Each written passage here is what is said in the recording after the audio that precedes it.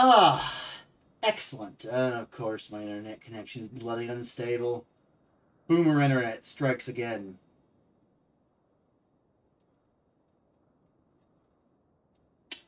Oh well. Hello, this is Cat Alexander, and welcome to my, what is effectively my whatever stream of Final Fantasy XIV. But before I get into Final Fantasy XIV on this alt, I figured this alt is perfectly positioned for, the culture war equivalent of an Elpis talk. Time to give my thoughts, feelings, and opinions on, well, politics, both foreign and domestic. So yeah, first things first, time to talk about that Joe Rogan Experience episode with Douglas Murray versus Comic Dave Smith. And it with his sidekick, Joe Rogan, in the background, pretending to be a parrot. Yeah, I think Murray won that debate. Sorry. Dave has no idea what the fuck he's talking about, and it became more readily apparent the longer you got into the fucking interview. Woo! First 40 minutes, though, were kind of annoying, even as someone who likes Murray more than Dave, because, I mean, seriously, the dude, I get it, the dude was shocked that Dave just... Look, I get it. I get the whole, why am I talking with you? Who the hell are you? What? Like, he was stun-locked. He was stun-locked for 40 minutes because he's trying to figure out who the fuck he's even talking to, basically.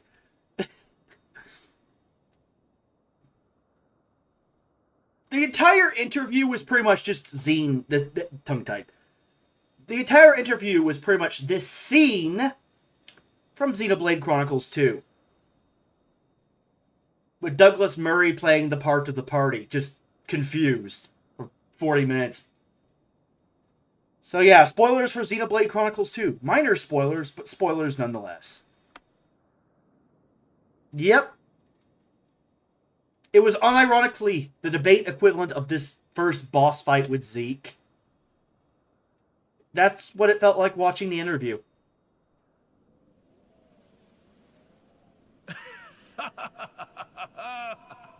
Looks like all the chat about the Aegis was true. Who are you?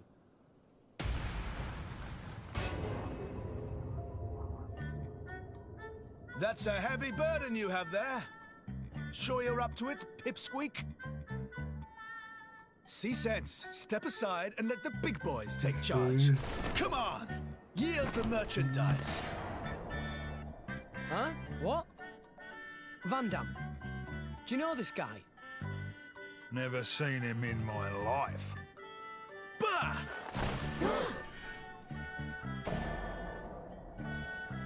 Wait. Are you...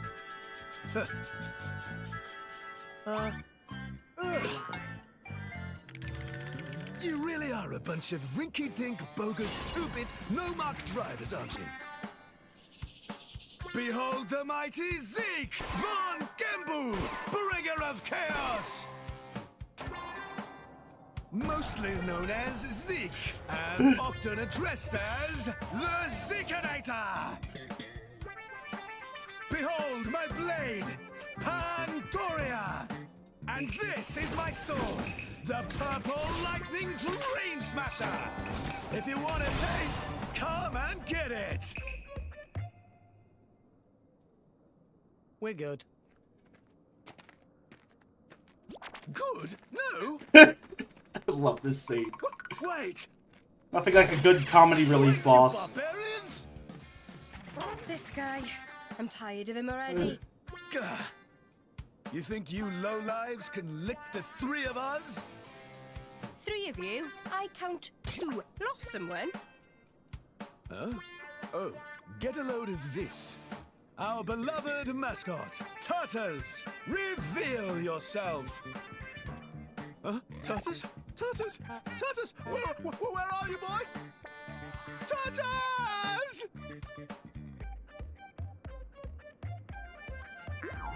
Oh. Hello, little guy. How are you? What are you doing out here all alone? Turtles! Handling a man's turtle. You could have just grabbed Pyra there. Why did he go for his turtle instead? Ugh, what an idiot. Listen, whatever. She'll be mine soon enough. Got a problem with that? Then come at me! And don't hold back! What? Is this guy for real?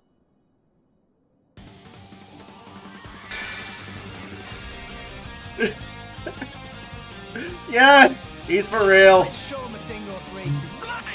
Let's check him Yay! I love these guys. They give off Team Rocket vibes, but in a completely different way. It's funny.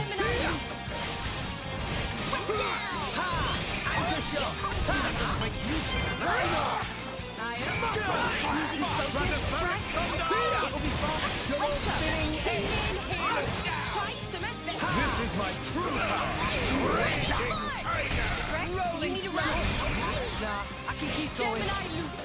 No, I'm fired. Anchor shot. You don't stand a chance against us. Yeah. No one can stop us now. Gemini loop. Grab set it. What can I say? Zeke's debating skills are on par with Dave's. Anchor shot. Only Zeke can stun lock someone for this long before the boss fight. Sorry, did I say bun fight? Plus got Zeppelin on the brain, anyway. Let's go. Rex, I'm with you. Burning sword.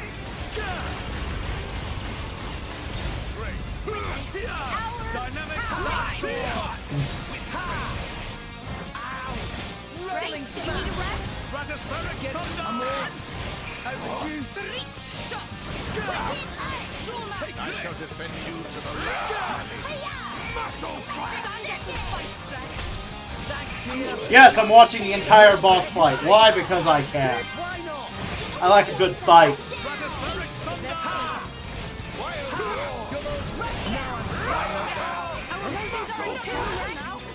My sword's in down on me. Anchor shot. Must be more careful. Like I'm going down. Dynamic smash! Jaguar slash. You don't stand a chance against us. Be careful. Things will get interesting now. You may not survive another blow. Halo. Like I'm going down. Smite! An eagle. Watch and learn! Dynamic spark sword! Why not? Must you give her ass? This is when we prove our Good choice! Stay still. Leveling smash. Yeah. Stay still. Go for it. We have to save them. Finish the job! Why not? Oh no, you don't, Van Damme. I can still lightning bolt. Okay. Nia, keep it together. Double spinning. Dynamic spark sword! Rex, do you need a rest? Leave it to me. Anchor No, shot. you don't. Stratospheric thunder! Out the juice. Okay, and yeah. Oh, shut up! And now the last hour and 20 minutes of the interview about to be summed up. Good try. Not bad. But wipe yourselves down and get ready for my super ultra mega move! We're waiting with bated breath for your super duper whatever. You asked for it!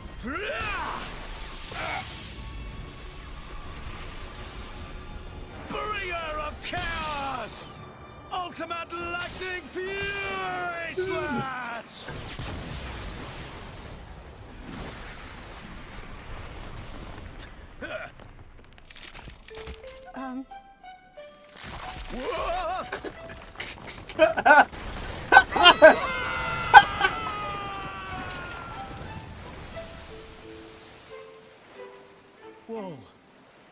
What just happened?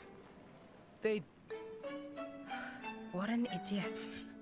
Don't see that every day. Yeah. Come on. That's enough nonsense. Indeed.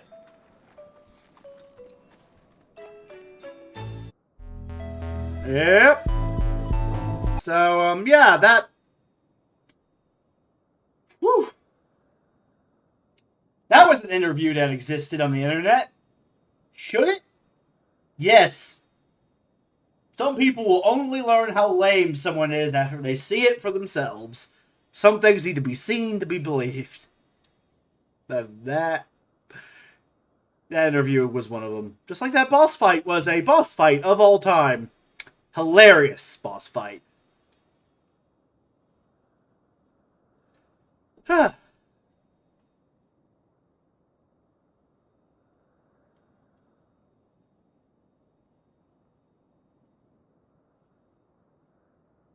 So, yeah. Now that I'm done making fun of Dave, and, well, by extension, good old Daryl Cooper. Tyranny is the cure. Cooper is. Seriously. He was just joking. It was just a prank, bro. Ah, yes, his entire feed, Twitter feed, some of which was deleted to cover his tracks, was just one long continuous prank. He's not a fascist. Just ignore everything he's ever said on Twitter. Okay. Fucking joke.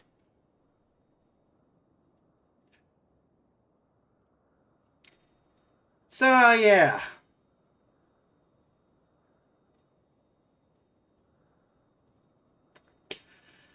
I'm going to explain, as cringe and lame as this is, I'm going to go do the whole, here's my life story crap.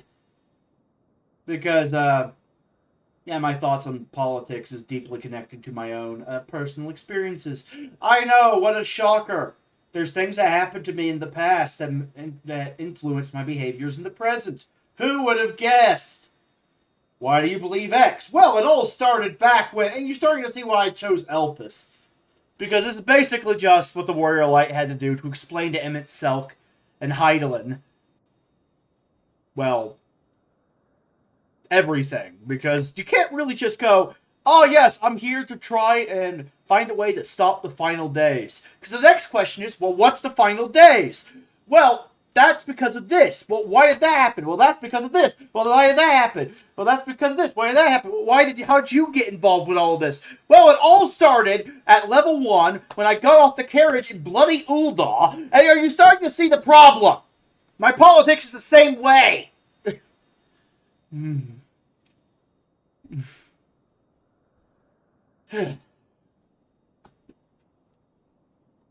Not main character syndrome, it's just the reality of the situation. In order to explain my perspective, I actually have to explain the origin of my perspective. Which means explaining, well, my childhood, basically. Yay!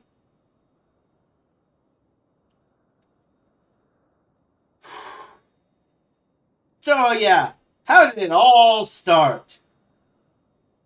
Well, it pretty much all started at the age of 6. Yes, we're going back that far. Ugh. But it's the truth. They actually started at the age of 6.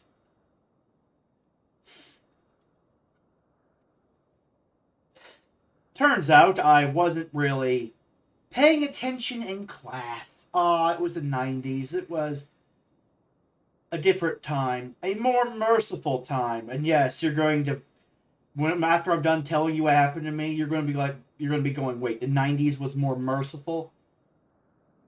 Yep, 2025 is that fuck for kids. Anyway, but it's not 2025 in the story. It was the 90s. They sucked ass, and contrary to what academic agent might believe about people like me, I do not want to go back ever. So, yeah. Age of 6. Not really paying attention in class. Oh, no. The reason I wasn't paying attention in class, I had all the math problems kind of memorized. It was the same repetitive shit. I was getting bored. I wanted more. I want more. I want more. More knowledge, more knowledge, more knowledge. Yeah, the education system was not made for inquisitive people like me.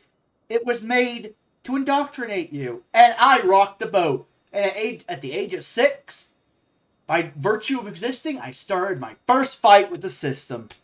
You're going to be sensing a pattern here. I didn't realize it at the time. But yeah. The teachers were concerned about me. I wasn't regurgitating math problems like a mindless drone. I was asking for more shit. And when I didn't get it, I just went, well, I've already done this before. I don't need to do it again. I just sat there. And you're not allowed to do that in the indoctrination system. So, they assumed I had ADHD. Spoiler alert, it was actually autism. Asperger's syndrome at the time I was diagnosed with later. But, I'm skipping ahead. I'm autistic. Deeply autistic, deeply inquisitive, potentially high IQ. Never had an IQ test. Can't confirm or deny that. And I'm just sitting in class going, this is boring! I've already learned all this. Give me more. Oh, they gave me more. They gave me more of what they wanted to give me. More of the boot on my fucking neck. They determined I had ADHD and I had to be sent to a special school for my disability. Yay! And I don't care about doxing where I used to live because I don't live there anymore. And I'm not going back because bad memories. I like the coast, but there's plenty of places on the Oregon coast other than Lincoln County I can live in. So you know what? Not going back. So, anyway. I was sent to a place called the Alala Center in Toledo, Oregon. Oh, man. What was the Alala Center? Well, the Alala Center is where they send all the really young bad boys. By bad boys, I mean people with a brain and a disability. Bad combo in the education system. Thinking and being disabled? They're probably going to end up shooting you by the end of next decade.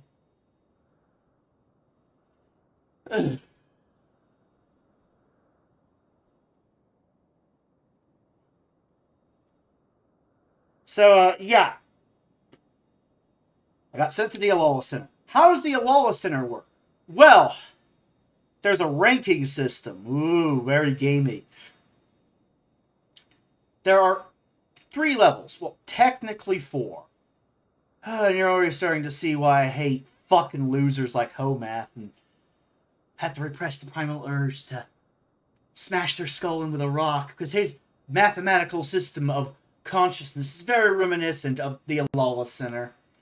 Yay! Trying to turn all of society into the Alala Center! Fuck you, cunt. Thankfully he has no power, but still I'm going to say fuck you on principle. So, there was Level S. My favorite level. The level I was usually on. What is Level S? Well, Level S, safety level, is the level you get sent to. You start at Level 1, obviously. That's the level you get sent to when you don't obey. Basically, if you talk back to the teacher for any reason, or the teacher gets a wild hair up their ass, which half the time they did, you get sent to Level S. And if you talk back using insults, or try to use violence, or try to run away, you are deemed to be a 3 on the 5-point scale. What does that mean? That means they need to shove you in a small little closet for containment purposes. They called it a timeout room, but it was a closet. A repurposed closet. And you're starting to see why I vibe with characters like Elam Garrick, despite being a fan of the objective truth. We share trauma. I relate to the guy. I too get a bit claustrophobic after that. And then I too kind of want to round up the education system, even though I would never actually do this, you know, for moral reasons. But there's a fucked up part of my brain that if there was no blowback for innocent people, which is the reason why the Eighth Amendment is there, is to protect innocent people, not the guilty. Everyone wants to torture the guilty deep down. But yeah, let's just say there's a few people I would love to send to Guantanamo Bay and go full Elan Garrick on personally. Ooh, there's a few people I would enjoy their pain and suffering. But that's not how the world should work. I'd rather be better than that. So anyway. But, dude, boy, oh boy, do I vibe with Elam. It's like, just some people are just, torture. Tempting. I'll admit it, it's tempting. So yeah, age of 7, being shoved in a small closet, repeatedly tortured. You're already starting to see why my psyche is the fucking broken, gooey mess it is. I had a friend back in elementary school. But I didn't really see him again until middle school. But again, I'm skipping ahead in the story. And he used to write me letters, but then the letters stopped coming in. Bitter, angry resentment flowed into my veins. Pure rage and rancor. I needed someone to blame for all this. Can't really blame the system. It just is. I mean, seriously, what is a kid going to do against the fucking system? In the mind of a child, that's like some malevolent, dark, Gnostic god trying to suck out your bone marrow. There's no hope. You might as well just lash out your fellow prisoners, your fellow inmates.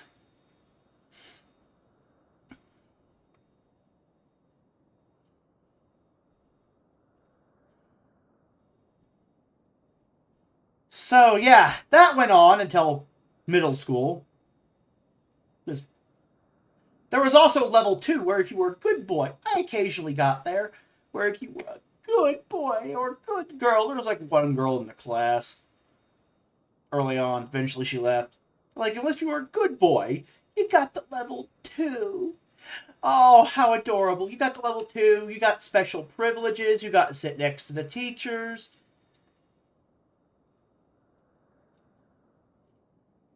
You got to bake cookies with some of the teachers on special days.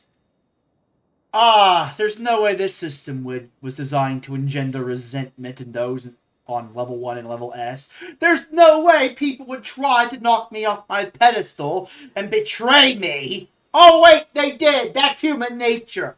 This is why I'm a distrustful jackass that saw the woke right coming even more than Lindsay did. Because to betray is too human. This is the difference between me and some Christians who call it the will of Cain. I call it the will of humanity. To stab people in the back, that is human nature. When I was playing through Endwalker, the 6.x patch content, and Zero was like, what is a friend? I was like, an enemy stabs you in the front. A friend stabs you in the back. And I was only half joking. What can I say? I learned that truth young. Your true friends are the people who never betray you, who stick by you through thick and thin. And no amount of Schmittian purity tests can reveal those people. Only actions can reveal a person's true nature, true virtue. And boy, did a lot of people show me how fucked in the head they were. All sorts of shit was made up to get me in trouble so they could bring me down a peg. Nothing like hierarchy to make monkeys fucking savage, worthless ass beasts.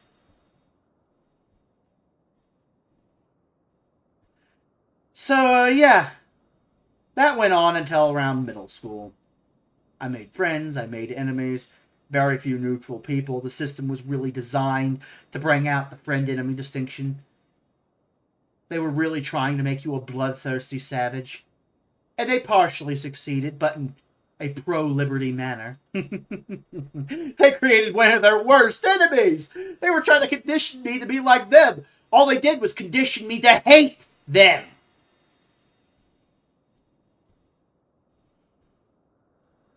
Ooh, I hate these savages on both ends of the horseshoe. So around age of 10, this has nothing to do with school, I decided to check out the local church I used to live next door to. You know? Because I grew up in a house, I'm an atheist that grew up in a household of witches. I wanted to see what the so-called normies were doing in their silly little made-up ritualistic BS. I wanted to figure out what Christianity was like. Let's just say I was already preconditioned to hate the woke right from the start, and it had nothing to do with r/atheism. That being said, r/atheism, when I learned about it after the fact, wasn't around for that, did restore my faith in atheism. If there was a loving, caring, all-seeing, all-knowing God, he would have knocked out the power instead of letting those fools type the nonsense they did. They brought atheism down in the public consciousness for about 10 years. Thankfully, the Christian nationalists have returned to balance the scales. Yay for equity! We're all losers now! Ha ha ha! It's not just me that's a fucking loser. Now your religion is lame and gay, too. Thanks, Mr. Webben. I needed that. I needed that. Good old-fashioned reminder that humans will do anything to be stupid. It's like an addiction. We have to be as dumb as possible. It doesn't matter what you believe. We have to be as retarded as humanly possible. Otherwise, you know, we're not going to get brownie points from our social group. Yay! To human is to be retarded. Christians are no exception.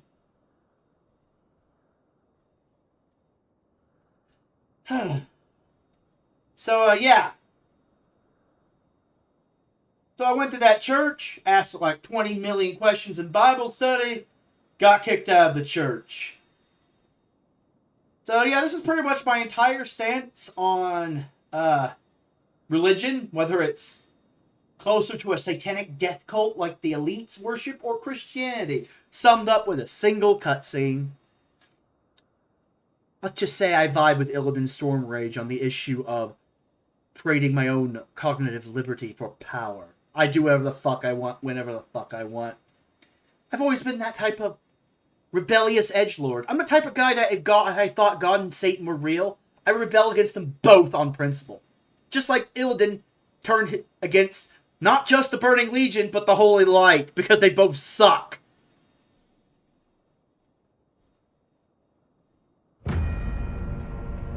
That's my perspective on this.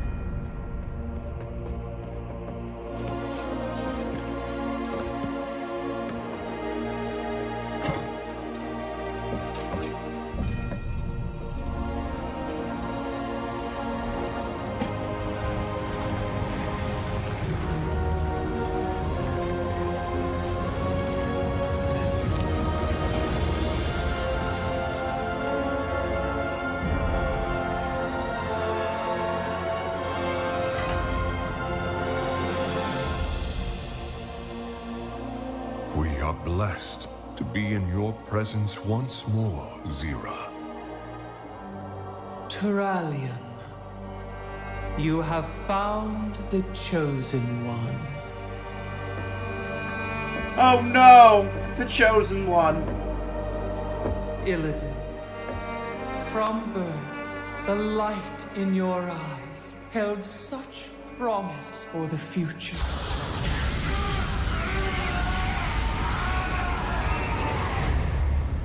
I sacrificed that birthright long ago. Do you not wish to reclaim what was lost? To be whole again? The Legion's end is all I seek. My child, you've given so much for so little. Your true potential, your redemption, lies before you. Let go of your shattered form and embrace the light's power. I've traded my freedom for power before. The prophecy must be fulfilled. Your old life has passed. The light will forge you a new one. not yours to take. The light will heal your scars. I am my scars. The light is your destiny. My destiny is my own. Yeah, fuck that Christmas ornament. Illidan, best WoW character. You've doomed us all, betrayer! Your faith has blinded you. There can be no chosen one. Only we can save ourselves. Yep. Big and true, Illidan. Believe what you want. I will defend your religious liberty. But if you think there's a Christian prince coming to save us, nah, fuck that. We're on our own. You want to beat wokeness? You're going to have to do it the old-fashioned way. Whether you believe in a god or not. Anyway, let's continue this story.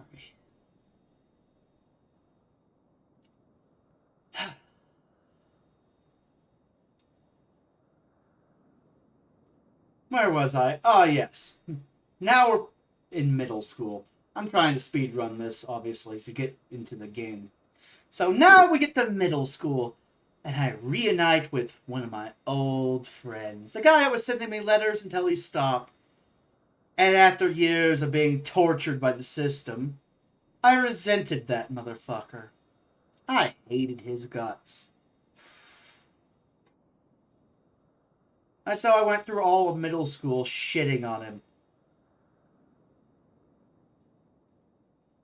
And even in middle school, there was the exact same system.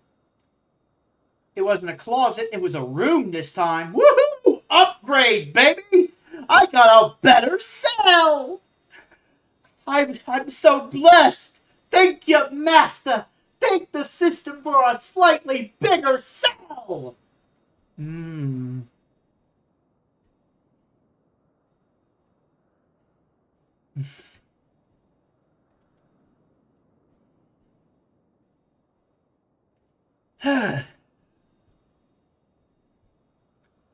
So yeah, while I was being shoved into that wretched fucking slightly bigger cell, I was shitting on him.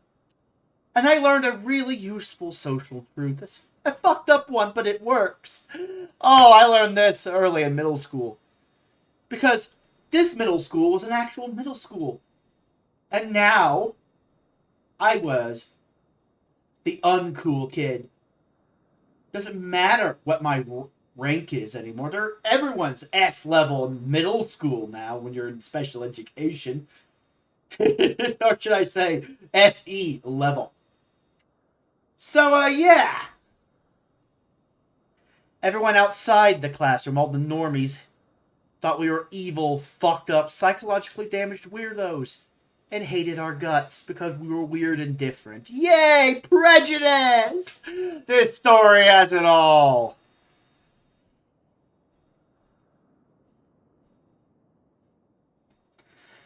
So, you know what I did? And I didn't even realize I did it at the time. It was only in hindsight that I realized how easy it was to manipulate stupid people who are overly tribalistic and hell-bent on status to the point of madness. Oh. That guy I was lashing out at in hate and rage, he was spurging out in that timeout room. You know what I'm saying? Screaming like he was in mortal agony, and I was walking to one of my classes and some bullies started bothering me. You know, treat me like dirt, called me a fucking loser. Yeah, it is what it is. And without missing a beat, I looked him straight in the eyes. You know that guy that's screaming? You hear that guy? Well, yeah, it sounds like he's in mortal agony. That was the last guy that pissed me off. And they never bothered me again.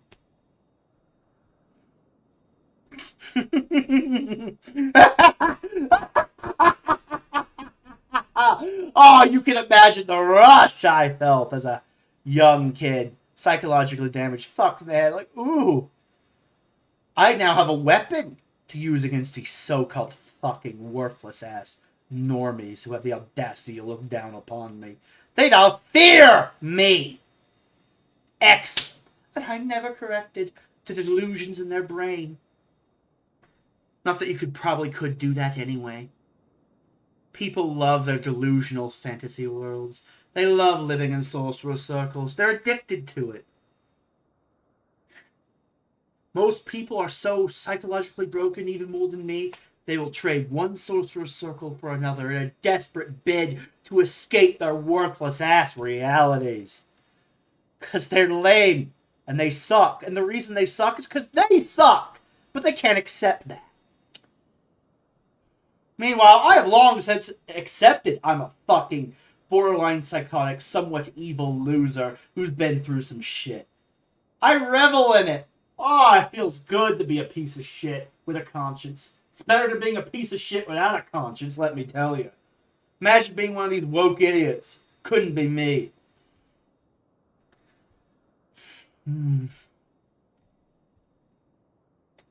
I like being an asshole and doing the right thing. It's fun and addictive, and you should try it. No filter, only compassion for the people who are good people who deserve it. Best way to live your life.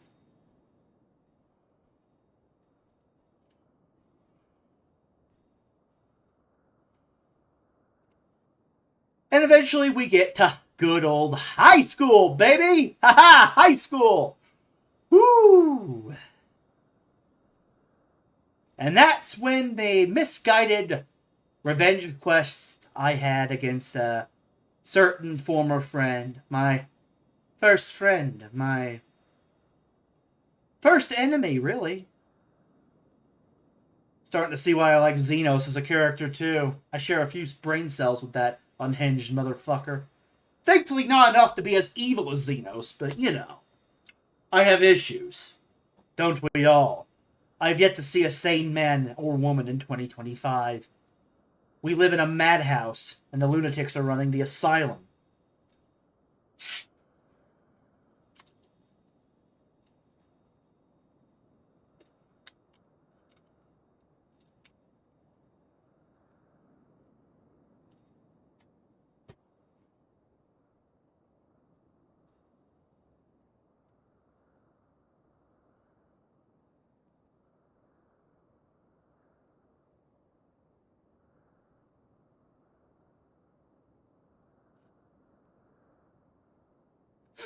So, yeah. And like most people going through that psychosis, misguided revenge quest, I wanted to eventually kill that guy as the culmination of my vengeance. To be young, stupid, and evil again. I got better, don't worry. I'm not that fucked in the head anymore, but 10 years worth of psychological damage can, look, if the woke right's any indication, it can break a man. Or in my case, a kid. See, that's the reason why I haven't gone full woke right. It's because I've already had my heel arc, my anti-hero arc, my Supreme King Jedi arc in high school. I've already was that fucking Zoomer edgelord. But instead of simping for Nazis, I wanted to murder one of my former best friends. Thankfully, they talked me out of it before shit got real and I ended up in prison. And rightfully so. Murder's wrong. Moving on. And on that note, let's just watch this scene from Persona 3 Reload. It's either that or another Final Fantasy game, but I don't want to spoil that one. I love that Final Fantasy game. I love Reload too, but this scene is just that scene, but with a way less happy ending. Let's look at the dark timeline. I got an even better happy ending than that Final Fantasy character did. So let's just look at the dark timeline, where everything goes to shit. I like darkness. Darkness is fun. It reminds me of how shit people are. So let's watch this.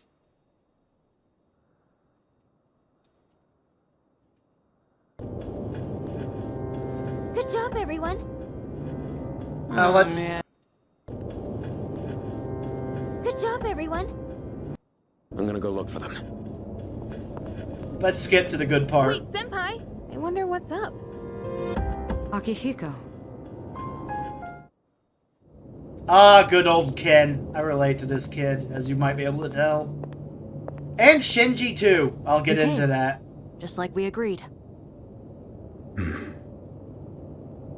Do you know why I called you here? You probably have an idea, since you skipped the operation for it.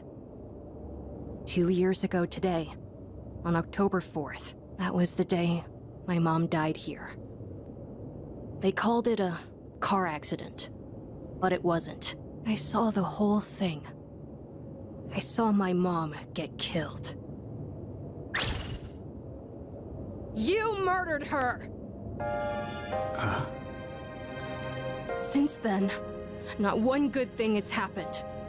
Just being alive is torture, and all I get from people is sympathy, no matter where I go. What's the point of living like this? I've even thought about killing myself. But I wouldn't be able to face Mom like that. That's why I vowed to live until I found her killer. You! I once heard you say you wanted to forget what you did on that day. So, when I realized it was a full moon today, I knew I had to confront you. Today, Mom is with me. I'll make you remember what you did to her. I'm gonna kill you!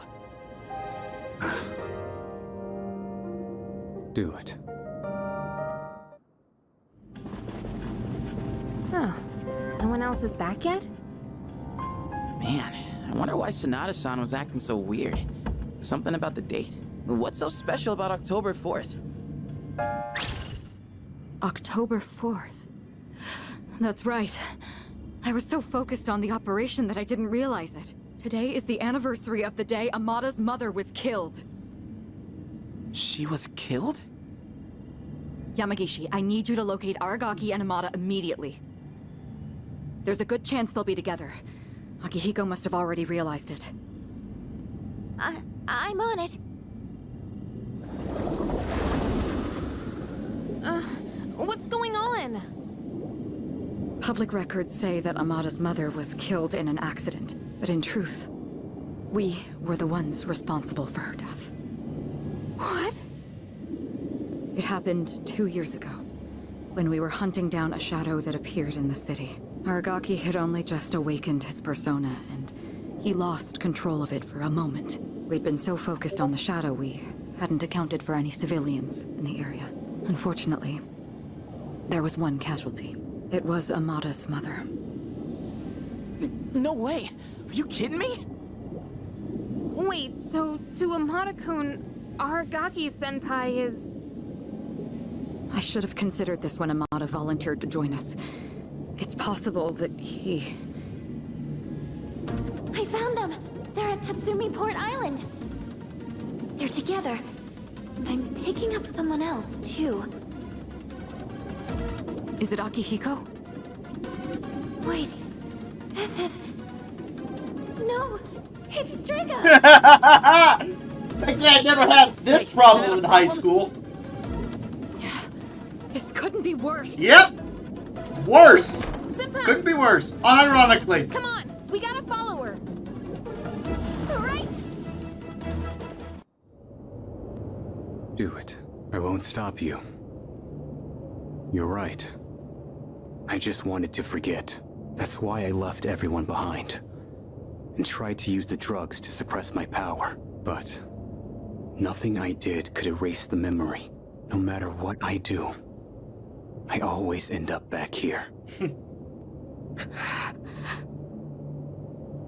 It's my fault. This is what I deserve. But I gotta give you a warning. A warning? You take my life, and you're going to end up just like me. You better be prepared for that. What? Are you begging for your life? Even if all you have now is hatred, one day you'll regret it. Shut up! That's bullshit! I must say, I agree. these are not his sins to bear. That is the nature of revenge. Is it not permissible to kill those who are themselves killers? That's right. What do you want? Losing one of our own has posed a slight challenge for us, but we cannot simply turn a blind eye to all the trouble you've caused. You bastard. Fear not. This life is but a stepping stone. I shall deliver unto you both salvation. What'd you say? My, protecting your would-be murderer? Oh, But that's right. Whether or not to this boy's revenge, you are fated to die regardless. Thankfully, I'm not terminal as far as I'm aware. What does he mean? But Shinji is! You've been taking those suppressants for some time now. You don't have much longer. Ah, it gets worse! that's bullshit! Listen to your body. The signs have already begun. What are you talking about? You're just going to die? No matter what? Even if I don't do anything? Yep! That's not fair! That's life, kid! All I've been living for! What was even the point then? Good question! The cause of death is hardly of importance. Besides, the breath of life is faint in you as well, child. You were planning to join him once the deed was done, were you not? Mata. What? Yep, This may be a bit ill-timed. I've been there but no too. matter. It matters not whose life I take first. You're both destined to perish anyway. Shut the fuck up! Ooh! And this is why Andrew Tate is not surviving the Matrix should they ever send assassins No. after him. Now then, Guns with what hurt. life you have left, answer me this. There is a navigator in your ranks similar to Chidori, is there not? You've been killing the shadows we wish to protect with startling efficiency before we can even arrive.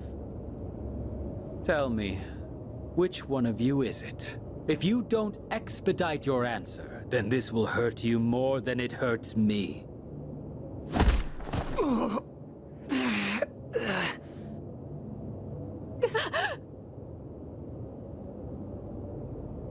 What's wrong?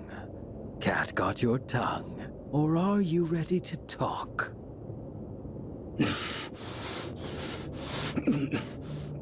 There's no one.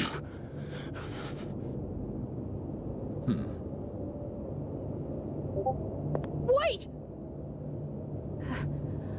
It's me. Really? Ah! Trying to sacrifice That's the yourself. truth. That's the only reason they let me join. Even though I'm a kid. What are you? Quiet. I wasn't talking to you. It doesn't matter now. I'll never have my revenge. I don't have any reason to live. What's the point in fighting anymore? I see. So, you accept salvation. What a beautiful end to your life. Very well. You shall go first. Rest peacefully.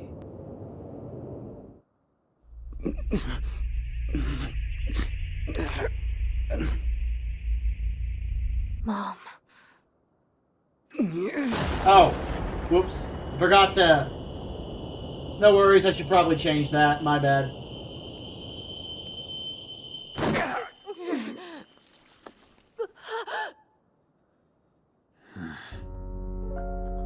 I forgot to set a setting. Crap. Just what was that for? My bad. What reason could you possibly have to risk your life for this child? Shinji! I'll just change this for the Your Persona tag. companions. How very unfortunate. The fun had just begun. Too late. Whatever. I forgot about that. My bad. They showed shit. Whoops. Oh well, who cares? I'll just delete the VOD afterwards to be safe.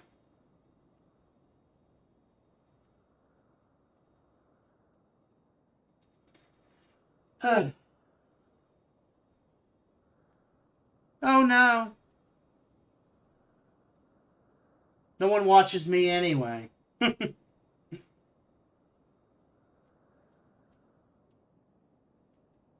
just switch to this. There we go. Whoopsie! These things happen.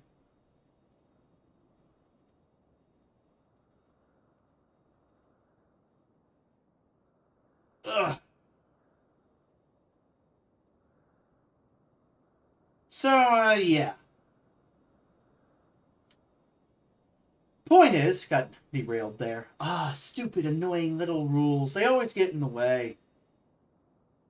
I honestly believe at this point kids shouldn't even be using the fucking internet, but they do. Life sucks. Also, you know what'd be funny? I get like some sort of warning for showing like a clip of an M-rated game while playing a teen-rated game. Whoop, my bad. But some titty streamer can just run around in a fucking bikini, linking to their bloody OnlyFans. We truly live in a society. Fictional character gets murdered, Twitch mauls. Real woman starts effectively, potentially grooming 13-year-old boys who are horny. Totally fine. As long as the link is to the link tree and not to the OnlyFans itself.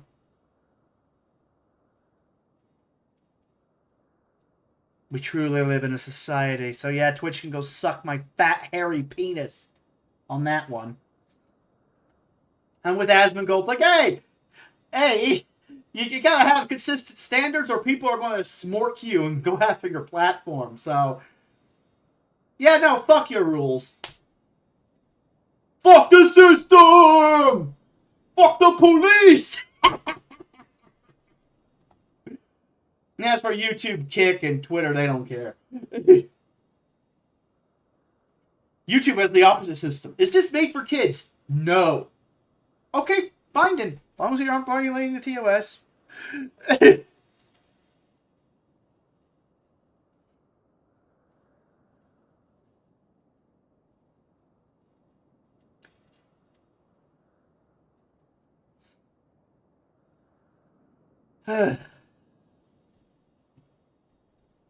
So, yeah.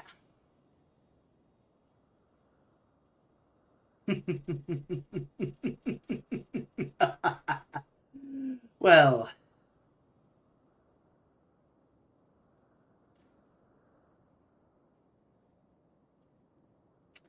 Now, we got the... Now, after you know what happened, I didn't kill the guy. I'm not a murderer, thankfully. And, yeah, all's well that ends well. Made up with him. He became my friend again. Cool.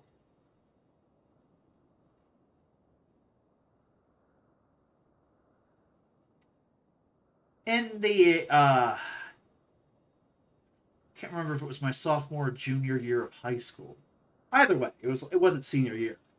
That's when I got into MMOs. That's when I started playing World of Warcraft. Though, and it was at the end of Burning Crusade, even though I didn't really realize it at the time we started playing. My dad's friend got the family into the game. I was playing on his account. And, yeah, anyway, point is, end of Burning Crusade. We were questing in vanilla content, and my dad saw this weird blue thing in Stormwind. It's like, what the hell is that? Because his friend forgot to tell him about the Burning Crusade expansion. So we bought that. And my dad got to around level 70. Me, I suck so badly at the game, especially at Mage, that I feel about Mage the same way Preach does about Priest. No. No, I can play it, but I much prefer anything else. bad memories of starting out. So, yeah,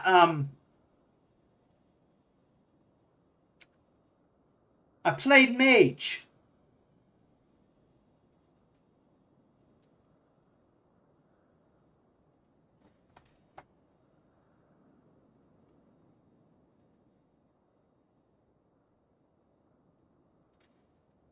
Whew.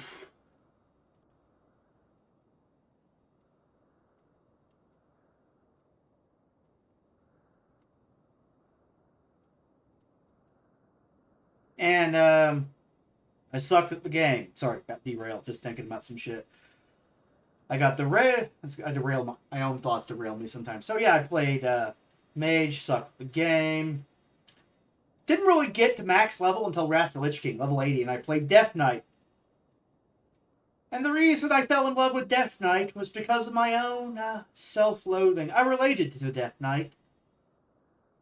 I too, especially after all I've said and done and been through, felt like a worthless piece of shit abomination. Let's just say I felt guilty about my misguided revenge.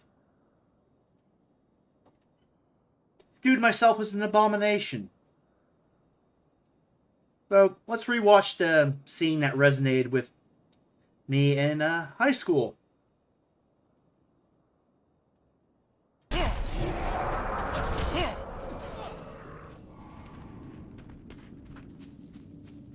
Bring them before the chapel.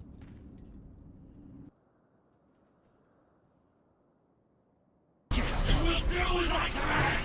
I am in control here. You're starting to see where the night part of my knit comes from. I'll explain the cat part after the clip. Chapel.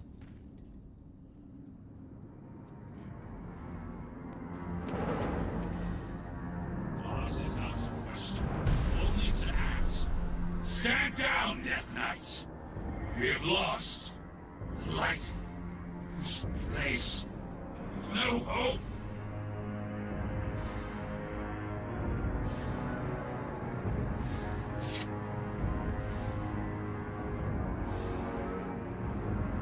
Have you learned nothing, boy? You have become all that your father fought against. Like that coward Arthas, you allowed yourself to be consumed by the darkness, the hate, feeding upon the misery of those you tortured and killed. Your master knows what lies beneath the chapel. It is why he dares not show his face. He sent you and your Death Knights to meet their doom, Darien. What you are feeling right now is the anguish of 1,000 lost souls. Souls that you and your master brought here. The light will tear you apart, Darien. Save your breath, old man. It might be the last you ever draw. My son. Father! My dear, beautiful boy. What? Father, you have returned.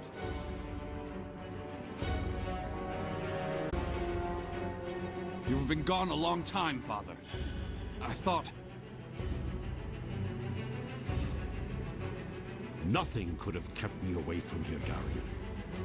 Not from my home and family. Father, I wish to join you in the war against the undead. I want to fight. I can sit idle no longer. Darien Mograine, you are barely of age to hold a sword, let alone battle the undead hordes of Lordaeron. I could not bear losing you. Even the thought... If I die, Father, I would rather it be on my feet, standing in defiance against the undead legions. If I die, let me die with you! My son, there will come a day when you will command the Ashbringer, and with it, mete out justice across this land.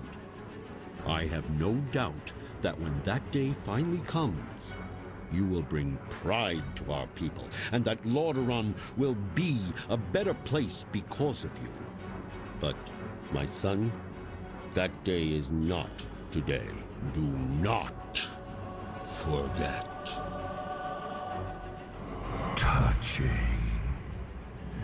is mine now. You betrayed me. You betrayed us all, monster! Face the might of Mograine! Pathetic. You're a damned monster, Arthas.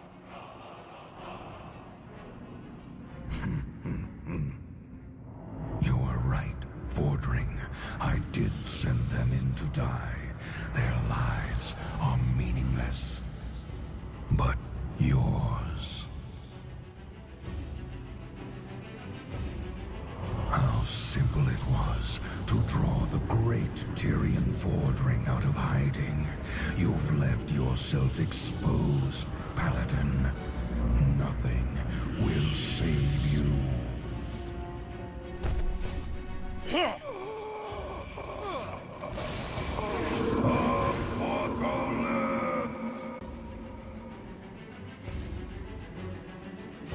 That day is not today.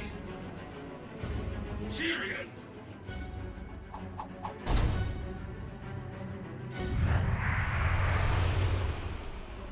Arthas! What is this? Your end. Oh. Impossible.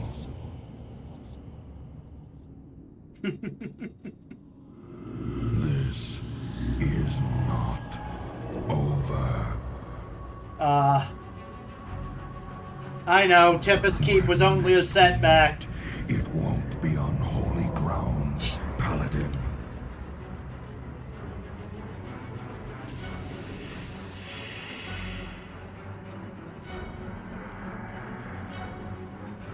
Rise, Darian, and listen.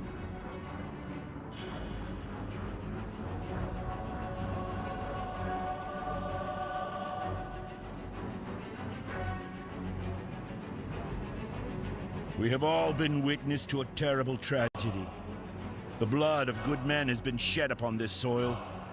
Honorable knights, slain defending their lives. Our lives. And while such things can never be forgotten, we must remain vigilant in our cause. The Lich King must answer for what he has done, and must not be allowed to cause further destruction in our world. I make a promise to you now, brothers and sisters. The Lich King will be defeated. On this day, I call a union. The Argent Dawn and the Order of the Silver Hand will come together as one.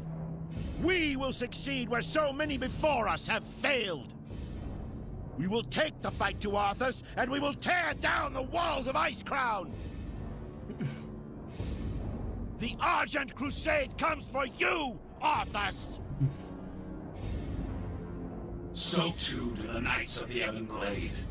Although our kind has no place in your world, we will fight to bring an end to the Lich King. This I vow.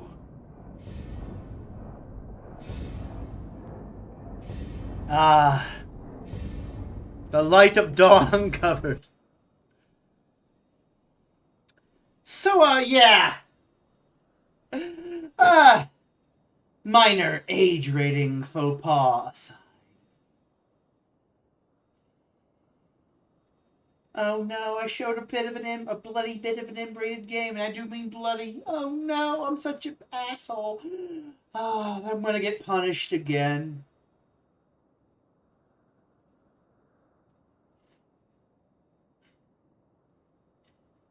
Anyway, so yeah, feeling like an abomination, bit self-destructive, just not really giving a fuck about my life, just doing whatever the fuck I want, whenever the fuck I want. You know, kind of like the main character in The World Ends With You, you know, what was his name, what's his face, Neku. Yeah, I vibe with Neku. And no, the cat part does not actually come from Cat, The World Ends With You. That game. That game came out way after high school. That's just a hilarious coincidence. No, it actually comes from, well, a dead friend from middle school. I had another one.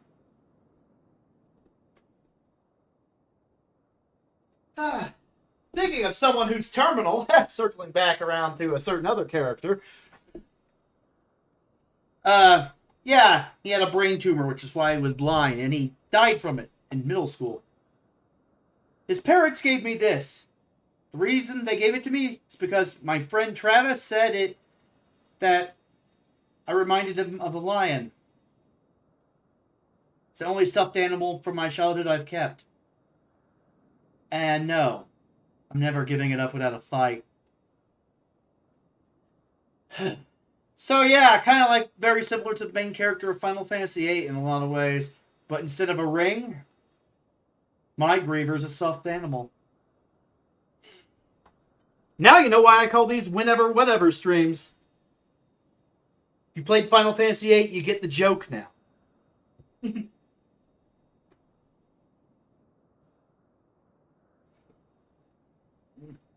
So yeah, cat night. Makes sense, doesn't it? Very simple and easy to understand where that nick came from.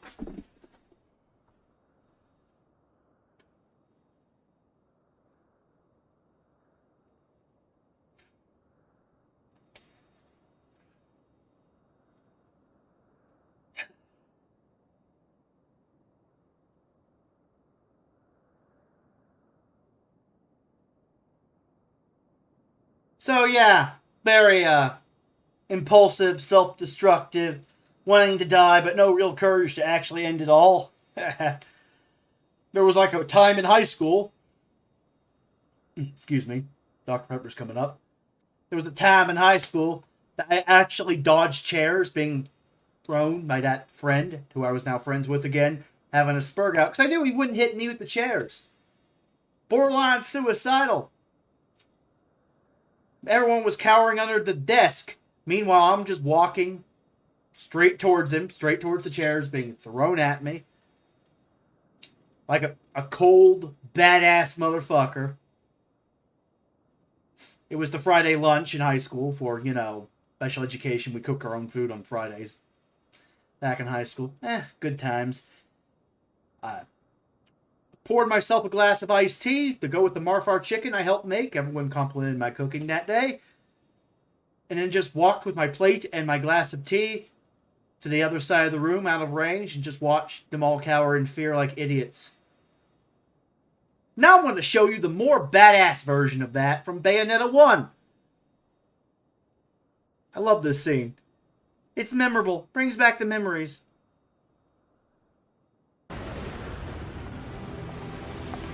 Ha! Dodging trucks! I wish I could do that. And cars.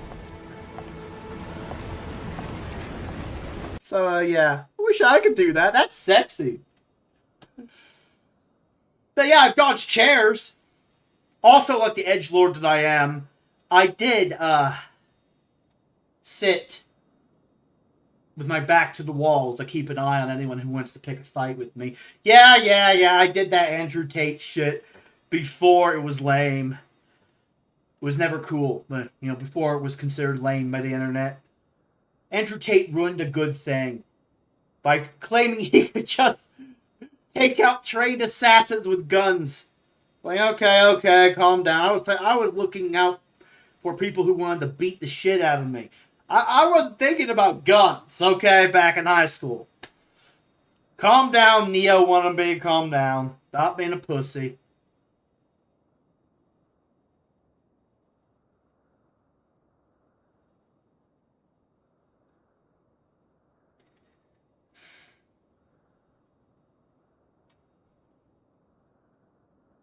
Oh, yeah, that. That's the next one. Anyway. Whew.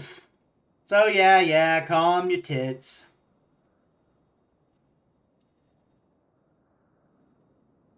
Andrew Tate's a fucking loser. He could probably kick my ass, but he's still a loser. Overestimates his own abilities.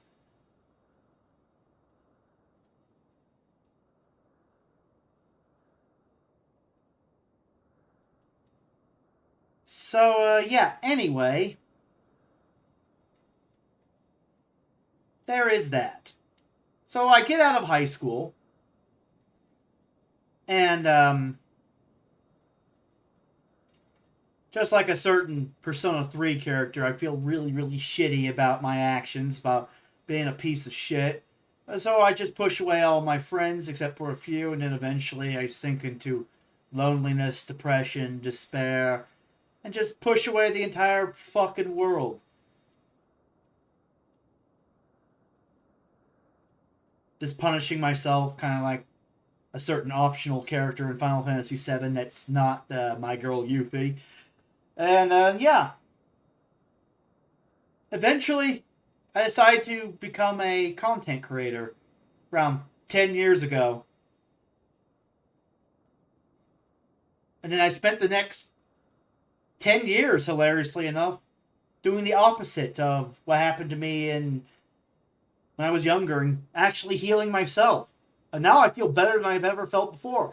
Now I'm high on life. Now I'm on like the other side of the fucking abyss after almost 34 years. And the reason for that is simple. My bunny-themed light in the darkness. My good old honey bunny Zeppla. Yay! Turns out all it takes is a really, really, really nice woman that you can't have to motivate a man to actually try and fix himself even if he can't have her, just on the off chance he can. Nothing motivates a man to be a good person more than getting laid. Yay! At least I'm male! Haha! Head straight! Not that there's anything wrong with being gay, I just can confirm I am definitely straight and male. Who knew?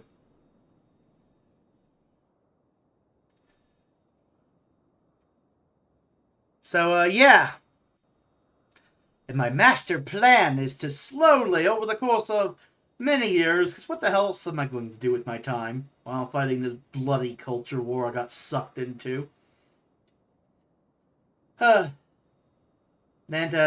And politely and respectfully in silence, trying to find new ways to make Zepp's life and content even better and better and better and better, until finally I'm in a position to whisper sweet nothings into her ear. And, yeah, hopefully get her to like me. Was that sad and pathetic? Absolutely. Am I going to do it anyway? Yeah, well, just like the main character, Neku, I vibe with the cat philosophy. So, yeah, let's do this. Orange cat time. Do whatever the fuck you want. Just like Neku, world ends with you. Just can't go full cat on this one. I do what I want because it feels right. No sense overcomplicating it with, you know, shame or guilt for, you know, giving a damn about another human being.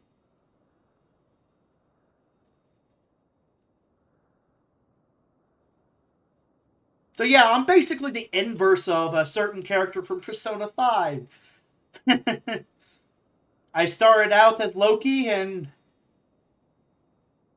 eventually became Robin Hood. Whereas, well, actually he started out as Loki and became... you get what I'm saying. You get what I'm trying to say. It's like the mask is Loki, Robin Hood is the true persona. Whereas in the character's case I'm about to show you, who's like the complete opposite of my fucking personality at this point. His true persona is Loki, but his mask is Robin Hood. That make any sense? Like, I know, babbling. Let's just show this boss fight.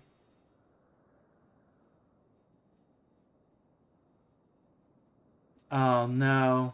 Another M-rated game, but it's not showing anything unlike Persona 3.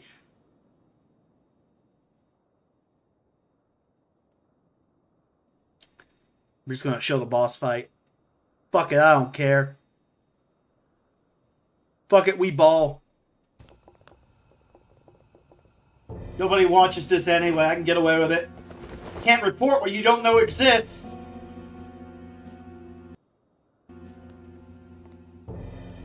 Long time no see. You! Why is he here? I'm impressed that you managed to deceive me. It seems I underestimated your abilities. You truly are interesting. Quiet, yet possessing the courage and determination to take action. Under different circumstances, we could have been great rivals. Or perhaps even friends.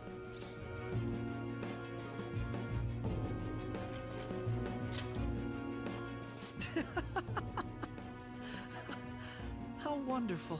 You don't allow yourself to be enslaved by such things as human relations or past selves. And so your heart is always free. The exact opposite of mine. To be honest, I'm envious. I wonder why we couldn't have met a few years earlier.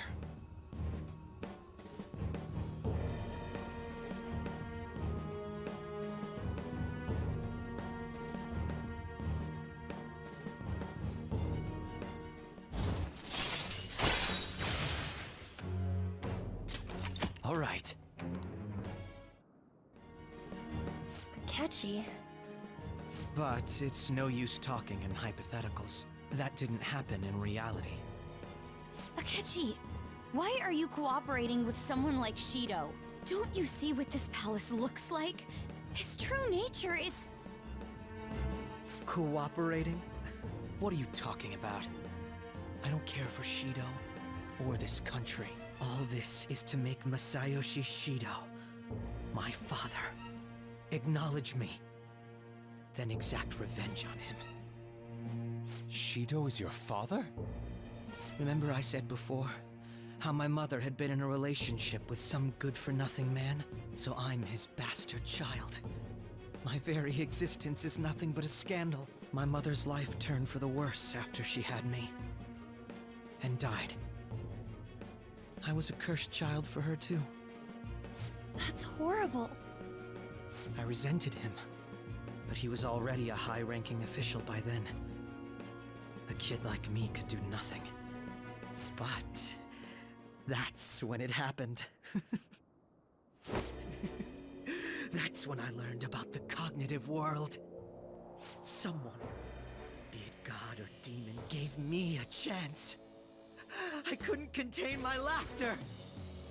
You son of a... Who cares?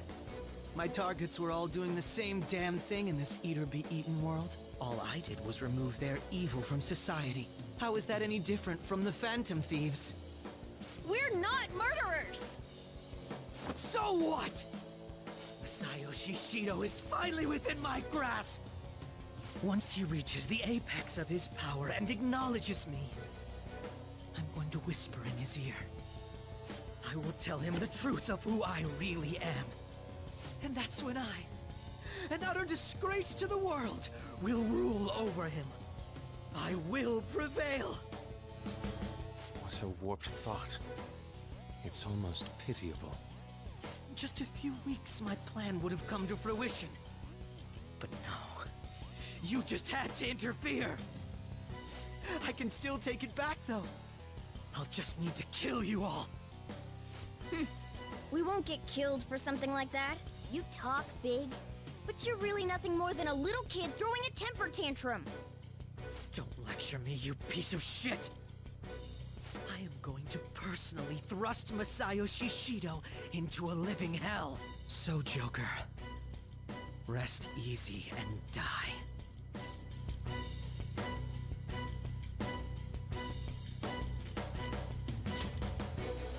Yes, I'll do it better than you could ever imagine. That is, once I get rid of you. You sure sound confident. Don't go pressing your luck. We already know all your tricks from back when you were working with us. Joker, how could you be so successful while having such an idiot as your partner? Huh? Quit bluffing! It's no bluff. If he truly is behind the mental shutdowns, he's likely only shown us a fraction of his strength. I'll tell you all about my true power. While you die, you can take that knowledge with you to the grave. Kill them! You stop me. The mental shutdowns aren't the only incidents people are talking about. There are also the breakdowns which cause people to turn psychotic, creating accidents and scandals. Those cannot be explained unless the true culprit has the power to make people's hearts psychotic. That's right. It's my power. One that you don't have. He's gonna try something. Allow me to show you! Persona! Oh yeah! Chaos, baby! What was that? That wasn't Robin Hood. Could it have been a different persona? Even the feeblest existence can gain tremendous power once the chains on its heart are broken. You'd better not underestimate these two. What did Akechi do? The enemies are way stronger now. That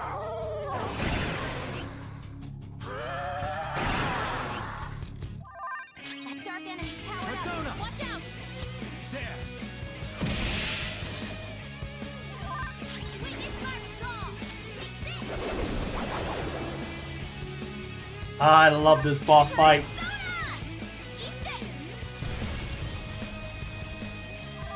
This is my other self. Focus. Xander's on the ground. Are you okay? Useless. It's time.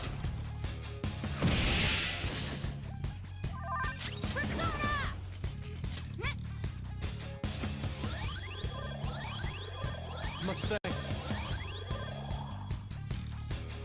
Well done. I'm pissed. Time for your encore. Get ready. Persona!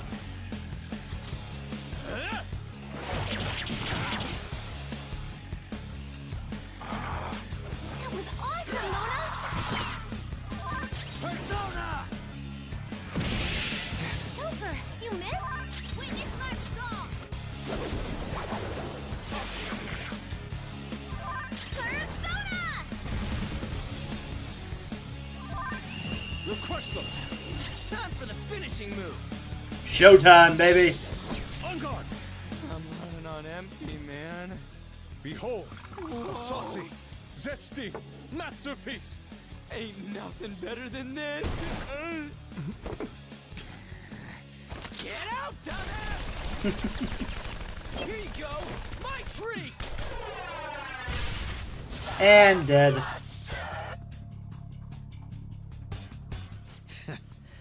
Well done. That power to make others turn psychotic. He used it on actual people? This guy's out of his mind. Of course I didn't expect you to be defeated by them. You have deceived me and escaped death, after all. I wouldn't give up my chance to massacre you with my own two hands. He's coming. Brace yourselves. Persona! Joker got knocked down. Persona! Okay, time for a comeback. Okay. Ravage them! Joker, your health is low. Watch out. Thank you. Let's do this. I am thou.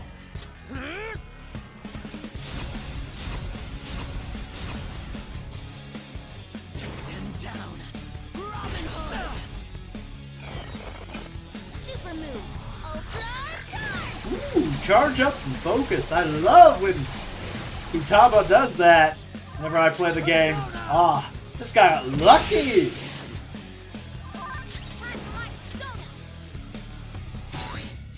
I was about to say Fuka because their names are similar, but I'm like, no, that's Persona 3. Whoops, wrong Persona game.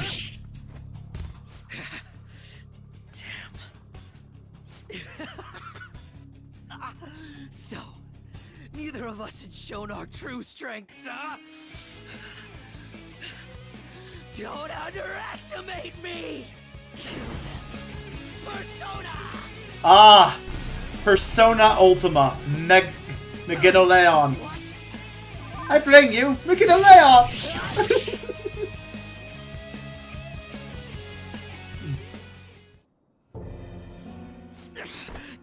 Damn it! So he's able to turn people psychotic. I thought it was some special thing like the nav, but it seems to be his own Persona's power. I can't believe that the ability to control and drive others mad was born from within his heart. kill you. You're all gonna die. Will you please stop? You're fighting the wrong people! We both hate the same guy! Why do we have to go against each other? Killing us won't make you happy. But... This ain't about what Shido says. You're your own person. You gotta know that. Damn it! You know, sometimes I think about that fake medjed that you guys made up. That was the worst trap, but if not for that, I don't think I'd be here right now. Basically, it doesn't matter where you start over. True. And you don't really hate Joker, do you? That smile before we fought. Isn't that how you really feel? Follow your true feelings, even if you think people hate you or don't want you around. That's... Shut up, shut up, shut up! Teammates! Friends! To hell with that! Why am I inferior to you? I was extremely particular about my life. My grades, my public image. So someone would want me around. I am an ace detective. A celebrity!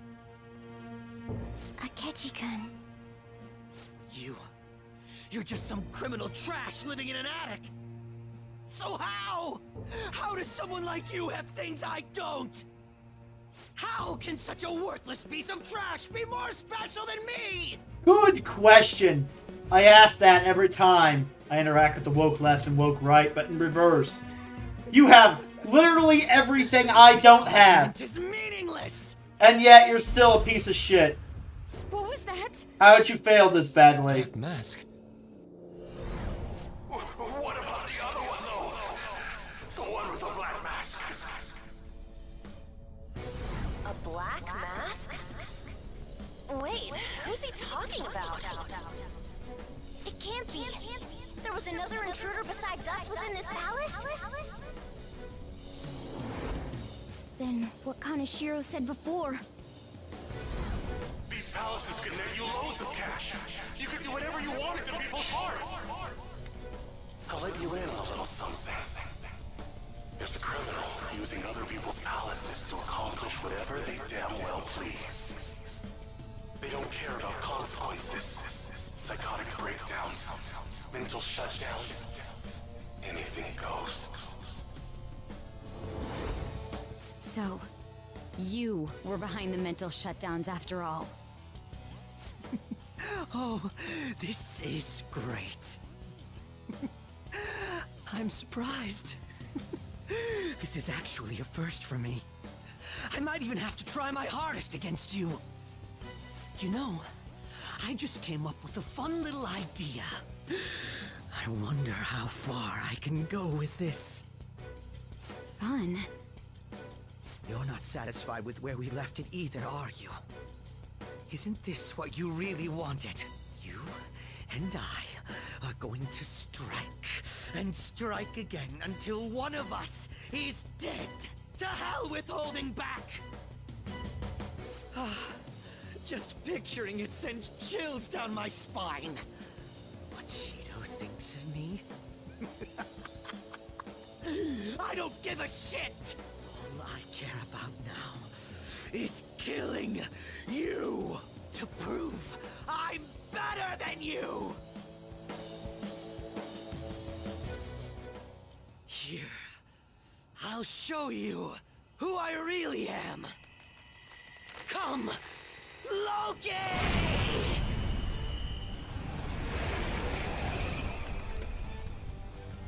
Ken, it's that persona.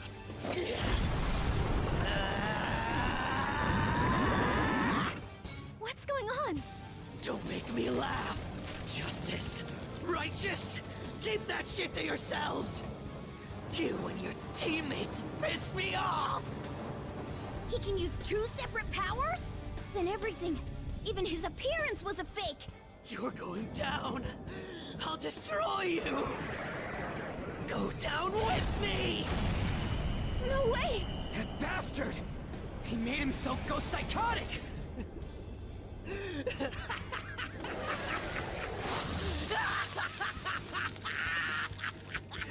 Now, you drop dead one at a time in front of your precious friends! Damn it, he's lost it. Here comes! Die! And, well, Trash of society. enough of that.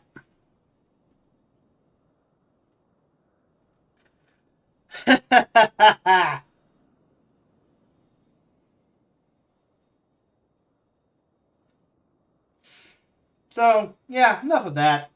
You get the point. Basically, I'm like the reverse of that character. I started out with the dark, edgy persona, and then just got the goody two-shoes persona. For actually being a goody two-shoes. Basically, my true persona is the white outfit. The black outfit is the mask. So, yeah. I just like acting evil. It's funny. Deep down, I'm a good guy. Not a nice guy, but a good guy. I just like acting evil. At this point, I'm just a heel wrestler, you know? Oh no, he's violated all the rules! The inhumanity! Why wasn't he disqualified then? Because it was all scripted!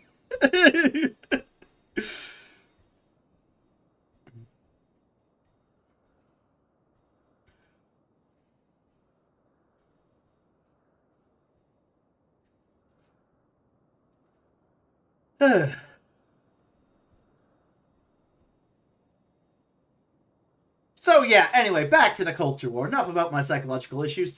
Now it's time to talk about the culture war. And, oh no, I'm pushing the envelope.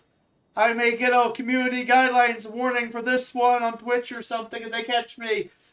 Time for my inner heel wrestler to kick in. But, yeah, I'm going to show a clip from Devil May Cry 1. Take the children out of the room. This time I remembered there's blood in this one. Oh no. My bad. But yeah, just farting around with culture war shit. You know, just watch a bunch of right-wing content creators. Watch the Lotus Eaters a bit, because I liked Carl Benjamin before he went off the deep end.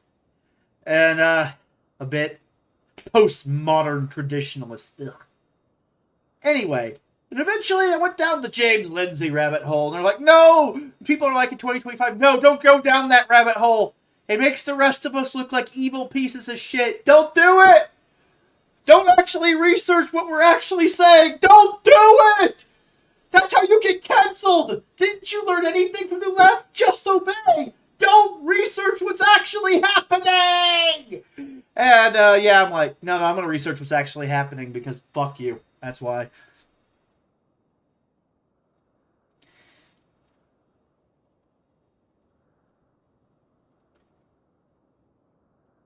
So, yeah, I'm going to watch the Devil May Cry 1 opening now. Ha-ha!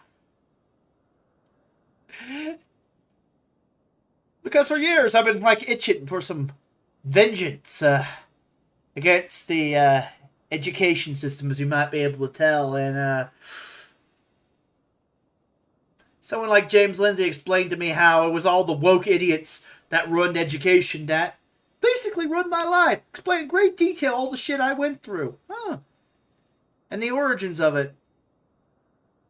So yeah, it's kind of like a Dante moment in Devil May Cry 1, where someone actually shows up that knows something. Like, finally, someone that knows something about the issues I care about.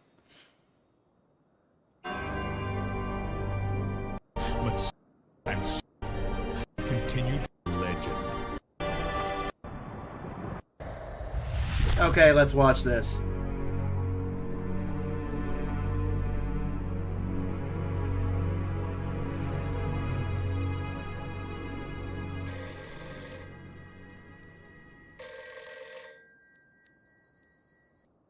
Devil May Cry.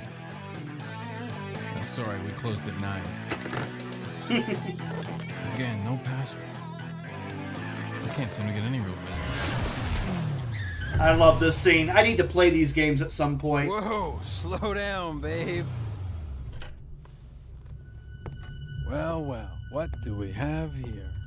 Nature calls? It's in the back. So, you must be the handyman who'll take any dirty job. Am I correct? Almost. I only take special jobs, if you know what I mean. You're the man who lost a mother and a brother to evil 20 years ago. The son of the legendary Dark Knight Sparta, Mr. Dante. Well, the way I figure it, in this business a lot of your kind comes around. And if I kill each one that comes, eventually I should hit the jackpot sooner or later. In that case, you should be used to this sort of thing.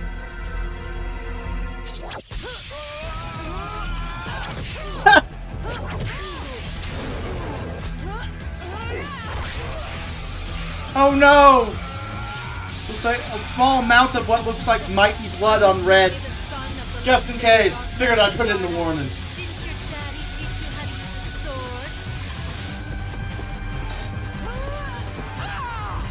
Sword. Time to go to work, guys.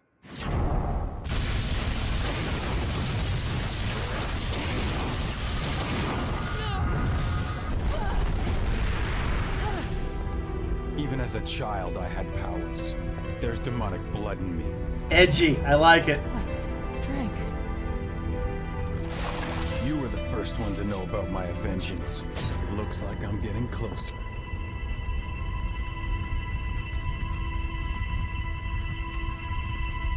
It seems that way, but I'm not your enemy. Cool. Anyway. So, what did James Lindsay find out? Now that I'm done looking at Dante being a spicy, sassy edgelord. Ooh, I fucking love Dante. The latest Netflix anime special ruined... Well, it's Netflix. They ruin everything these days. So yeah, of course it sucked. My review, without even watching it, it sucked. Why? It was made by Netflix. Next!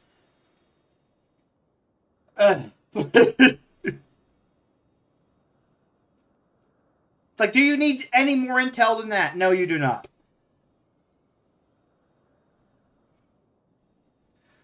So, yeah.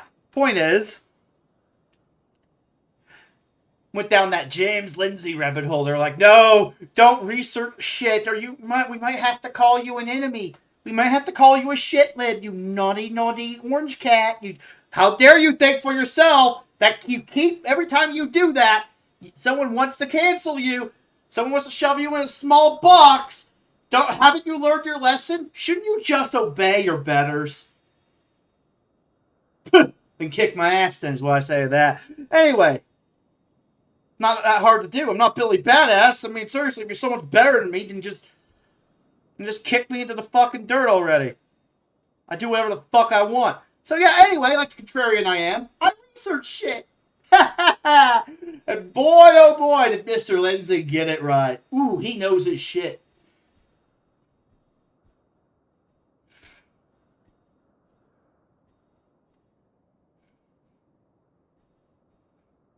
As you might be able to tell, I may not be anywhere near as badass as Dante, but he is kind of my spirit animal. I like him. That and Bayonetta.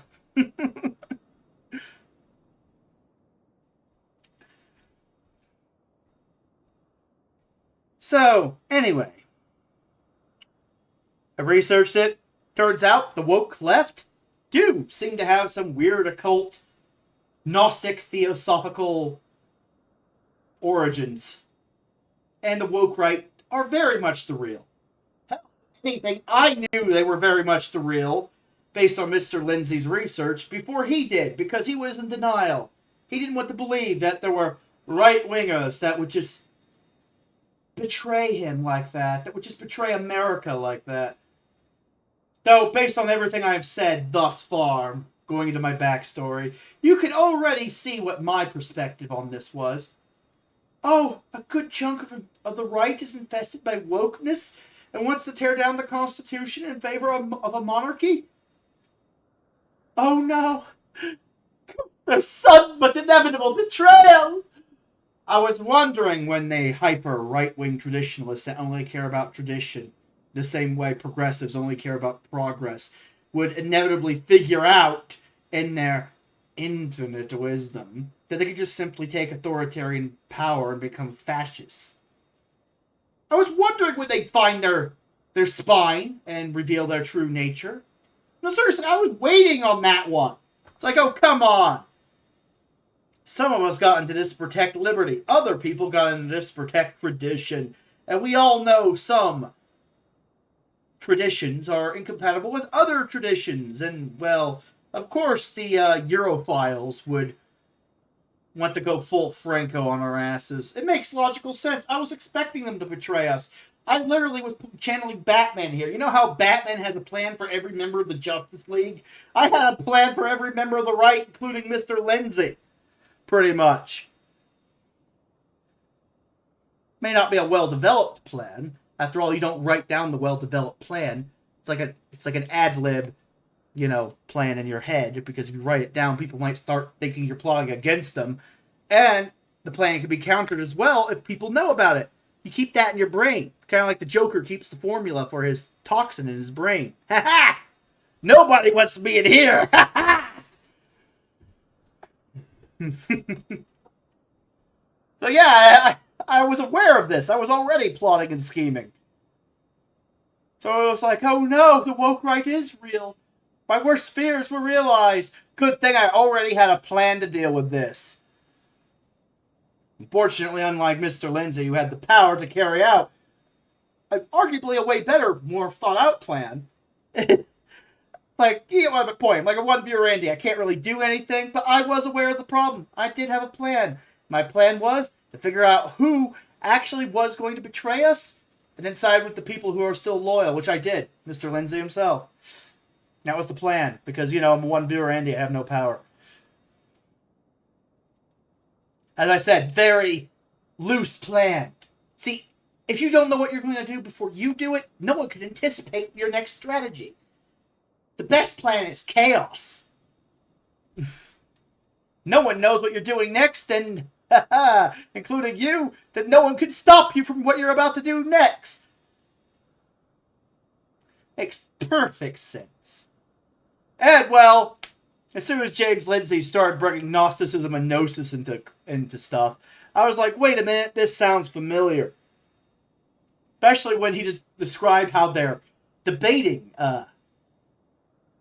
techniques to basically just redefine words constantly on the fly and just swap between, the words that most people normally use and their own secret coded language that's just the English language, but with its own set of definitions, and they just swap between them so you can't actually ever win a meaningful argument with them. As soon as he described that little cheeky process of theirs, I'm like, Gnosticism, Gnosis, and out of phase. As a child that has played a really good PS2 game that deserves an HD remaster, the entire trilogy, I feel like I've heard this one before. And, well, after doing Arcadian 8, I feel compelled to rewatch this cutscene again. Yep, spoilers for Xenosaga Episode 1, baby!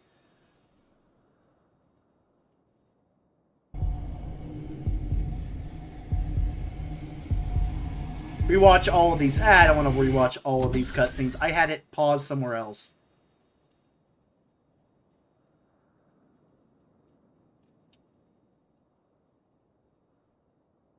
God damn it, I had it at the right spot.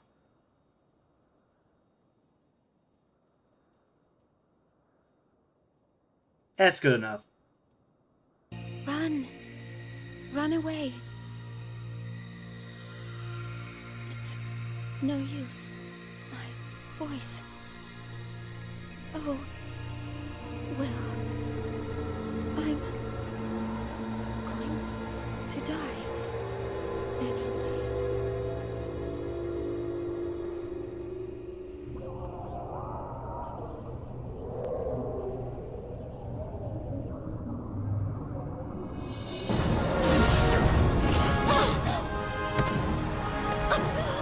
Oh yeah, Cosmos! My favorite character in the trilogy, saving the day as per usual.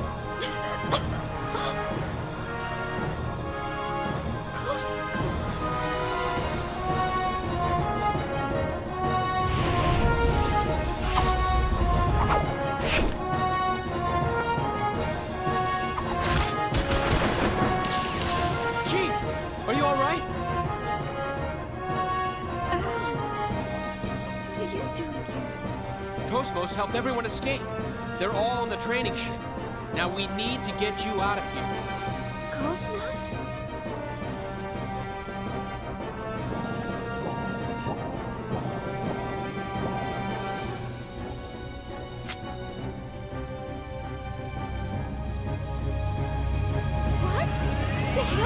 Yeah, the Hilbert effect, baby. Now they're in phase. Now they can be hurt.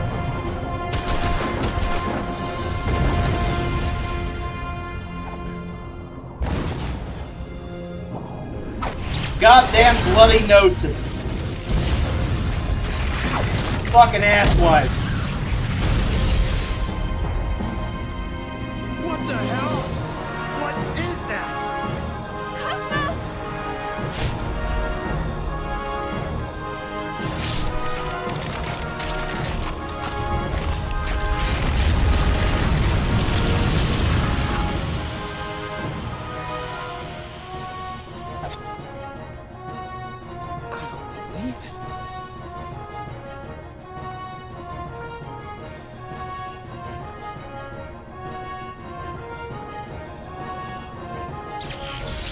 Oh yeah. I'm maybe a weeb, but I'm also an American. I wish I could do that in real life. Talk about concealed carry, baby. Just summon 2 miniguns and obliterate people from thin air. Gun control would be impossible in that timeline.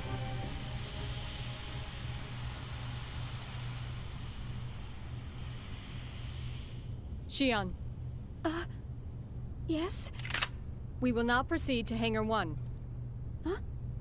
There is a 99.998% probability that the Gnosis target is the object stored in that hangar. My assigned duties are to verify and preserve the integrity of that object, and to protect the Vector staff members. But I... Life pods are located on the 2nd level of the hangar. Please use one to escape. Cosmos. Chief!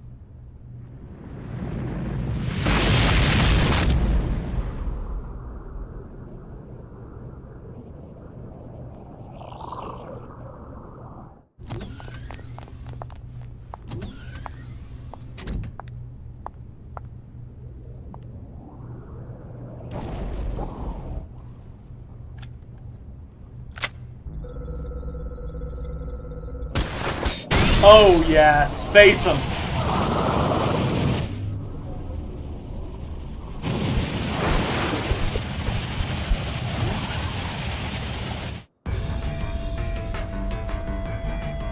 Damn it! Not now! Will my death be for nothing?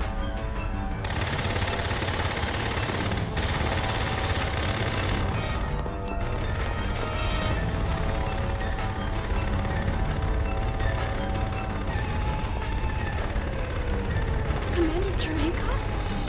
What the? What are you people doing here?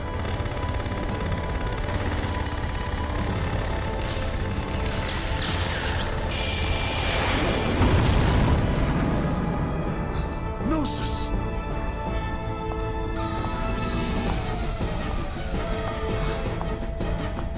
So, it's functional.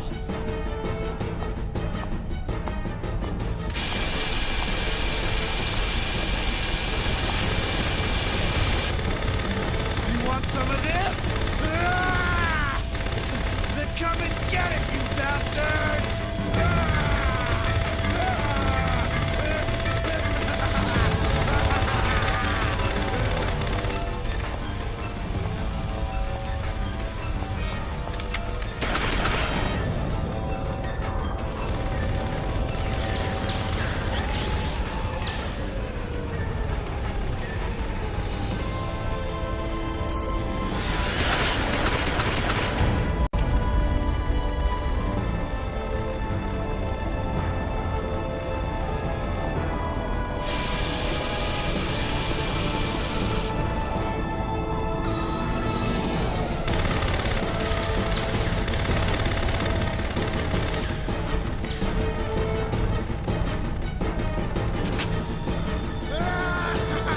Oh yeah.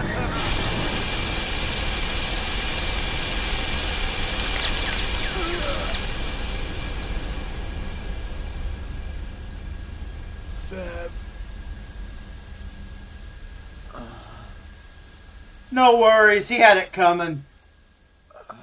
At least he finally has a purpose in that meaningless existence of his.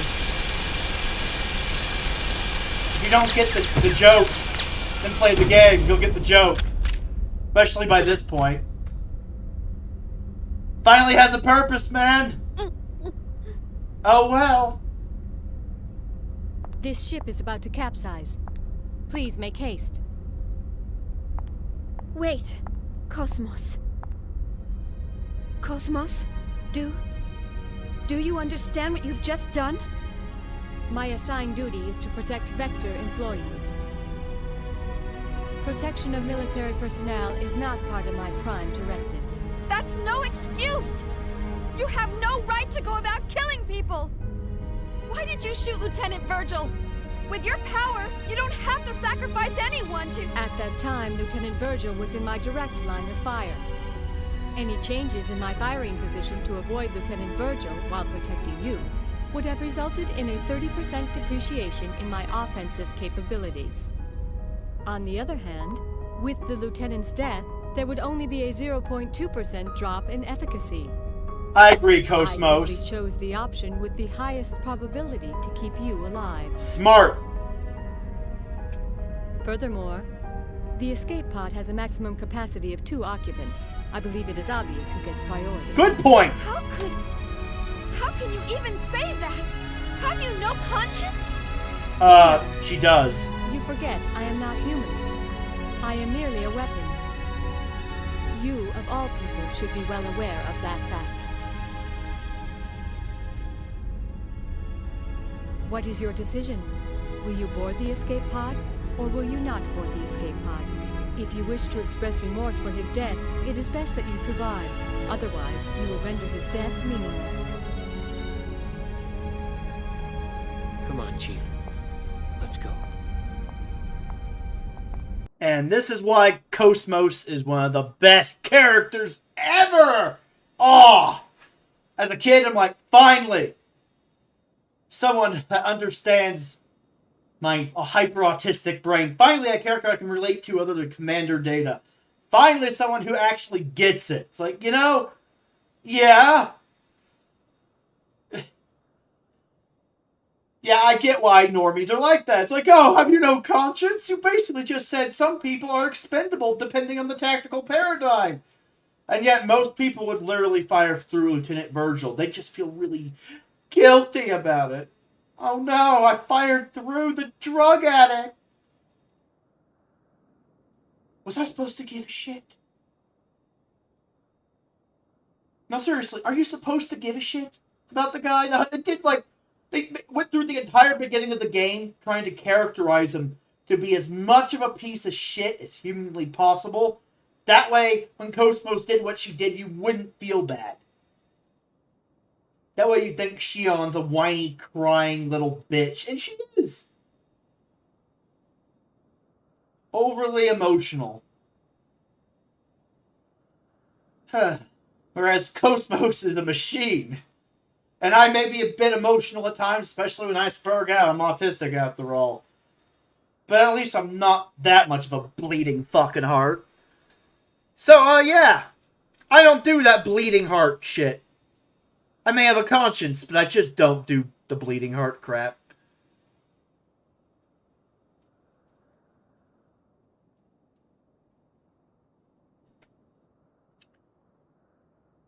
My thought process is, well, am I supposed to give a shit? Oh, I'm not? Well, I don't care then. So, yeah.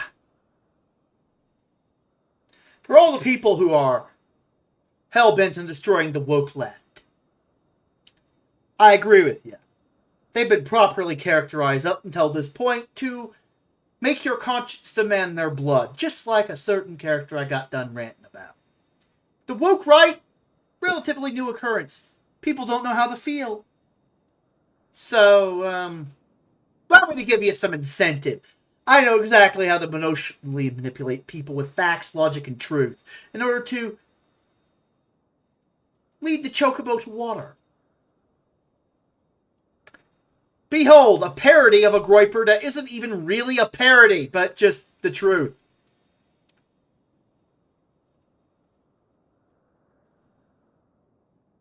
It's just done comedically. Behold the average Nick Fuentes enjoyer. They're even bigger losers than I am, and that's saying something. Oh, hi there. My name's Aaron Hill, and I'm the guy that researches how many Jews there are in things. You've probably seen some of my work, most notably from when Kanye West shared my Jews in the media spreadsheet, or more recently when the infographic I made, also about Jews in the media, has been going around. You know, some people's hobbies are video games, other people's hobbies are sports, and my hobby is how many Jews there are in things. Speaking of sports, did you know that the NBA has 14 Jewish owners out of 30 teams? That's pretty weird considering they only make up 2% of the population. Just saying. Whenever I find a Jew, I put a Star of David over their photo to indicate that they are Jewish. Think of it like maybe an armband, but a digital one that I put on there to keep track of them. Some people on the internet call me names or say I'm an anti-Semite because I get some things wrong or am purposely misleading, but I'm not an anti-Semite. I just like to know how many Jews there are in things. And sure, there's some mistakes sometimes, but we all make mistakes. Or sometimes I won't have enough Jews to put on the infographic, so I'll embellish a little bit, like the Jews, and I'll do things like put Steve Jobs on there as a Jew, which is obviously not true, or put Bob Iger of Disney on 12 different times with different versions of his name. It doesn't really matter. People believe it because they're fucking idiots. True. Take Comcast NBC, for example. They have 186,000 employees, and here I counted 100 Jews working there. Concerning. Indeed. A lot of my We have an friends and epidemic. family find it weird how obsessed I am with Jews and how many there are in things. But what I find weird is that 212 Jews have received Nobel Prizes, which makes up 22% of all Nobel Prizes ever given out. Pretty weird considering they only make up 0.2% of the world's population, right? Some people say, what's the big deal that Jews are overrepresented in things? Surely they're underrepresented in other things. Wouldn't it basically make me a communist to want exact representation in all things? But that's not what I want. I just want there to be no Jews in any things. I'm a utopia. Here's what I'm working on, the U.S. House of Representatives. There are 25 Jewish members sitting out of 435 possible seats. That makes up 6% of the total, yet again, Jews are only 2% of the US population, and that is very fascinating.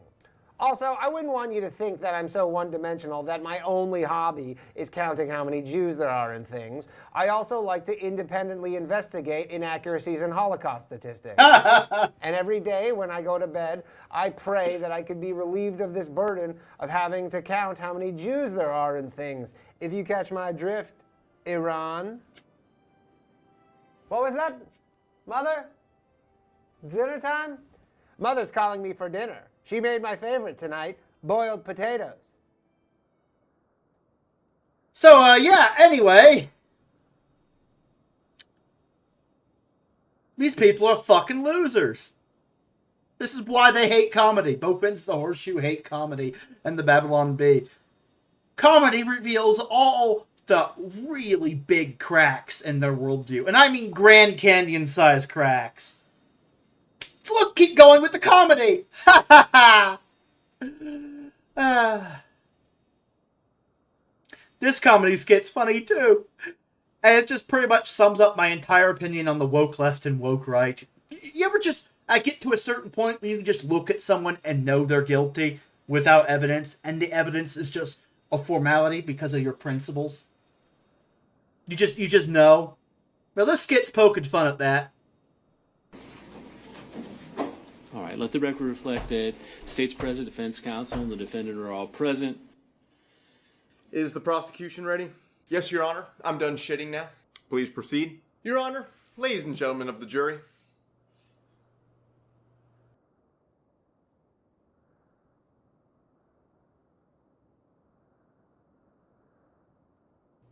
So we done here? What happens now? Does he just drop into hell? Or is there still some paperwork we gotta do? Sir, we cannot prosecute based solely on appearance. I know you're supposed to say that, but we cannot make any assumptions without concrete evidence. If you were hiring a nanny, and you're on the nanny website, you know, swiping left and right, and that came up, What we doing? Talk me through it. You running that background check? Or do you know, Mr. Lawyer? Look, I don't even know what this case is about. But I know he did it. And I'm guessing not a parking violation. You know what I'm talking about? It's a double homicide case. Only 2? Guys. That's impressive. I thought it'd be more. It probably is more. But, I mean, for now, only 1 murder per swastika tattoo that I can see. I mean, that's pretty good. Killing 2 when he could have killed more, you know what that is? That's saving lives. That's what that is. This is a hero. I'm going to call you Saint Nazi Deadpool. Okay? Do you have any questions you'd like to ask the defendant? So many. Will the defendant come up and please swear on this Bible? Okay. My first question, how do you go anywhere? You know what I'm saying? Like, let's say it's a Tuesday. You know what? We'll go with Wednesday. And you're out of butter. So you go to the grocery store. Talk me through that. What happens? What do people say? Do animals stop singing? Are you allowed in places? Do you have any relevant questions? Yeah, when you go outside and check your mail, do people move away very soon after that? Like later that day? Okay. Sorry, real question. Have you ever had consensual sex? I'm guessing no, but maybe. Talk me through that. What was that date like? Where'd you guys go? Are you allowed in Applebee's? Did you cuddle after? Mr. Lawyer. Have you ever had too much to drink so you watched Hitler videos in order to get hard? You have to answer honestly. It's the law. And we're done. There is a follow-up. Nothing sexual. Got it. What makes you come harder, animal sacrifices or the KKK? I am also curious about that. Same here. Now, has the jury reached a verdict?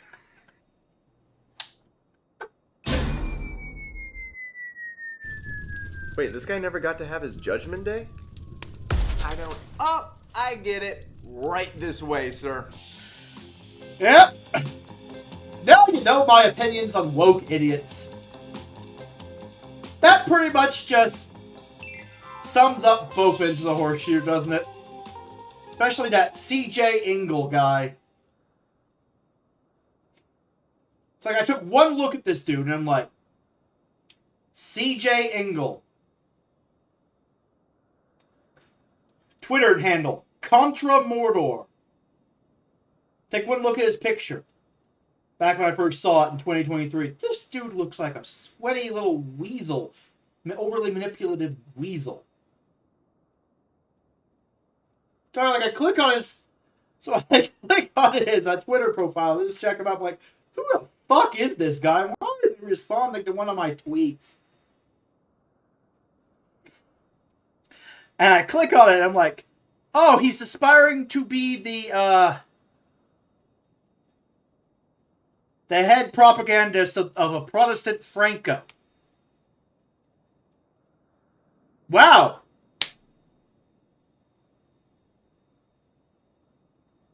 These dissident right guys are giving me woke left vibes. Even though I didn't call them woke right at the time, it was that moment that just led me to the conclusion that the woke right might be real, and that what James Lindsay was calling the dissident right was just the woke right, which is why I started using the term before he did, funnily enough, because I'm like, a spade seems to be a spade here.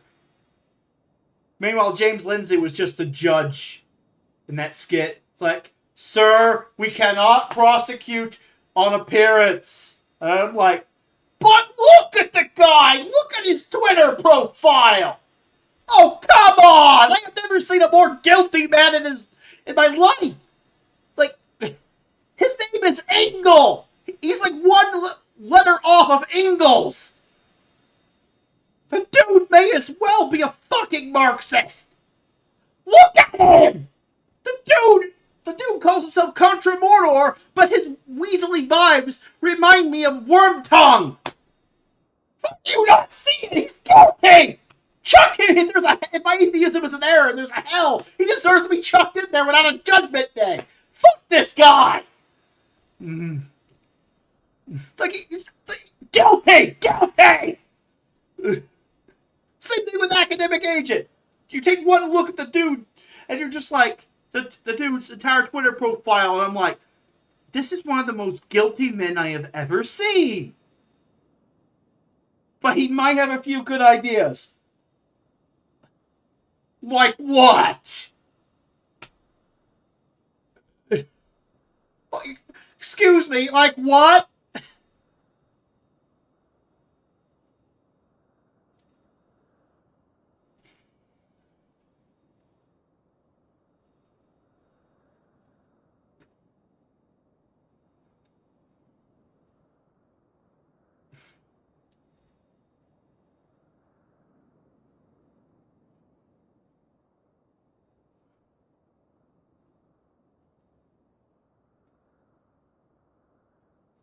So, yeah, now I'm done.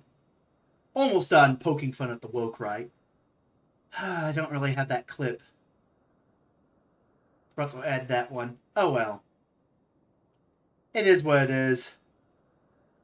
I think you get the general idea of the people I'm talking about. So, Besides, I'm a random Twitch streamer. No one comes here for, like, hard-hitting journalism. They come here for shit posts. I'm a shit poster. So, I'll just skip to the shit post. Like, haha! There's one Christian nationalist guy, Joel Webbin, I think it was Joel Webbin, anyway, on his show was like, well, we need to repossess 90% of the churches, because in order to stop woke churches or some crap. Basically, I'm an atheist. That makes me class enemy to Christianity in their minds. And yet their solution to save Christianity is to just go full emperor of mankind and take out all the churches. Outside, and I'm like, wait a minute. I'm the bad guy here for just not agreeing that there's a God and defending your religious liberty, but you want to destroy 90% of all the churches if you gain power? Well, thankfully that delusion's never going to happen. No need to be afraid of these guys, Christians. They're never getting power if all goes well, but I suppose since you're religious, you might want to pray just in case, if it makes you feel better. It won't do anything, but, what I'm saying is, never assume you've won until you actually win. Always assume there's a chance the other guy can win.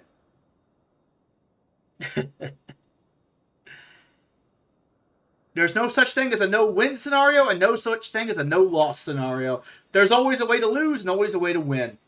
That's just the truth. But I'm still going to make fun of them from a superior position. So let's do this, shall we? Let's shit all over them. What I would do if I was president of the United States. Just to piss off the woke left, the woke right, the World Economic Forum, and, well, all the normies who don't really get a good shit post. Because it's never going to happen, so who cares, right? Let's just one-up Elon Musk and cringe. You think people calling Elon a Nazi because of his "my heart goes out to you" shit was a shit show? It's a good thing you don't have me as president. Because people would be mad. This would be my inauguration. Yes, spoilers for Final Fantasy VII Rebirth, by the way. Time to take out the New World Order with the New World Order. Fire a cannon at Davos. And then have a parade. Military parade. Because nothing would make the NPCs on both extreme ends of the horseshoe bug out than a military parade. I would actually just license the music from Square Enix just for the memes. Rufus's welcoming ceremony is a go! I can just see the CNN headlines now. They would be doing a lot more than King Teslas after I'm done. They'd be panicking. It's like, what the hell is going on? Oh, my delusions are becoming real, but they're not sitting in the death squads. because he's pro-liberty, but he's doing things that have the exoteric appearance of fascism to trigger people. I can't function!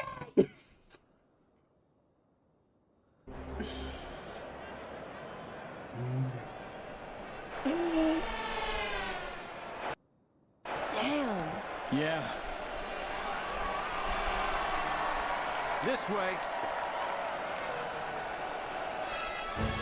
Welcome to the celebration of the century. As you can see, the streets of Junon are abuzz with excitement. People have turned out in droves to catch a glimpse of the new president, Rufus Shinra. And here comes Midgar's mobile unit. Their incredible skills are truly a sight to behold.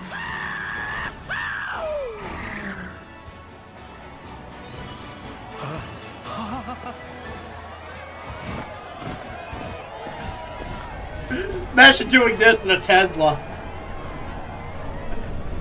Not sure they have a model There like he this. is, folks. Rufus Shinra.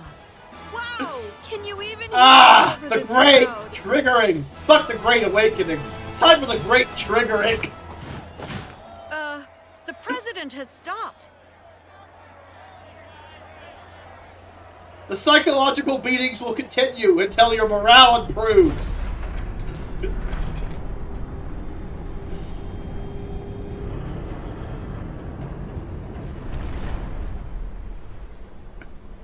Ready to fire, sir.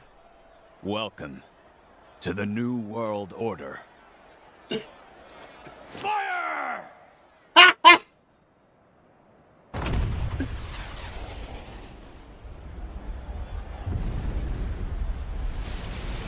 Ladies and gentlemen, with a single blast of Junon's famous cannon, Rufus Shinra has announced his arrival.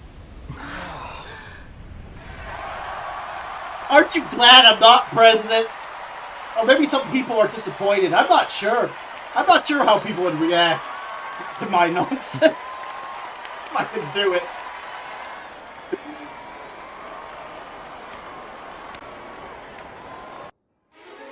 You join us in Starboard Junon as the final Dead team of hot. the day takes their position. Ladies and gentlemen, I give you Midgar's 7th Infantry. The captain and his team have trained long and hard, determined to win the presidential commendation for everyone back home in Midgar. I can't wait to see what kind of performance they'll put on today. Troopers of the 7th Infantry, make us proud. Left face. Look, the only thing I proved today is that I'm even more of a spurred than Elon. And I'm proud of it. I don't give a fuck. Mauled harder. I can't take my eyes off them. It all looks so effortless.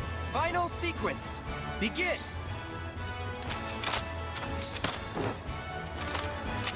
Their movements are so crisp and clean. Practice makes perfect. They're in perfect sync.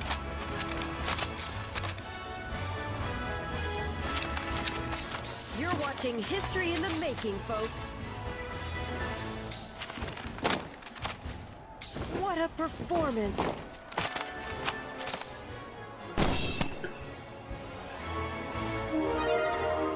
That concludes the first part of today's performance by the 7th Infantry Drill Team.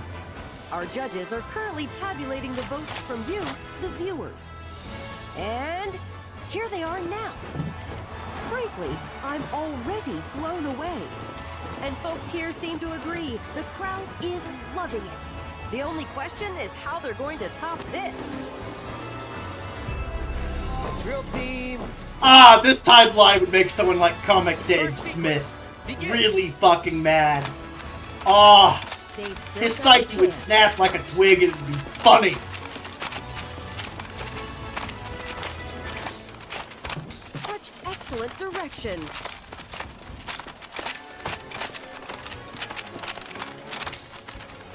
That Formation change.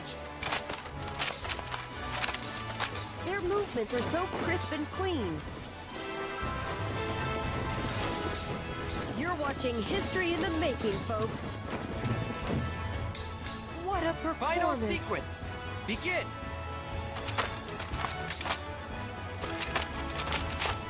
They're in perfect sync.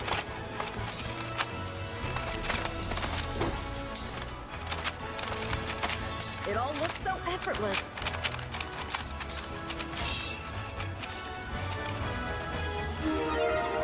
And with that, the 7th Infantry concludes the second part of their performance.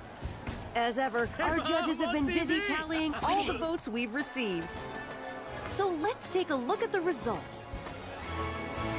Universal acclaim, and little wonder given the skill and coordination on display. Keep this up and the 7th might well be destined for glory. I wouldn't bet against them.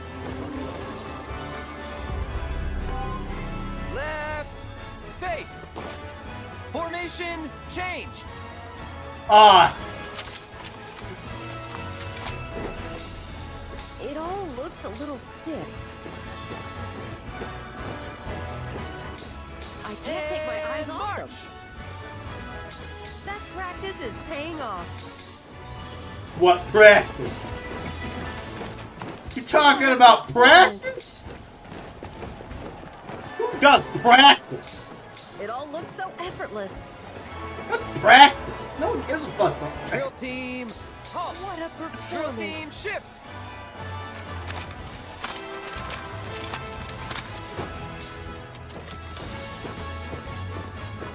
Such excellent direction. Final sequence.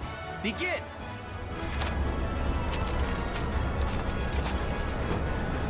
Their movements are so crisp and clean.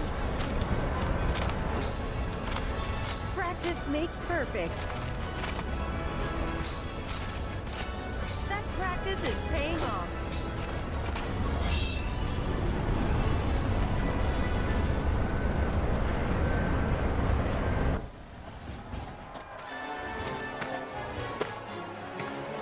And with that, we've reached the end of the 7th Infantry's performance. Yeah, yeah. You're starting to see the type of shit that I would do. It's a good thing no one would ever give me power, because I wouldn't do evil shit, but everyone else would be, because they'd be having a psychotic break. Most people cannot handle a countrywide shit post. Their psyches were not designed for that.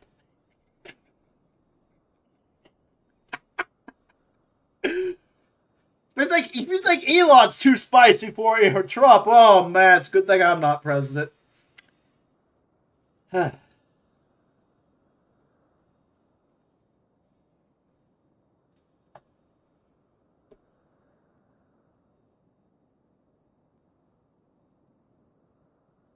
So, oops, pause.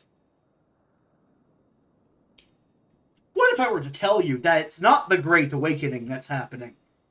That in order to trick your enemies, you must first trick your allies. And what Trump and Elon are doing is the Great Triggering. What if I were to tell you that they're doing a more subtle version of my plan? And that Bindergate, Visagate, and all the gates afterwards have been to trigger both the woke left and the woke right into violent and glorious revolution with their comrades, so they can all be basically all be lured into one location and crushed by the National Guard. What if I were to tell you that Trump and Elon have hijacked what James Lindsay would call the dialectic, and is trying to socially engineer an outcome that's pro-liberty and pro-constitution? After all, these extremists, the horseshoe, are being funded by foreign powers. But in order to investigate some of these more prominent individuals, you need legal precedent, aka you need a reason to go after these people. You can't just arrest people you don't like in America. That's not the American way.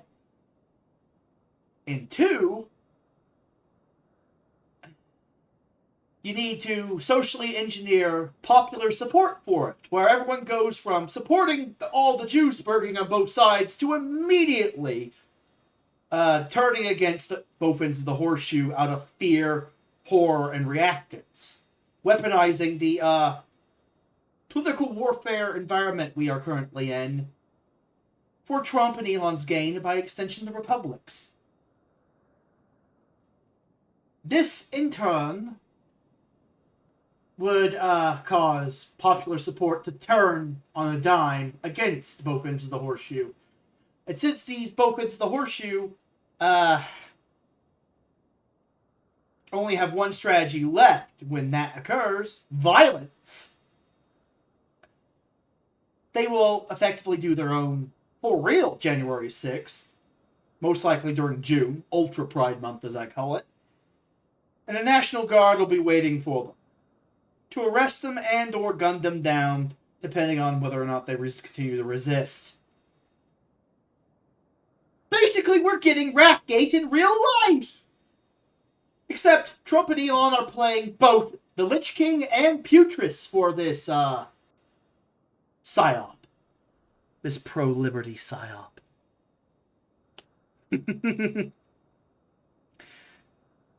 So, yeah. Let's watch the Wrathgate cutscene for people who haven't played World of Warcraft so you know exactly what I'm getting at. After all, what better way to deal with power-hungry lunatics with main character syndrome than to play the heel, to be the mustache-twirling villain? Listen to the dialogue of the so-called heroes. and you'll start to see similarities in rhetoric from the woke left and woke right towards Trump and Elon. And classical liberals in general. And you'll start to see what I'm getting at. The pattern that I think I have grokked.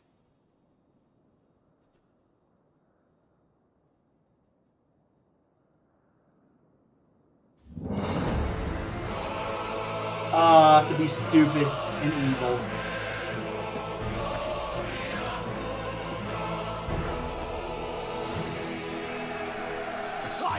Over! Take the lead! Pour the order on! For the Alliance! For America! For democracy! Back, you mindless wretches! Back, you Trump cultists! It's the same shit. They're deluded. Fight on, brothers! Yeah, they're going to boogaloo. It's going to happen. It's been building up. And you can't stop it, so you might as well take advantage of it. Of the Horde. Blood and glory await us! Ah, here comes the base Schmidians. Luntargar! For the Horde! I was wondering if you'd show up. I couldn't let the Alliance have all the fun today.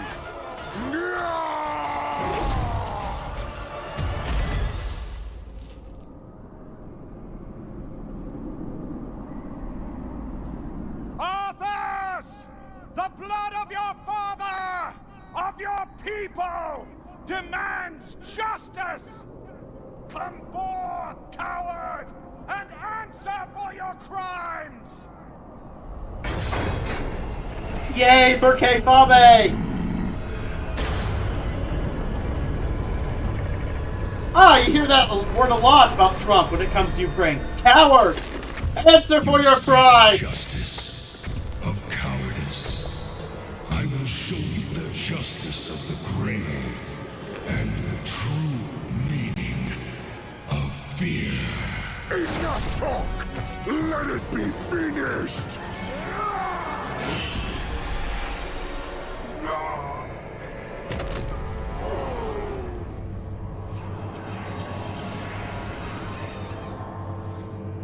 You will pay for all the lives you've stolen, traitor! Sure he will. Stated, but there is nothing you can... What? Did you think we had forgotten? Did you think we had forgiven? Behold now the terrible vengeance of the Forsaken. Sylvanas.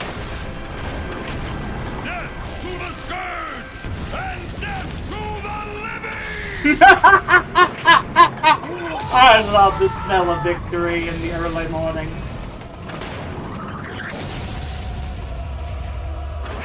Okay, fine, we're the bad guys. Oh no! Time to twirl our mustache! Come and assault our villainous lair! The White House is right there! Trump's giving you a clean shot! You can't miss! You have enough boys to boogaloo with, you totally got it! All can see. This is the hour of the Forsaken. If anything, all will see that this is the year of the American. I'm not talking about the woke idiots on both ends of the horseshoe. Ooh. Ah, liberty first, baby. It's going to be so good if I'm right. I could be wrong, but if I'm right, oh man, this is going to be funny.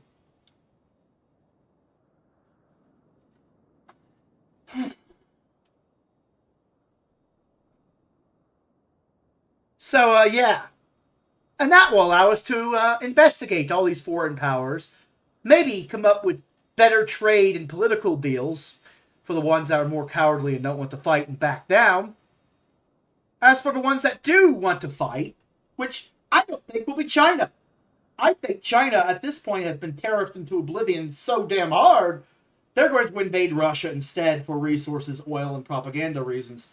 After all, I watch Chris Chappell, China Uncensored, and he mentioned a while back in one of his episodes that Russia also has a former territory that belongs to China and according to Chinese rhetoric and propaganda, but they don't really press the issue because they need the ally currently more than they need the enemy. But, I mean, if Taiwan is unassailable due to financial and logistical reasons, and they need a war to keep the Communist Party together, to keep the people from revolting, a war, you know how dictatorships are, well, it wouldn't be the first time tariffs caused an Asian nation to run out of oil and invade another country for oil. And it just so happens Russia is right next door, upstairs to the north, with a fuck ton of oil! What a coincidence! And what better way to destroy bricks than making bricks fight itself over resources? For Americans, politics isn't always a zero-sum game. But for these lunatics, these authoritarian dictatorships, it is. So you can just exploit their Schmittian tendencies and force them to kill each other. If they're killing each other, then they're not killing us. World War III is averted. Or at the very least, we become Switzerland in that scenario. We just stay out of it. No more future wars. For us, America first. See how this might work? Oh, sure, the world order's forever destroyed. China and Russia and India are all beating the crap out of each other, but it's not a problem anymore. Taiwan's safe. Because, I mean, you know, China's busy. Ukraine's safe and Zeppelin gets to go home because Russia's busy. Every one of our enemies is busy except for Europe and Iran. Which means we're probably going to have to end up invading Europe and Iran. We can't avoid all war, sadly. That being said, according to Israel, they don't want us to get involved. So I think Israel can handle Iran without our direct intervention. Just send them some money and wish them well in their endeavor. Europe, on the other hand, we're going to have to send in the Jemadar. I'm sorry, Europe needs their house cleaned. And I'm counting the UK in that one, even though they're technically not part of the European Union. And I'm also counting Canada, too. We're going to have to annex some things. You know what I mean? We're going to have to remove the World Economic Forum by force, along with the United Nations. Some things have got to go the hard way. I know, war bad, okay, but I mean, you do what you got to do in order to win, and no more than that. Choose civilization over catharsis, whether that catharsis is senseless destruction or a pathological love of peace. You know what I'm saying? Just do what's necessary, no more than that.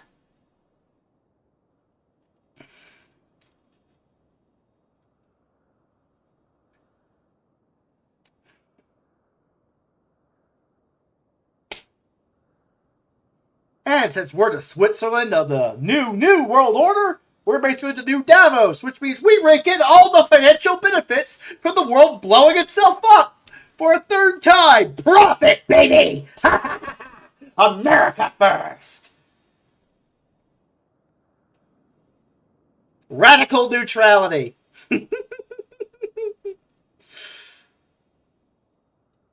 Besides, if these people weren't evil, power-hungry tyrants that wanted to conquer everything, they wouldn't be fighting one another over table scraps, now would they? Are we really the baddies for not wanting to fight? Unless we have to. Sounds like everyone else on Earth is the fucking problem, and they're just projecting their warped ideology onto the rest of us. 90% of the world population is useless eaters because we just won't obey their control. Or we will obey their control and jump off a cliff like a lemming. Time to show another clip. Spoilers for Persona 5. This is what I think of the World Economic Forum and the United Nations. I'll let the Phantom Thieves explain.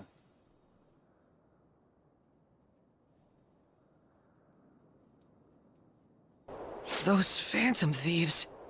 Get them! Take them down! Why? Why have I forgotten about them? They inspired me too. We probably haven't been thinking straight for a while now. It's about time we snap out of it! Running away from things won't help! Phantom Thieves!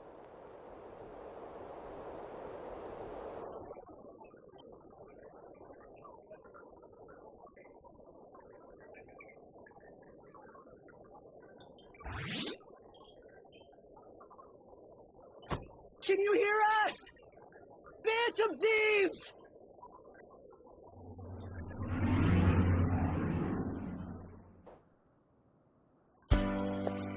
Are you someone who's been charmed by the Phantom Thieves, too? I sure am. Is the same true for you, too? Pretty much. I'm counting on you, everyone. I will believe in you to the very end. No matter what anyone says, I believe in you guys! Go for it, Phantom Thieves! That's you guys' fault. I don't know when to quit either. Get back up! Don't lose to that thing!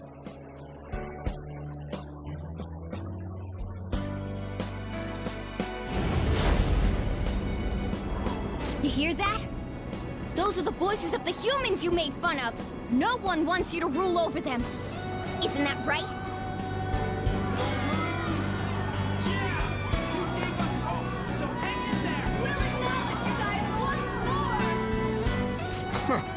Why do they gotta word it like they're looking down on us? But they're cheering for us. Doesn't feel bad.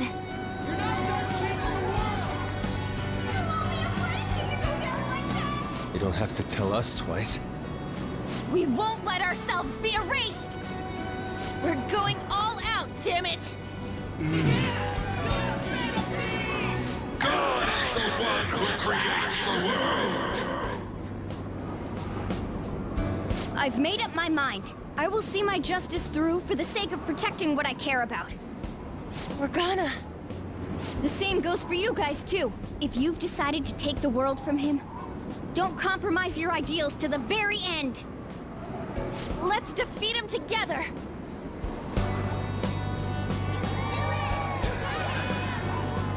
Hey, God! Foolish humans are praying down there! They're praying there's no place for someone like you in this world! Give that evil god his final warning! Oh yeah, we're saving this world.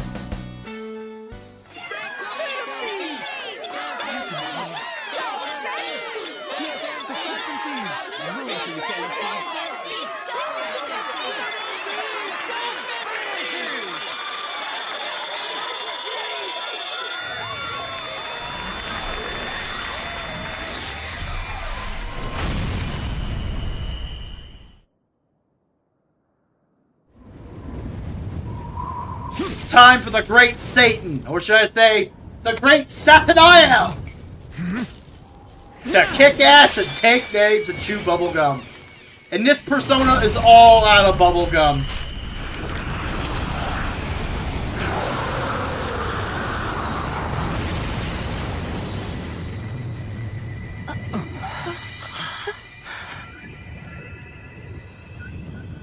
So you have failed to harness the power. No matter how many prayers of those foolish masses come together.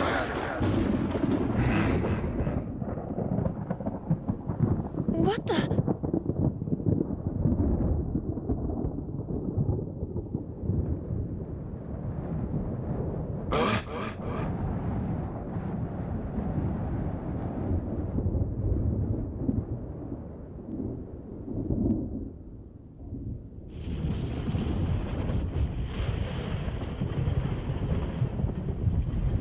Team America, fuck yeah! Let's do this!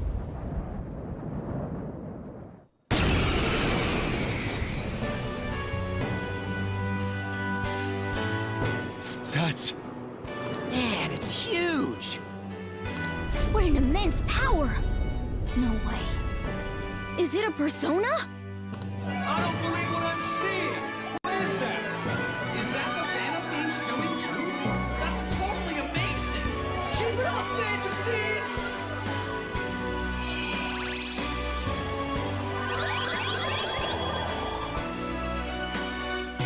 Fools. This is what mans do.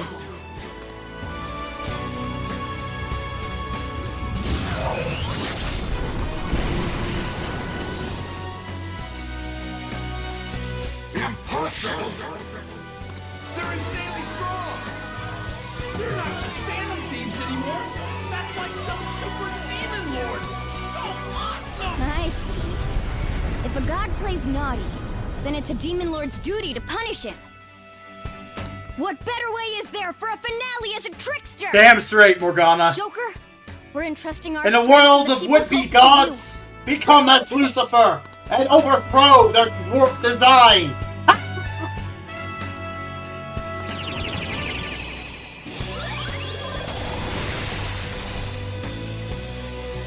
Pillage him.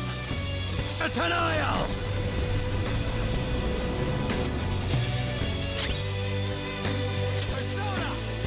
Bullet made from the seven deadly sins. Can't even kill God. Be the pig.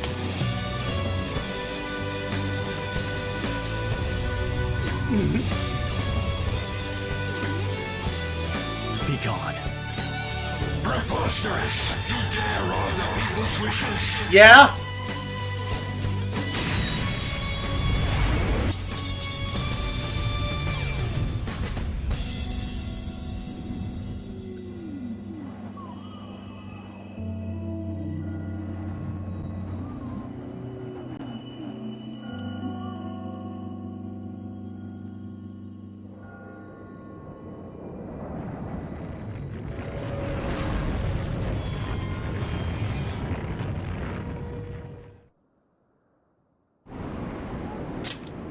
What power?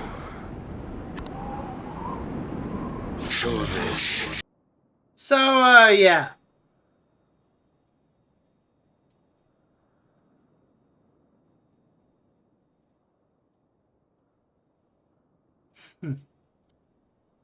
So yeah, after we destroy the globalist control mechanism and plunge the world into chaos, well,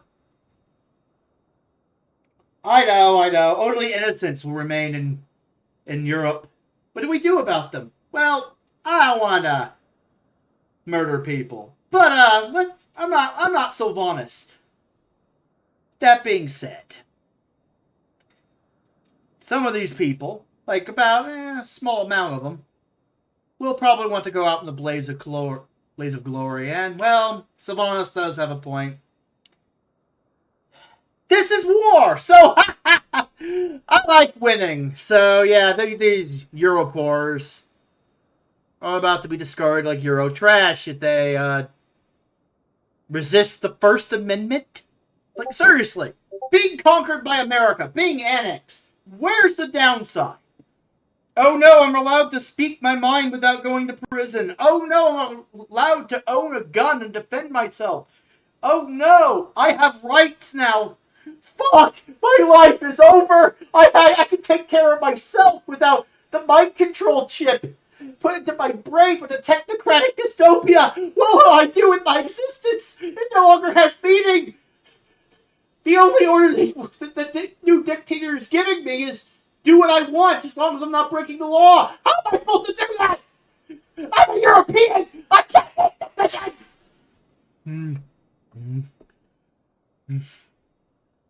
So yeah, some of them will have a psychotic break and need to be lit on fire like a certain tree. After all, some people are just not ready to be unplugged from the Matrix, you know?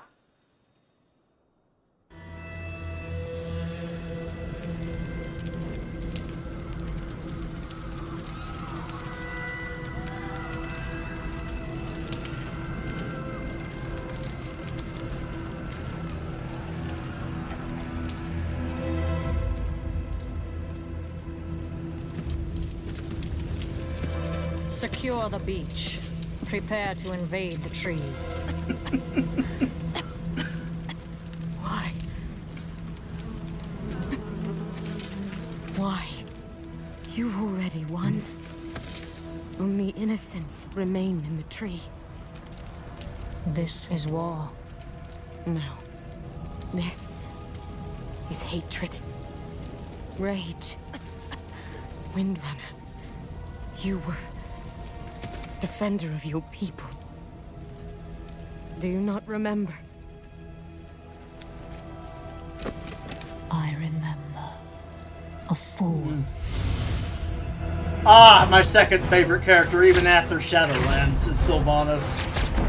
I want them to bring her back for the new trilogy and do her character justice. If that means retconning Shadowlands, do it. Because Shadowlands was a retcon that nobody liked. So retcon the retcon. That's what I say. That's what I would do if I was Metzen.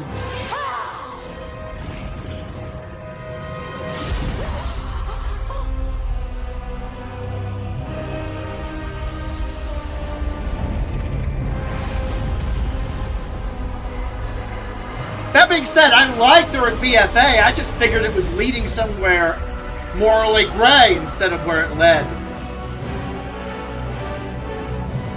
There could have been an interesting philosophical debate about ethical genocide in a fantasy setting based on the afterlife. Like, I don't know, maybe Elune was evil or corrupt somehow, and Sylvanas was saving the Night Elves.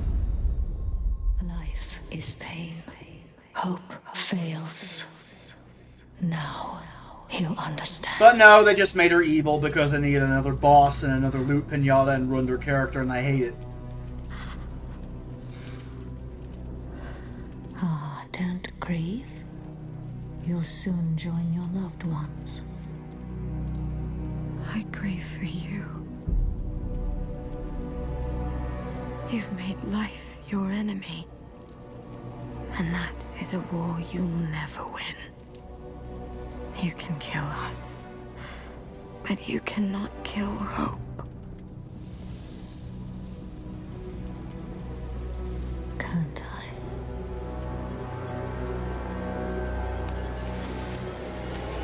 I? Oh no, you pissed her off. Burn it. Burn it!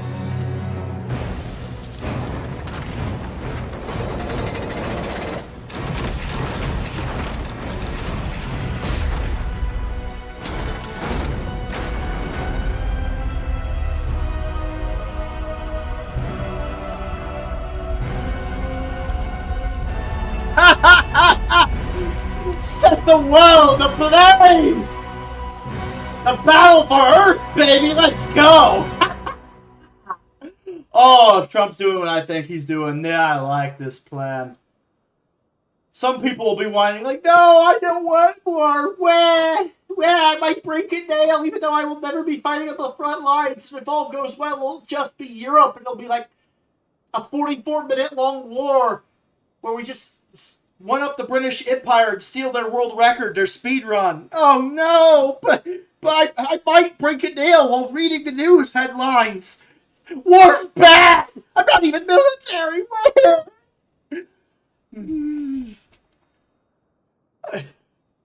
I'm not dying for Israel, says the man that if I'm right, will not end up dying for Israel.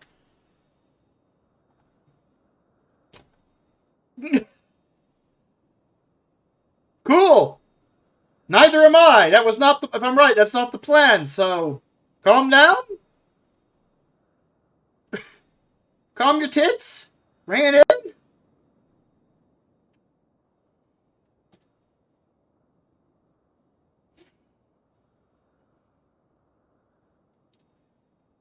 So, yeah.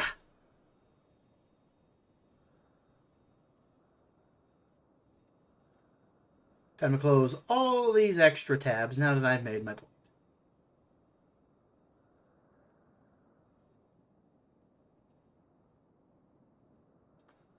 And finally, after 3 hours of pre-stream, I'm slowly devolving into Asmongold.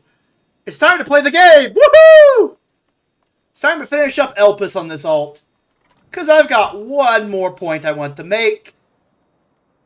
But since I'm using Elpis for the whole Elpis talk gag, and the point I'm making about geopolitics and utopian ideology is best made by the upcoming cutscenes, I might as well actually play the game to finish out my thought process. No, we're not actually done. It's just, we have to finish the plot of Elpis to get there. No worries! It's time for some gameplay in my FF14 stream, I know. It's a rare occurrence.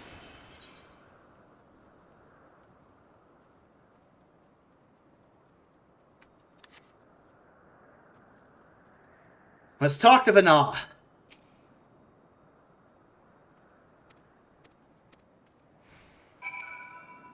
It's the last cutscene that I'll be watching.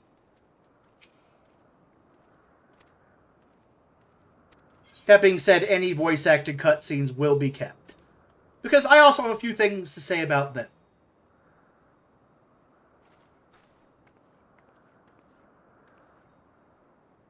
Cool, I don't really care about non-voice-acted dialogue. Not relevant.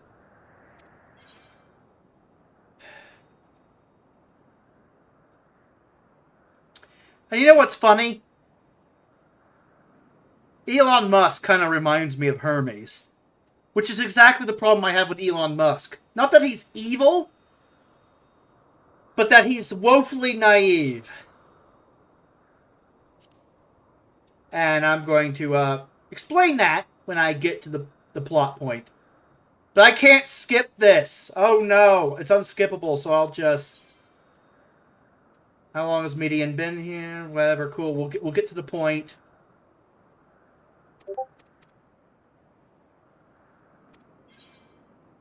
Do you wish you knew him better? Cool.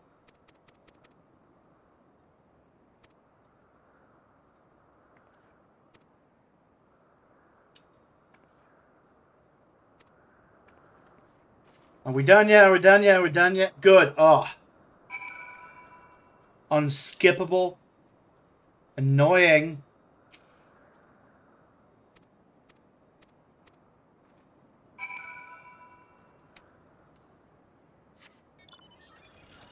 Time to get on my mana cutter and ride. And I should actually turn the music back on.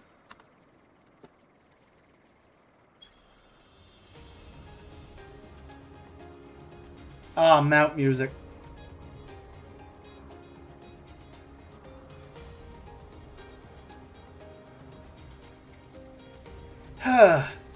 Talk to Timaeus.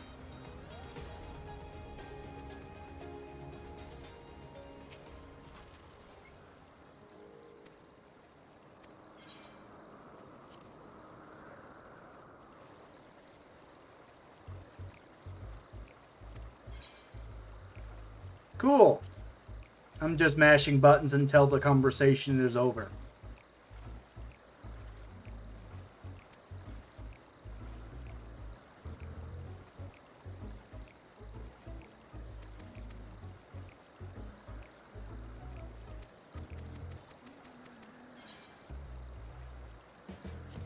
Cool.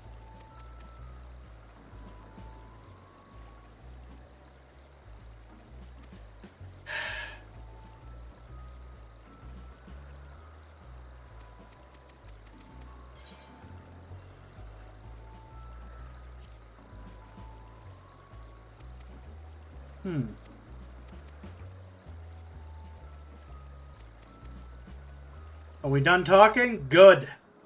Let's talk to Banan now.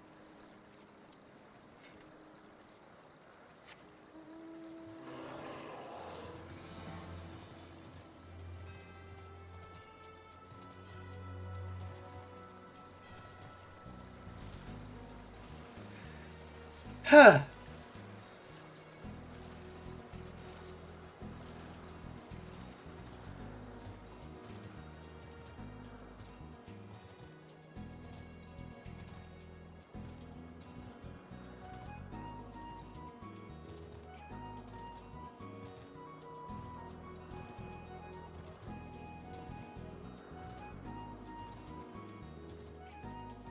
Cool.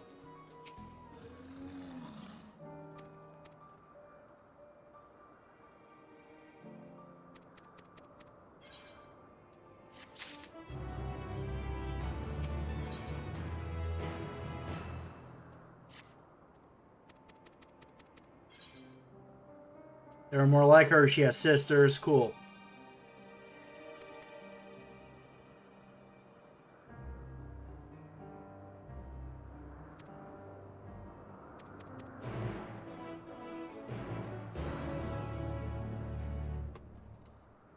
So yeah, I'm going to get into why Elon Hermes Musk worries me a bit.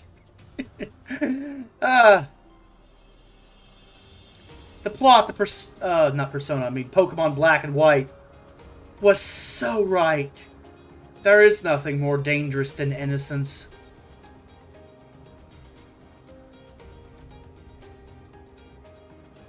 Not knowing the consequences of your actions and doing them anyway is sometimes more dangerous than someone who is willfully trying to do something fucked up.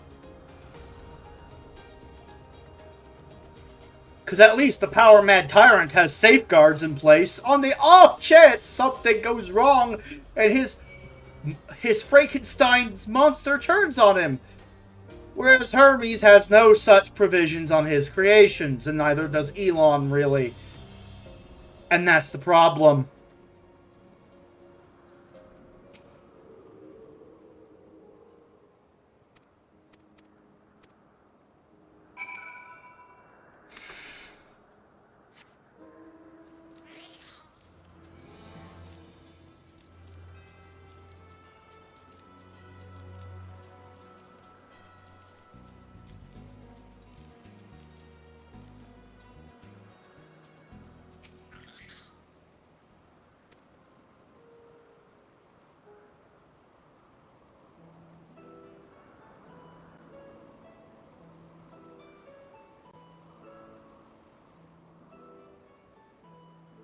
Skip.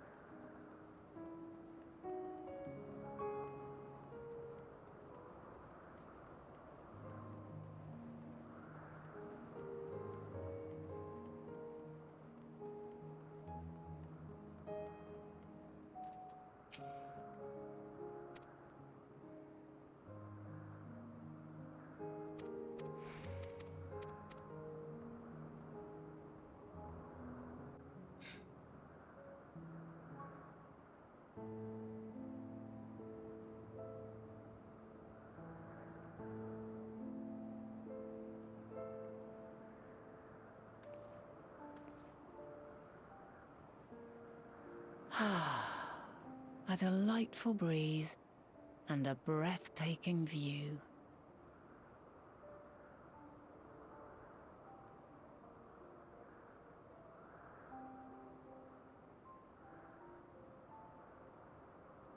What is it like in the future? Is the world still a beautiful place? Yeah.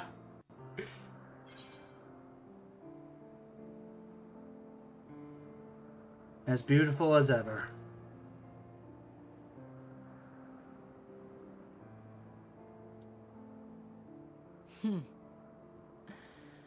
I swear I could hear the glimmer in your eyes and the adoration in your voice.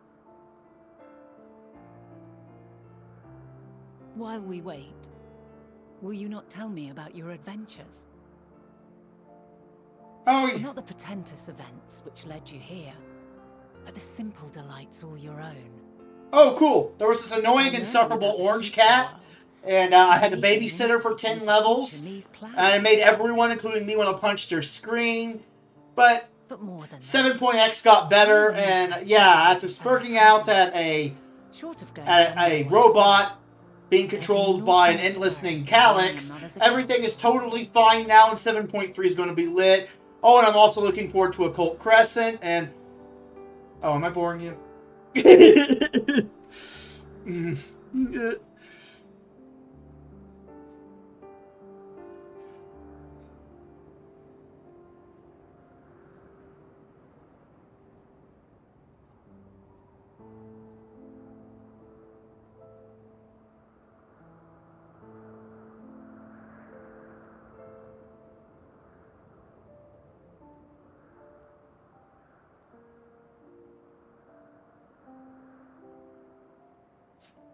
Incredible. Would that I could have been there to see it. You weren't, though. Crystal Mommy has abandoned us! There is only sorrow! Yours is a harsh and unforgiving world. True. Yet in spite of this, your brethren hold fast to their virtue. Some of us do, some To don't. know that the light of mankind's potential still shines, even in that faraway place, it gives me heart.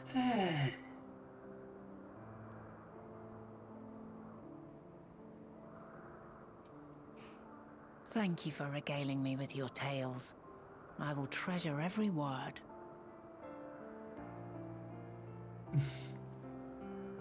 As you know, I was once a scholar. And among other things, I sought to understand the workings of the world. What exactly is ether? How formed the laws of nature? Whence sprung mankind? Good questions. Riddles and mysteries beyond counting. Over the years, I have managed to find answers to some few of them. No worries, the Yet new rather than saga attain will a sense of explain. mastery, the more I understood, the more I came to hold the world and its miracles in awe. True. We too are miracles, each and every one of us, born of the warm breath of life that traverses the heavens, swirling through eternity. Big true. When I fully grasped the improbability of our existence, nothing felt impossible anymore. If it could be imagined, it could be done. Yeah, but should it? That's the next question. A passion swelled within me. An epiphany dispelling all preconceptions of what was natural and true. And a presence without. Immense, yet intimate. Fate, perhaps, holding us in its tender embrace. As reassuring as it was intimidating. How keenly aware I became of creation's fragility. Built as it is upon precarious happenstance. True. Random chaos, baby. I was overcome with an irrepressible urge to know the world more intimately. To hear its voice. Feel its breath.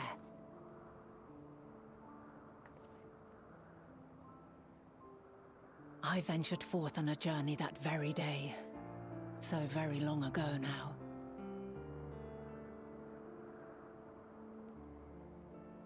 Freed from presumption and prejudice, I saw the world through a newborn's eyes. Everything fresh and new. And so beautiful. I agree. This is why I play alts in this game. That stretched on Nothing like looking at the game from a Sprout's skies view. one could drown in. To give you a new perspective. The heartbeat of nature, silent yet strong. And amidst it all a people, beacons of light and life. Laughter that warmed my heart like naught else before. They are my meaning, and my purpose, my love. And so long as they need help, I cannot return to the star. Fair. Perhaps my future self is still waiting for it. The moment she can let go and walk unto the end. Roll credits. Safe in the knowledge that man will find his own way.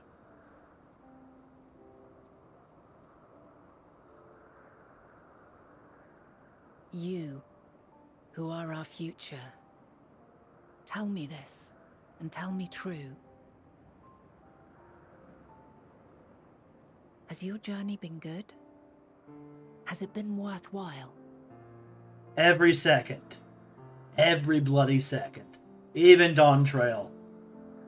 As rough as that was.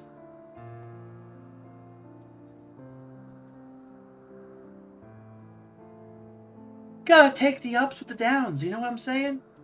Pray forgive my lateness. My observation subject was rather irritable, and it took a while to settle it down. No need to apologize. Your work takes precedence. Besides, we had a pleasant conversation in the meantime. You're too kind. Now then, I'm told you wished to ask me some questions. Indeed. I've an interest in one of Hermes' creations. Meteon. You witnessed a host of them take flight, yes? Oh, that! Yes, I did. 'Twas in the dark of the morn. I'd left the Thalassai after nocturnal observation. As I walked along, I spied a bright light climbing high into the southeastern skies. Then, in an instant, it was gone. Like a shooting star, only rising rather than falling. But then another shot up. Then another, and another. Intrigued, I made my way to the edge to investigate. I see. And who should I spy on an isle to the south but Hermes and Meteon, the Metea, rather. There were lots of them, and I realized they must be the shooting stars that I'd seen. A dazzling spectacle indeed. Have you spoken with Hermes about this? Oh, yes. The sight left such an impression on me that I approached him about his mystery project the very next day. Alas, he said that he couldn't reveal anything just yet, that he needed to conduct further tests. It shouldn't be long now, though. He often returns to that isle, and I have a feeling he's nearing a breakthrough. Cool.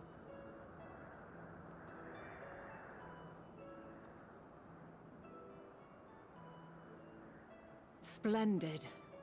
We are likewise eager for the details. Well, that is all we wish to ask. Thank you for taking the time to indulge our curiosity. You're very welcome.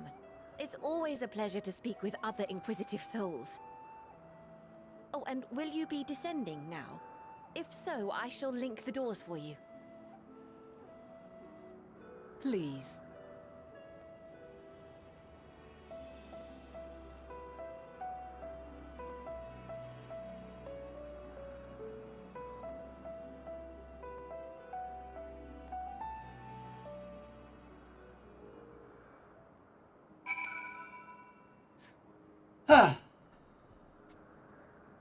Well, time to keep going.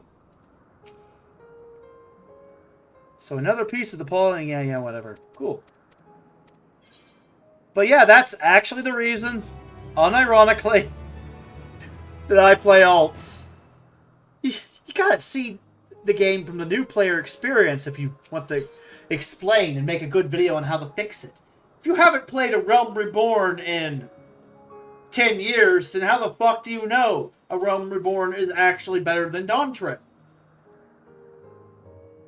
Yeah, it may feel like that, but I would argue they're roughly equal. So you play it through A Realm Reborn again to confirm your thesis. If Dawntrail sucks ass, yeah, you may have remember how bad it was your first go around, but you need to go through it a second time in order to understand how bad it is. Like, I'm planning to go through the Endwalker patch content and all of Dawntrail with this character just to compare 6.x to 7.0 and 7.x in order to see which of these three storylines is the best one. Because we all have our preconceptions, don't we? But I don't like just viewing the world through a lens. I like seeing it. And, you know, I'm going to go through it a second time in order to see if it aged like wine or like milk. I do this so other people don't have to, who aren't nearly as inquisitive as I am. Yes, I will talk to Wook Lamont 10 more times every quest for research purposes to prove a point. I am that OCD!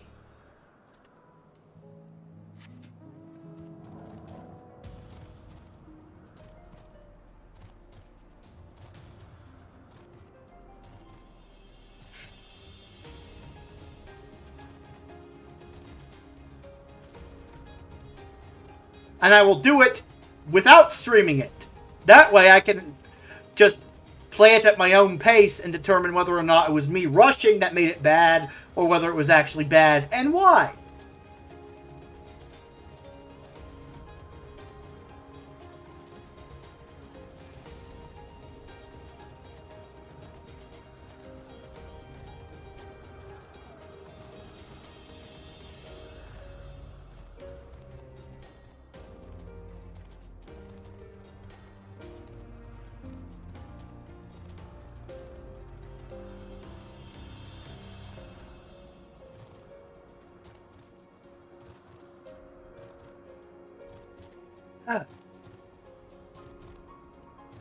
Vantage point.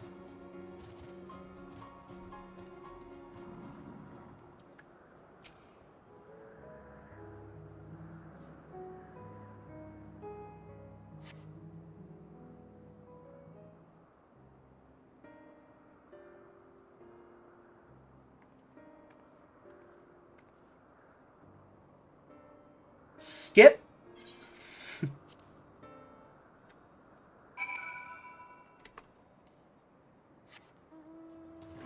Since I'm on stream and I've already done it, I'm not rereading all of that.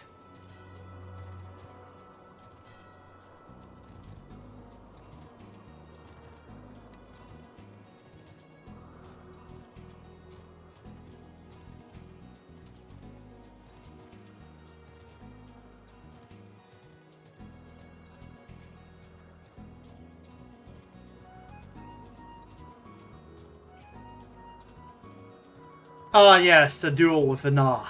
Let's go.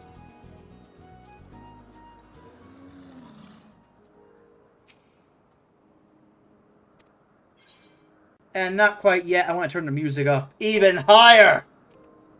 BGM 100.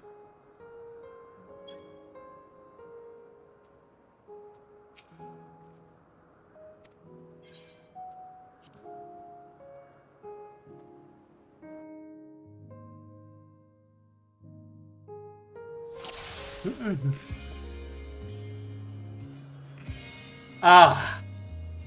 Let's go. Let neither side hold back. Exactly.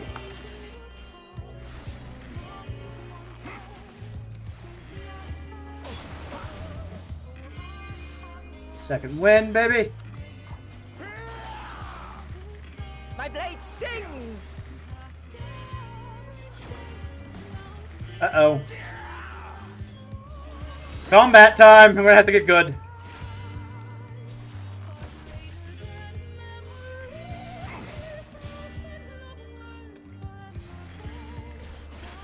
Reapply. Oh shit.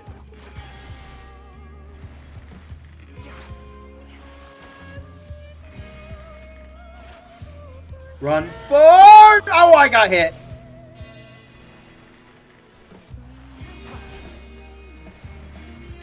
Uh-oh. Mechanics.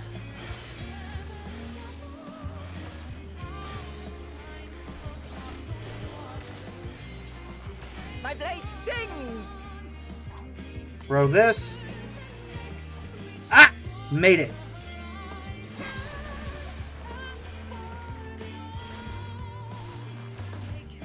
Woo! Impressive. I shall have to try something different. Cool. Please do. Something easier.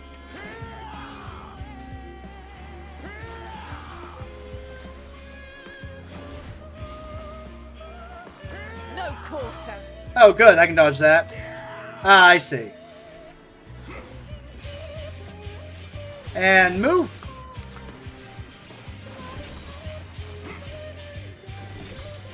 Reapply the debuffs.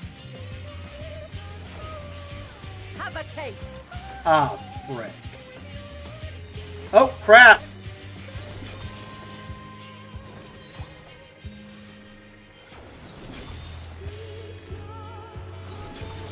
Woo-wee!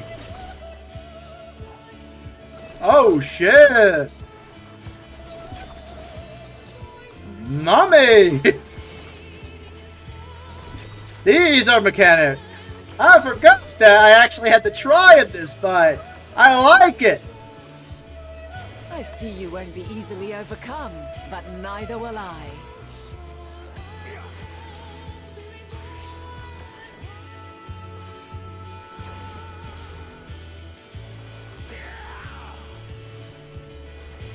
True Arrow 4. Uh-oh.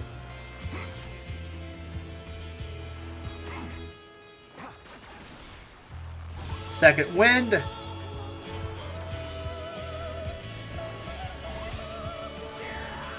Prepare yourself. Okay. Whoop, don't stand there.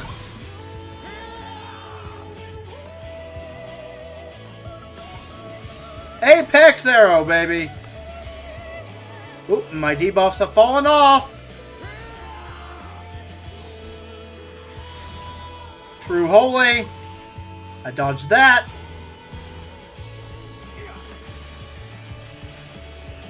Been a while since I played Bard. Gotta get the rust off. Oh shit, this.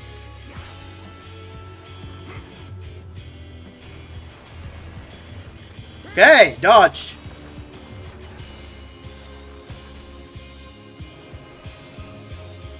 We've only just begun. Okay. Come at me with your all. I'm trying, but I'm trying to remember the buttons. Just a sec. Please stand by, Heidelin.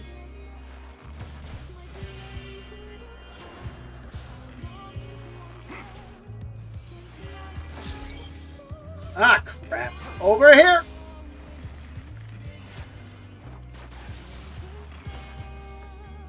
Oh, move forward and Apex Arrow. Blast Arrow.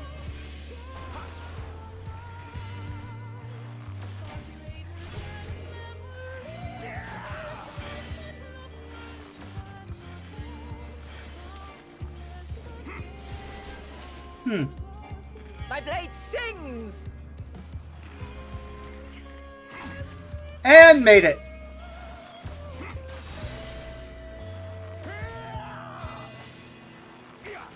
Very well. Let us move to the final trial. Excellent.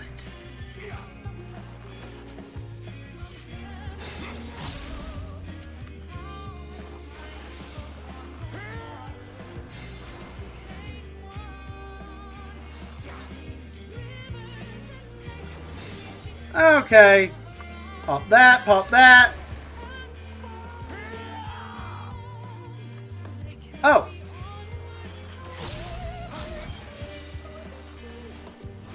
and the other Thelema agape. Holy frick!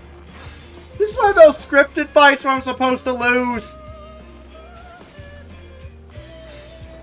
Is it starting to feel like it? But same. Oh shit!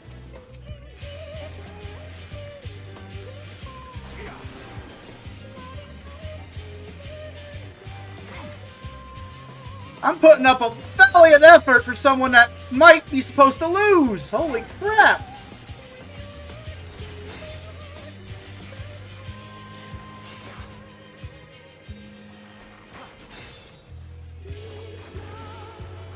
You know, I get the feeling I'm supposed to lose. But I'm too stubborn to die. I want to treat this like fucking Beatrix.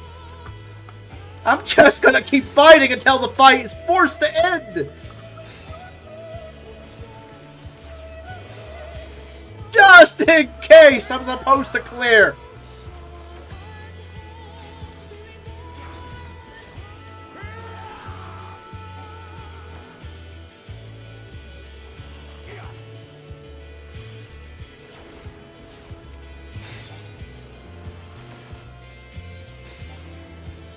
Oh no!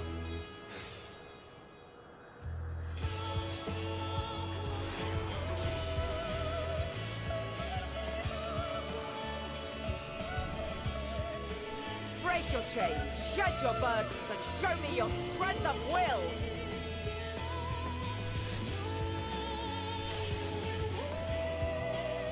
Oh!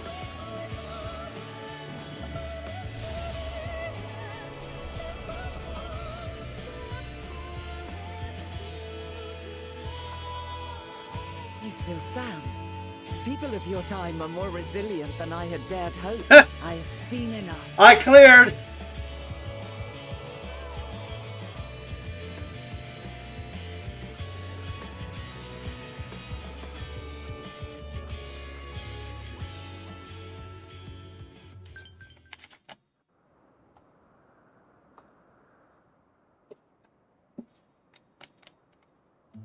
Twas my intent to finish it, but clearly I underestimated you. I underestimated myself. One would think I never learn. I made the same mistake with Azam when we first sparred. Despite being less than half my age, his strength was astounding. Hey, that's me! As is yours. 'Tis plain you have weathered considerable hardship. Far more even than your tales would suggest. It seems we have both learned much on our journeys.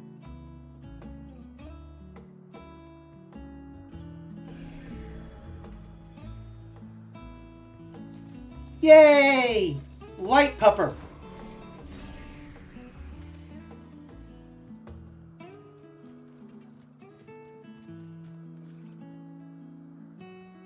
Well now, I dare say he has warmed to you. A boon to be sure. He never forgets his favorites, and is ever eager to come to their aid. Ah, so that's why he remembers me. Time paradox.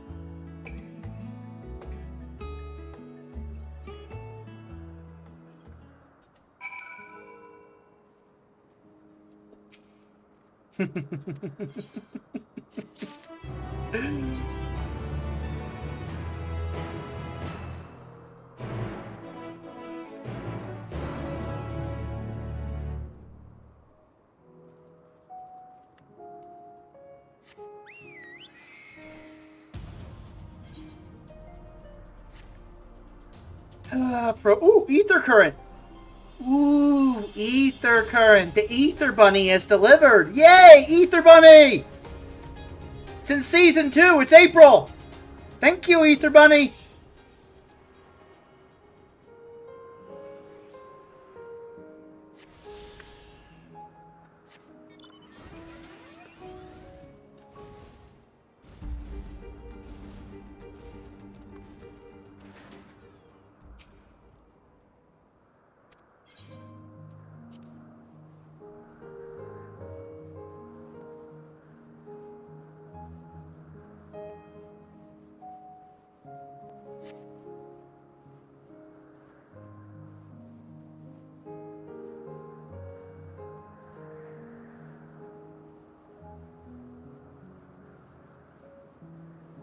Time to fly, baby. Flying canine.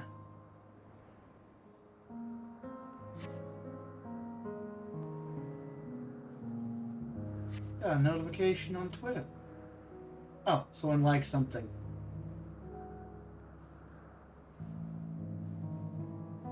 Let me check Kick. 1 viewer. Typical. YouTube, probably 1 viewer.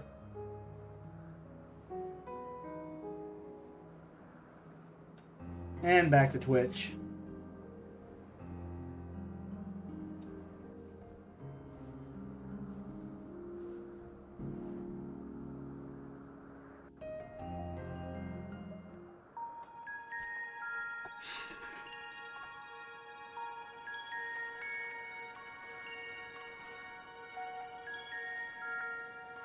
Quite a small place, lacking even the most basic equipment.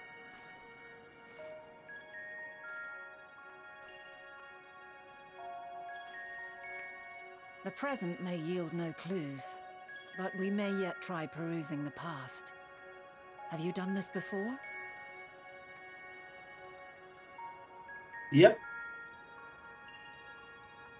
So you cannot control the power freely. Worry not. I shall assist you. Come and stand before me.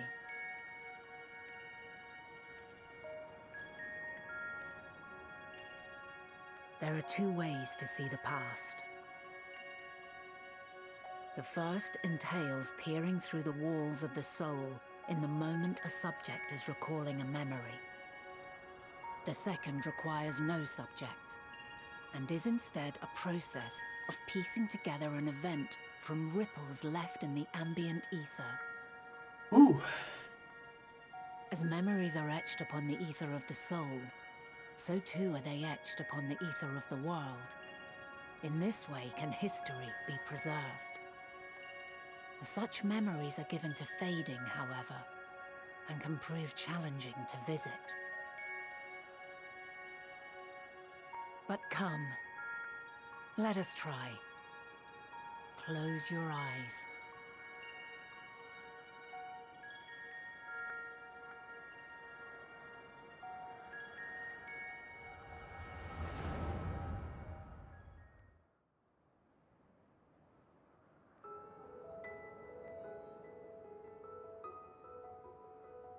All units fully functional and proceeding on course towards their respective stars. Estimated time to completion of survey is 108 cycles. End of status report. Severing connection with shared consciousness. Oh wow, 108. Did you hear that, Hermes? All is well.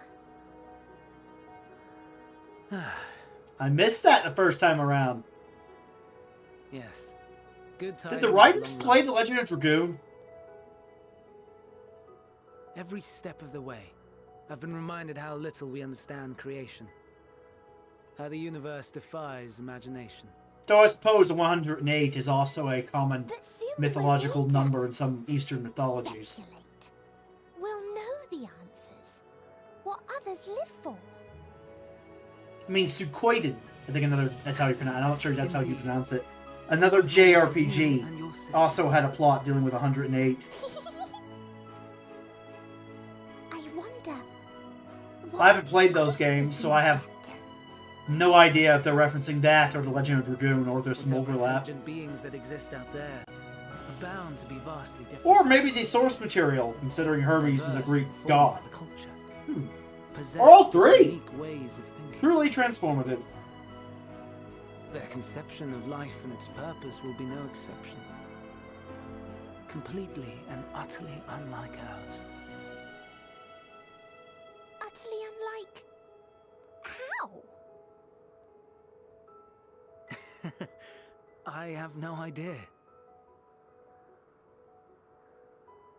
Yet whatever answers we receive, I will not dismiss them out of hand. No, I will think earnestly on them all. And I will share them with our people, that together we may contemplate our own existence. Ah, so Our star wholesome. will become a better place. Not only for man, but for all life.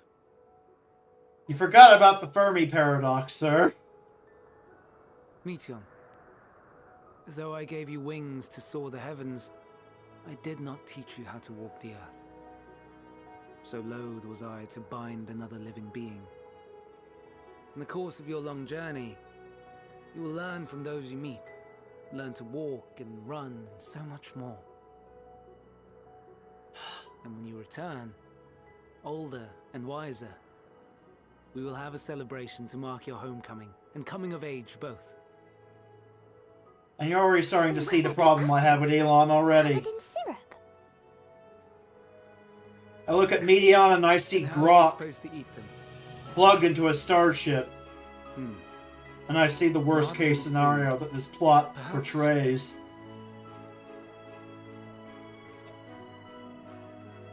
A flower.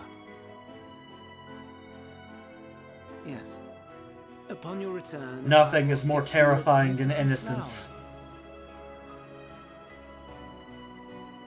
Probably why children scare me somewhat. Not because I fear the responsibility. Because I fear innocence. Because innocence is an empty canvas that you can paint on. And there are awful people in this world that will paint on anything, including the innocence of a child. Ugh. So, what is your opinion? Already stated it.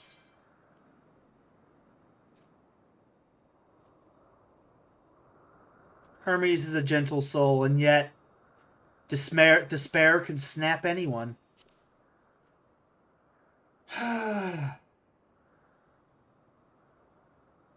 I understand. He is a gentle soul, and well-intentioned. Yet it does not take ill intent to beget ill. I've been literally saying it all stream, but We must consider catch the up. possibility that something may have gone awry. Perhaps it was oversight, or simply an accident.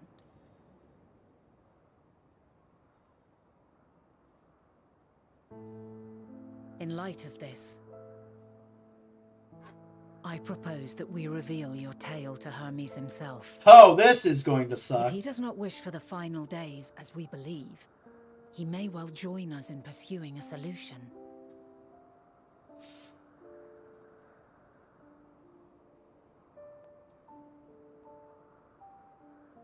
Then it is settled.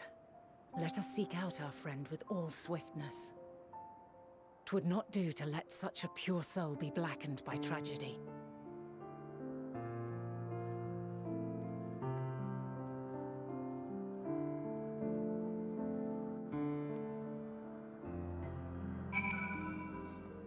Okay.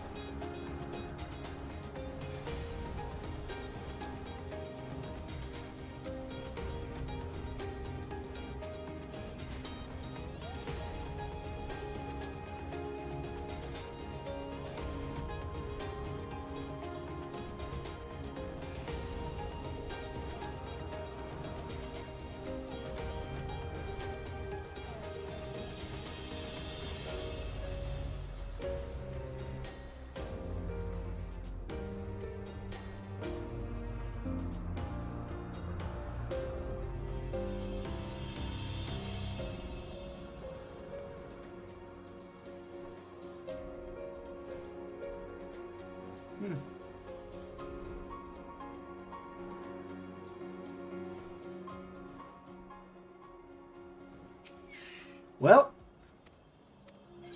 teleport. Let's go.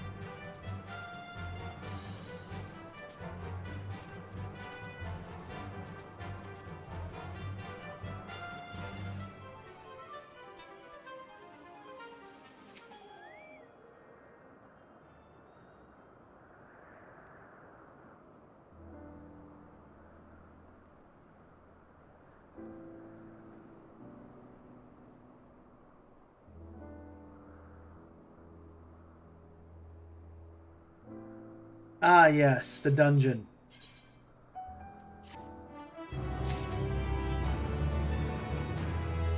Hypfladeus and Emmett Selk. Let's go.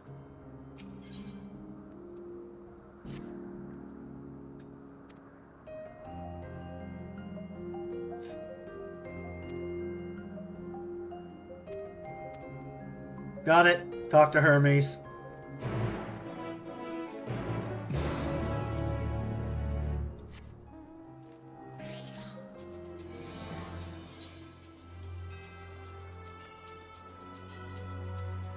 Whew.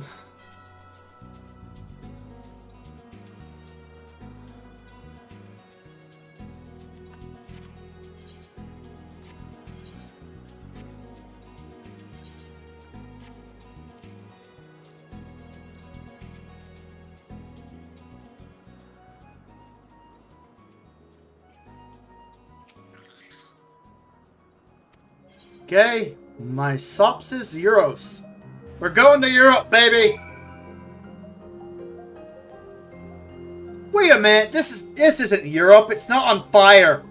Boo! The game lied to me.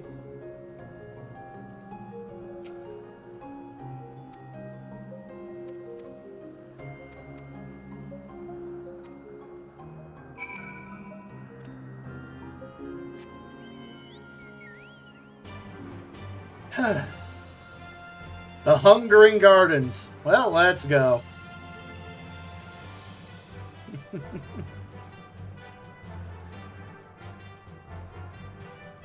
Uh-oh.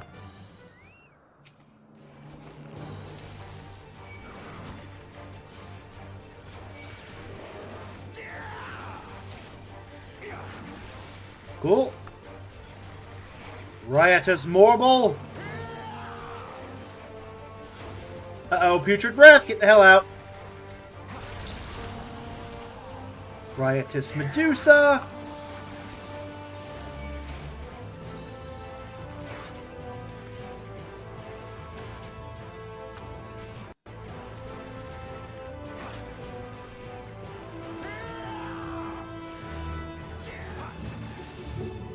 Worst breath.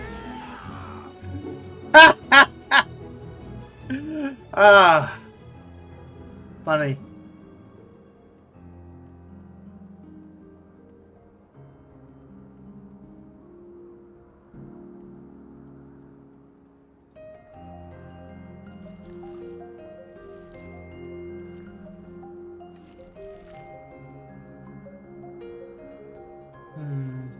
Where was this guy? Ah! Abominations!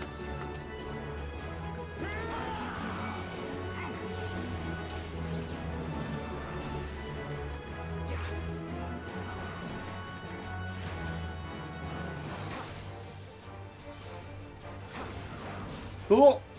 Ah! Putrid Breath, get the hell out of Dodge.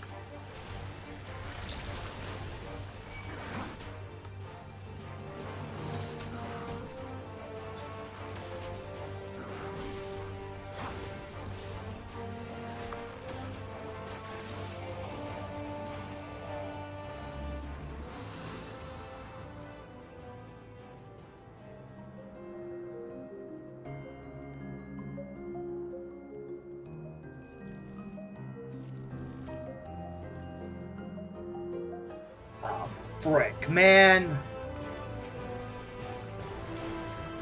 Fucking Medusa.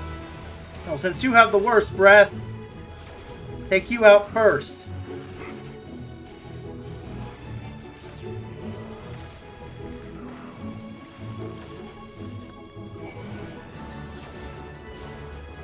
Up.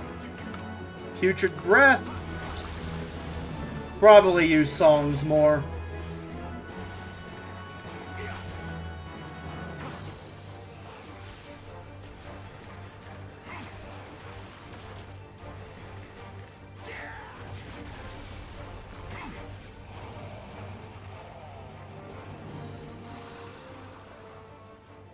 Where in the hell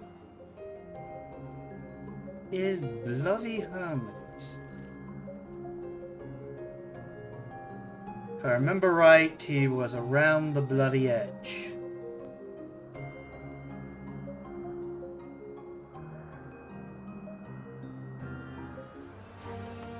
Abominations!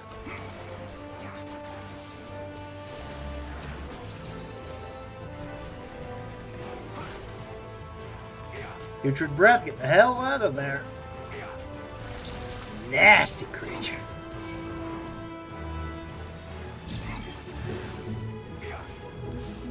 Apex arrow! Last arrow!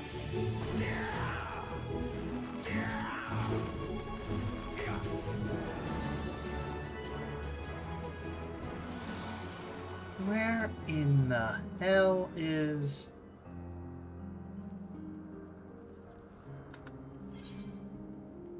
Hermes?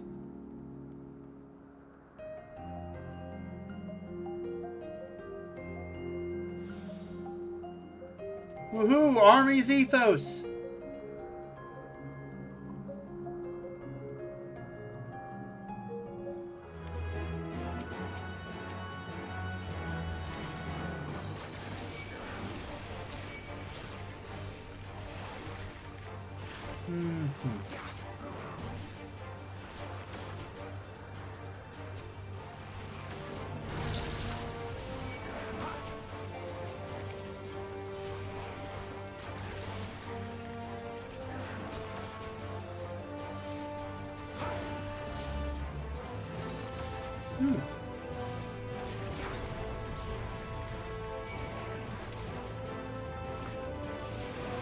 Come on, time to die.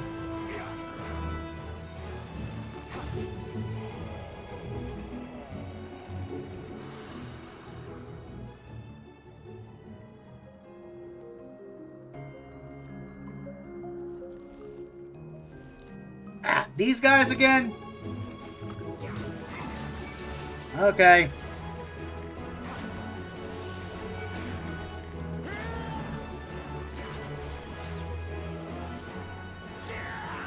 Dodge out of the way, dodge out of the way! Cool. Kill this. Kill this. Pop this. Flailing tentacles, huh? Pop that. Pitch perfect. There we go.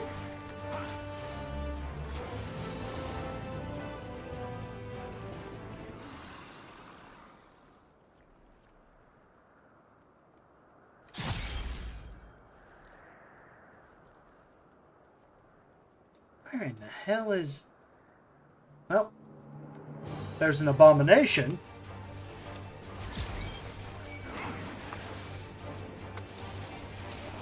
Apex arrow. Last arrow. Up Sidewinder.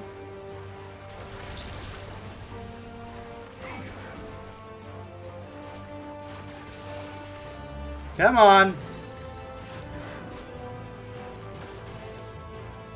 Wailing tentacles and dealt with.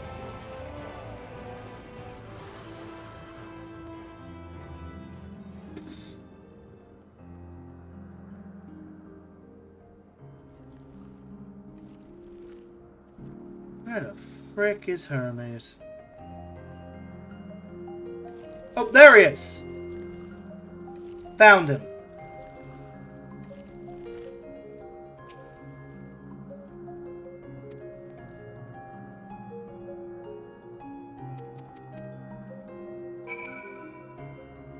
Now it's time to speak with Hiflo.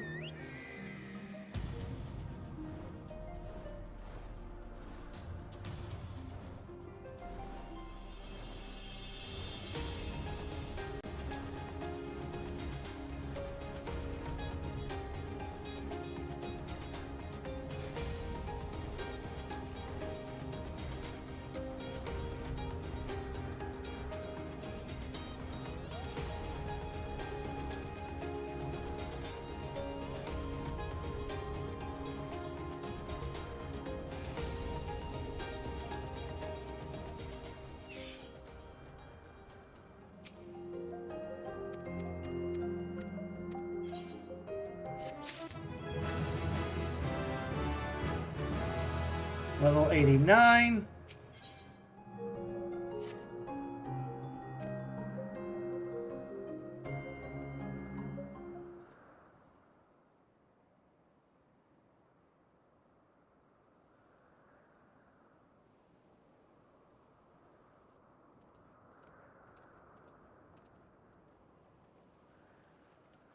My apologies for keeping you waiting.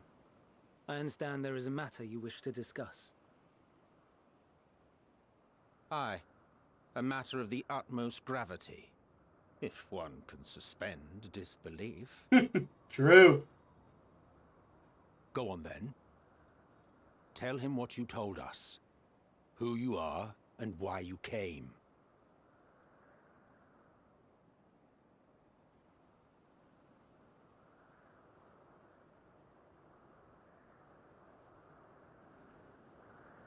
The final days.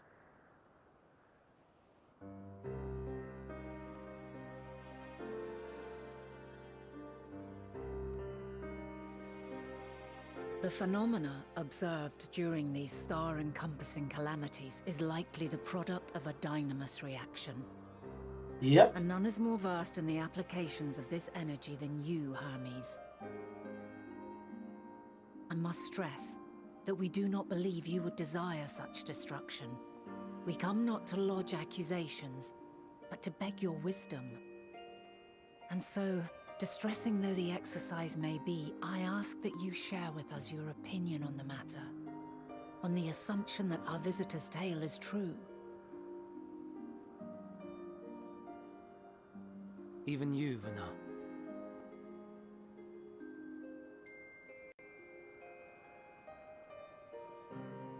As you say, the phenomena observed in the two calamities may both be attributed to dynamis.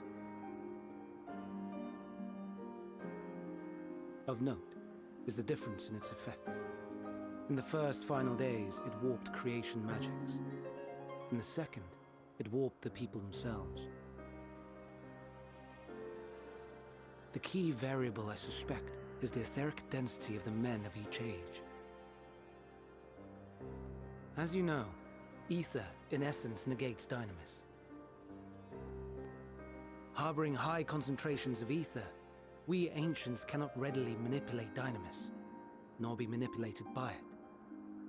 Therefore, rather than ourselves, the calamity affected our magics.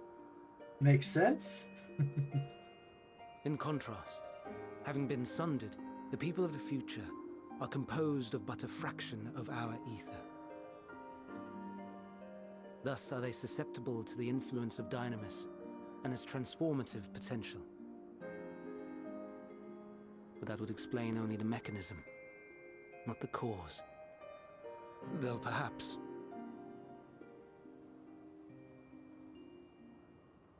What is it? Even should it be a hypothesis, we would hear it.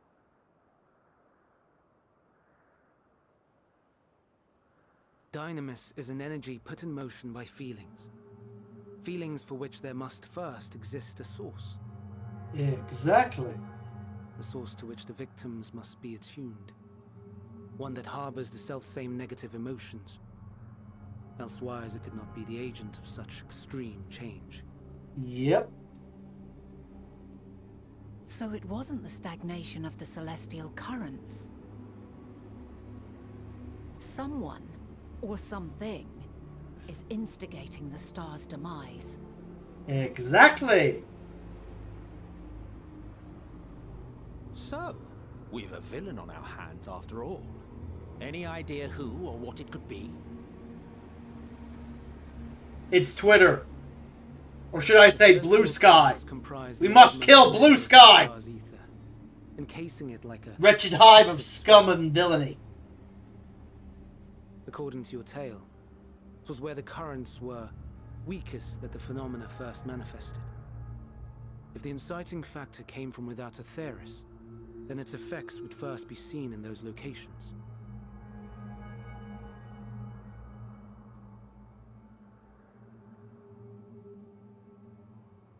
Greetings. Can you hear me? Oh no. She turned on her social media.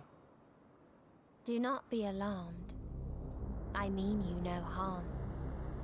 Or more accurately, she is the social media. That was the joke. Share your feelings.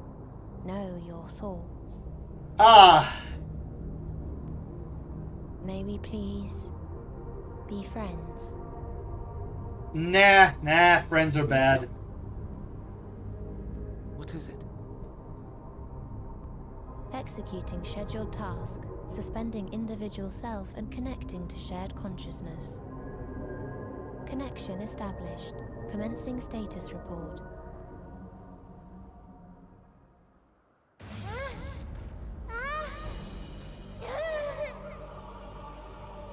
It hurts, it hurts! It hurts! So hot, so cold, so sad. I don't understand.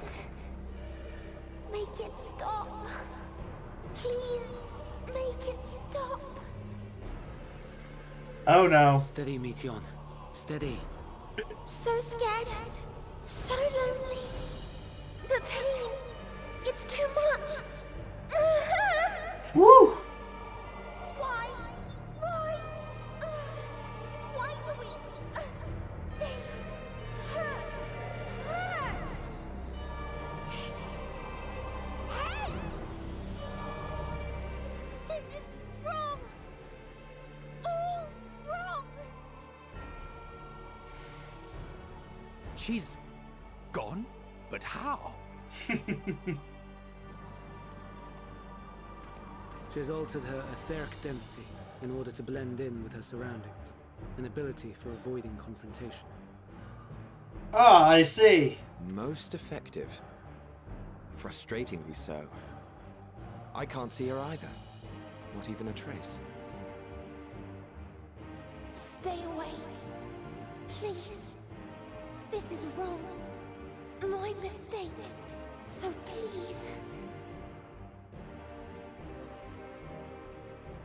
Are you all right?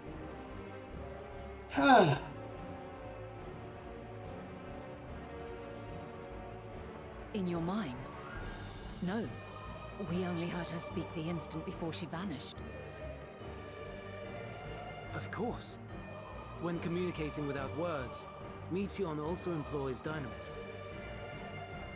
So only I can That would hear her. explain why you were able to hear her, and we could not. Then you are our best chance of finding her. Follow her voice and try to track her down. Hindered though we may be, let us split up and search as well. Okay. Yay! Evil Twitter clone turned to darkness! No! Time to find this buzzard. Kill her. Stop her from tweeting.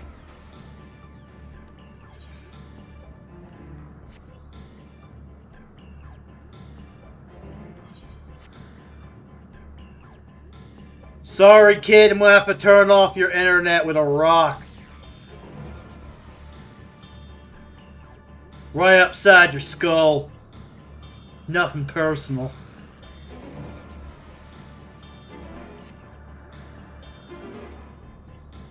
Ah, yes, and imagine a world where everyone has Neuralinks, and we sent out a starship-based grok into the universe, and then some alien species stumbles across it and starts brainwashing and tempering the planet. Wouldn't that be lovely? This situation on crack, and you wonder why I don't trust Elon. It's not because I don't trust Elon, it's that I don't trust the technology enough to send it out into space willy-nilly. I really love that one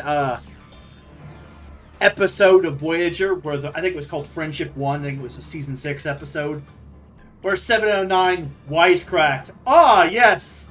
You sent out a probe into the universe in the early 21st century. Had the Borg actually found this probe, we would have had every bit of information that's necessary to assimilate you earlier. Good thing that didn't happen, you fucking idiots. And I'm paraphrasing, because she was a bit more polite about it than I would be. It's like, what the fuck were you thinking? Look. my mindset on space exploration is more Babylon 5. 50% Warhammer, 50% Star Trek, depending on who you're interacting with. If we come across the shadows, I want weapons.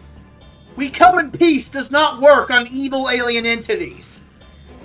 Anymore than it does evil human entities. Starfleet is not a military organization. Well, you're about to become one. Learn quickly. I love that. I love the plot of 24th century Star Trek. We are not a military organization. That's your problem. And due to the Borg and the Dominion, you're gonna learn the hard way, bucko! Why the Second Amendment was written. Why those barbaric ancient humans in the American Republic and their founding fathers were so trigger happy.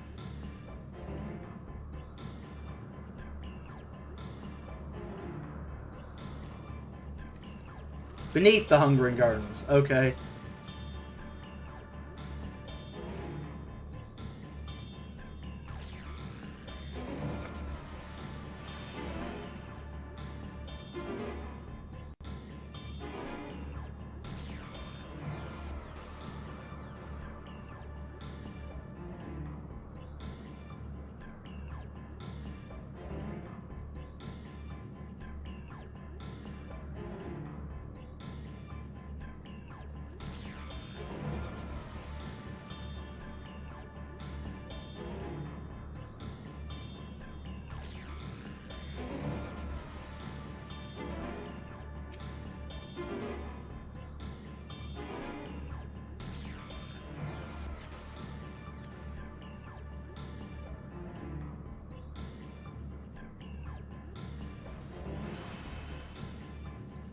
Okay.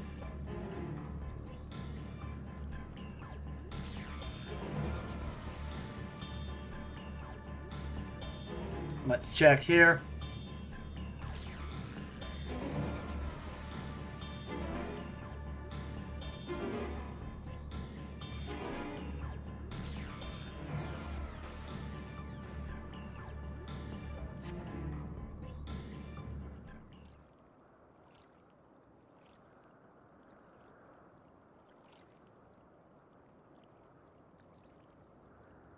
Skip.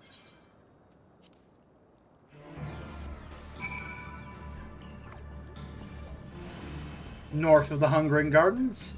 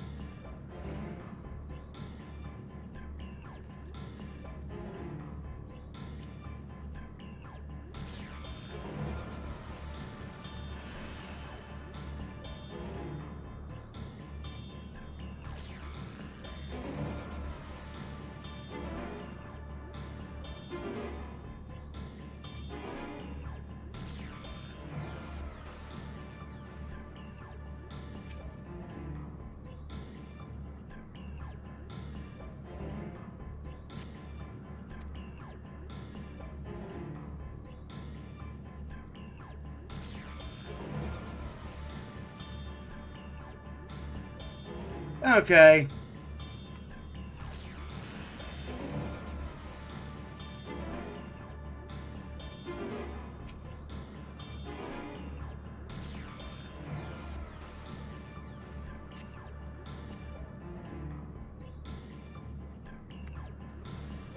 All the way over there.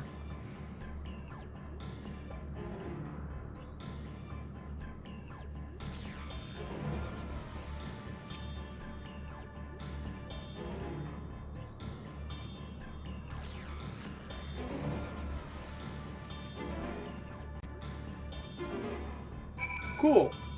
I'm gonna head to the south now.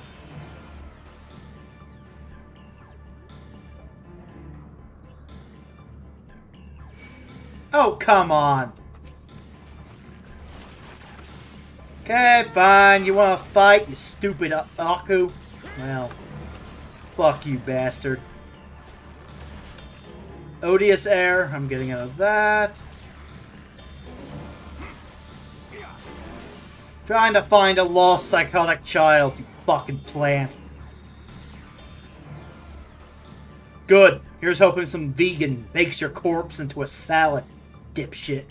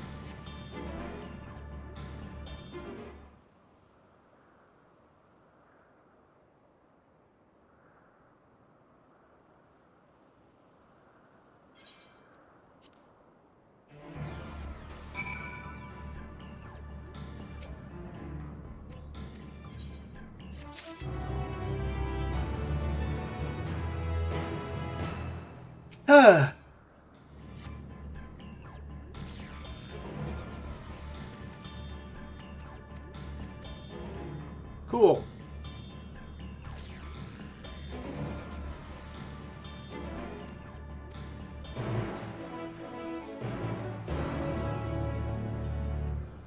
Let's check over here.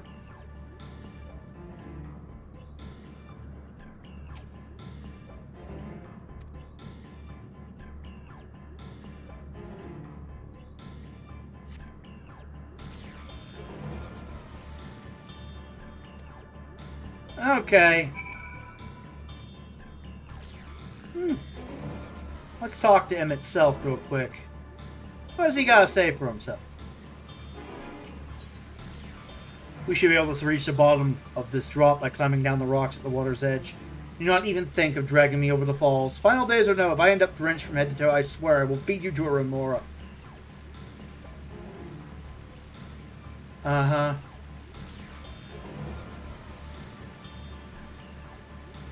Fine, I'll go the long way.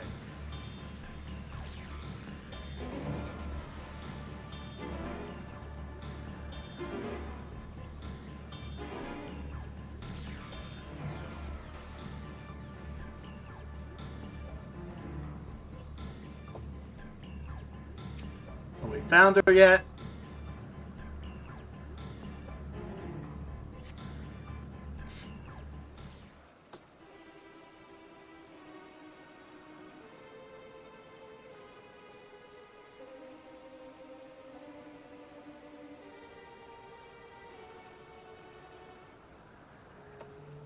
She's not here. Cool. Time to keep going.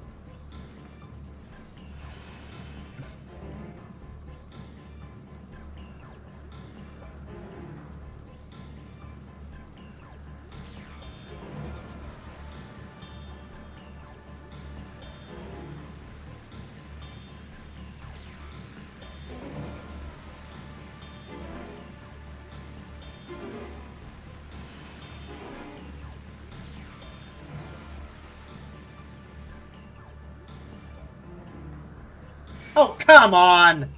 Okay. Fucking seaweed.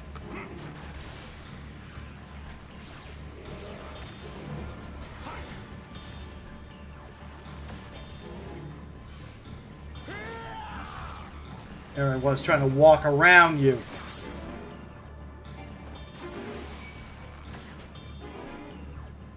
Worthless piece of shit.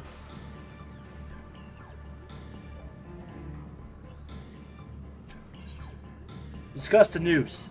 Is the noose not in use? It seems to have been left to the mercy of the elements. Either way, it bears no trace of Medion's essence. We move on. Oof. Unfortunate name. It's a noose. No, I don't like those. Especially around my neck. Ugh. Not a fan.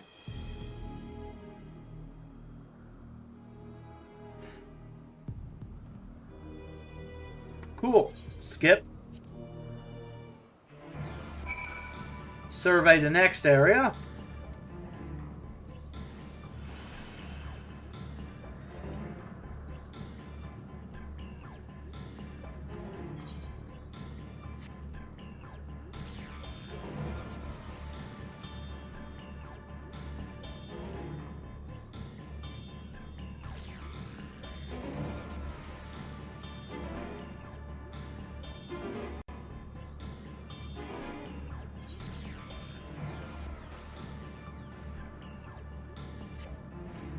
Check right here. Let's go.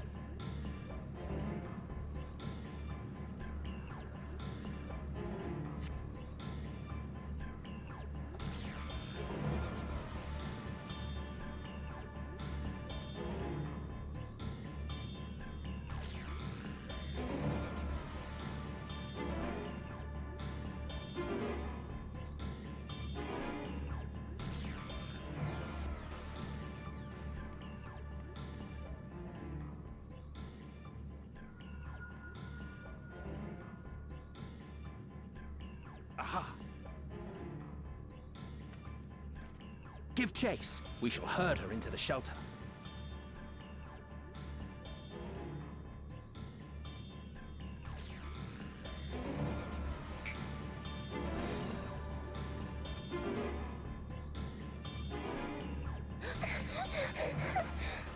Cool.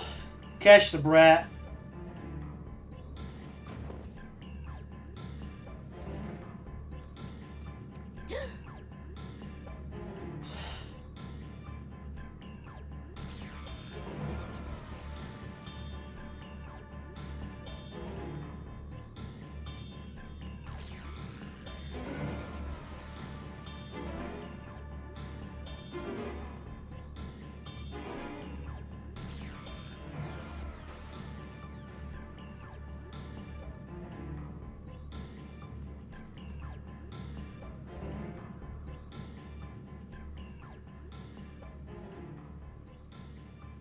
Please, Mission.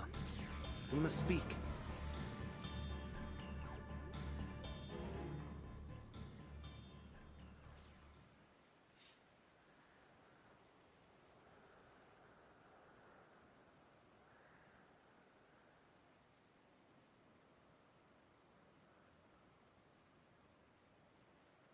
I'm sorry, Hermes. I'm so sorry.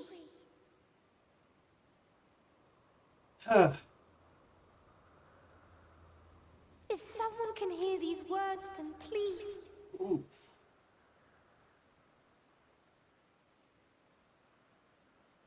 Please protect them. Protect them all.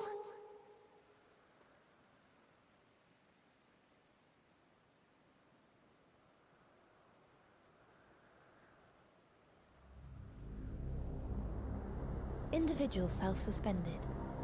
Connection with shared consciousness stable. Our survey is complete. We shall now report our findings.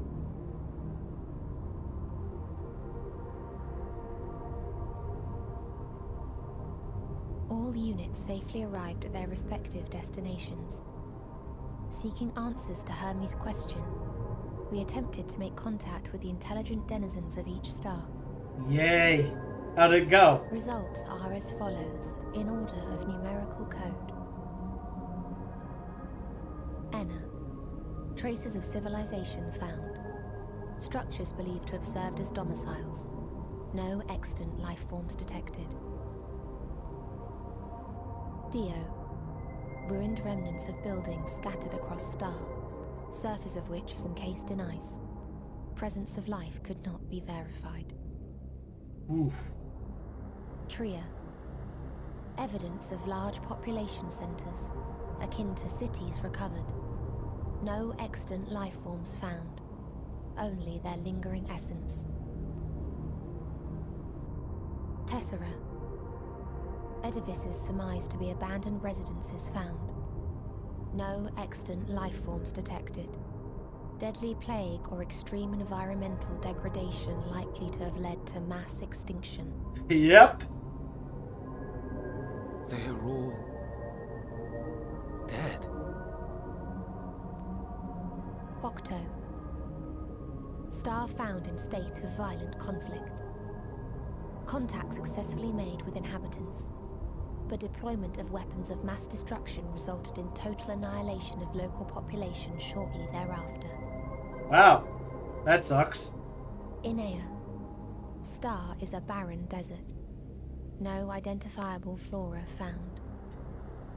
Bones of living beings resembling men discovered beneath sands, but determination regarding their intelligence inconclusive.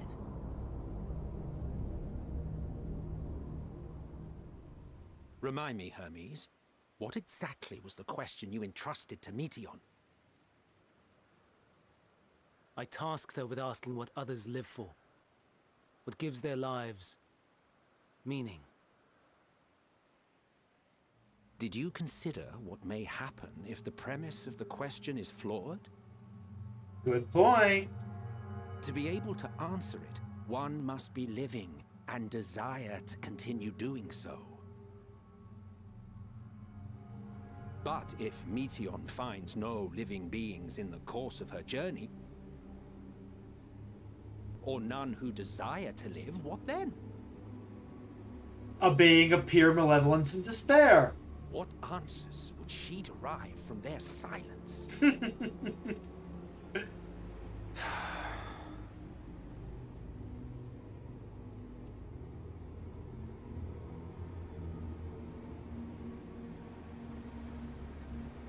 Meteion, enough. Suspend your mission and return hither at once. Decapente. Local civilization once flourished under auspices of higher power. Said power later laid waste to civilization in fit of rage. Yay! Upon revealing this to me, entity elected to self-terminate in lieu of providing answer to question. No other intelligent life forms found. Turning a deaf ear, are we? We are taking Meteion back to Amarot. As I understand, we will need her if we are to bring back all of her sisters. Yes.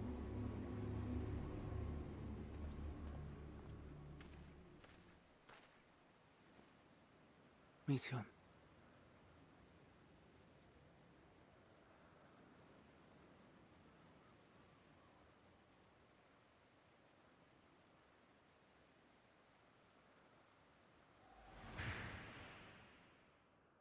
It isn't right, is it? It isn't right to turn away from the answer. Even if the answer is pain. Yeah, true. Even if we aberrations must scream ourselves hoarse to be heard.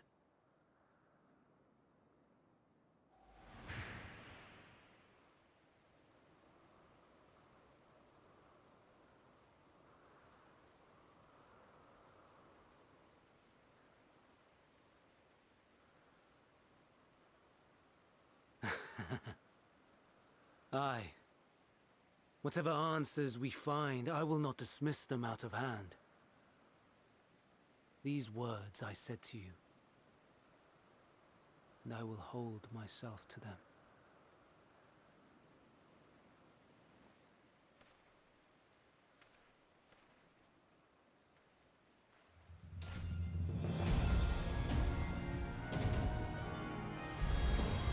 And he transforms. It's dungeon time, baby!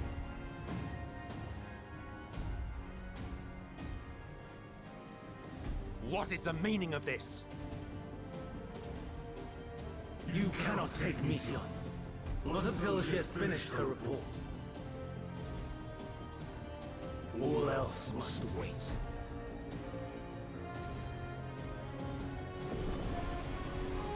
Huh.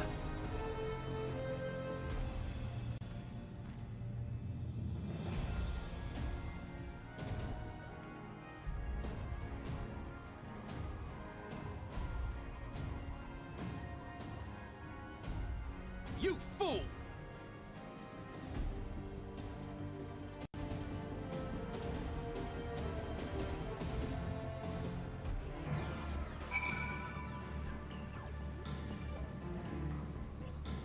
Well, this is a fine kettle of fish. This is a problem, isn't it?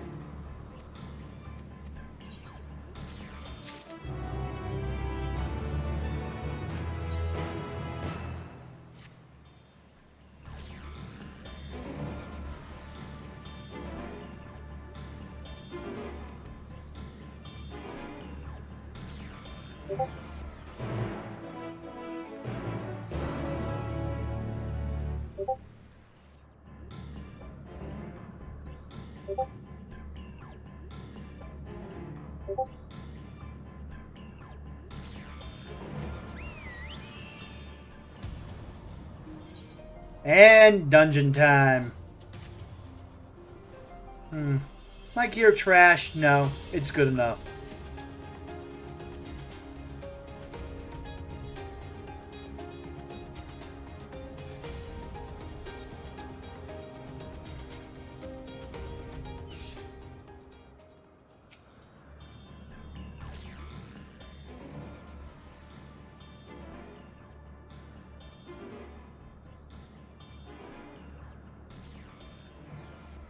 I got locked out of Catesis Hyperborea, or however you pronounce it. Catesis Hyperborea, I think it is. Catesis Hyperborea. Yeah, that's a mouthful. And dungeon time.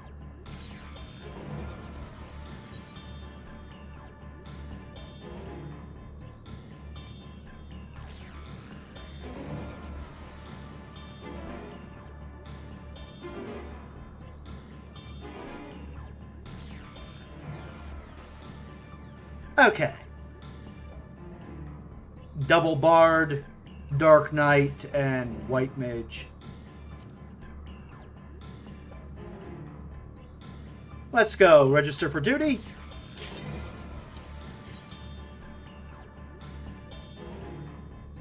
Time for this dungeon again.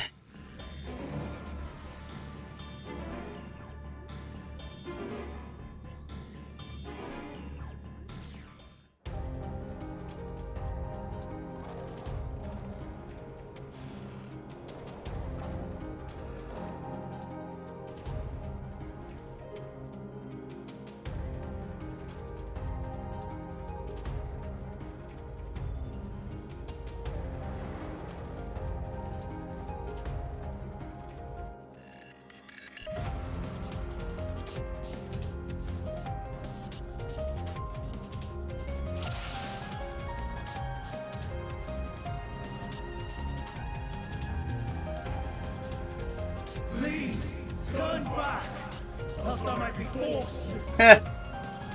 We forced to kick your ass, dipshit. You aren't being forced to do shit. You're the one making decisions here, fucking loser.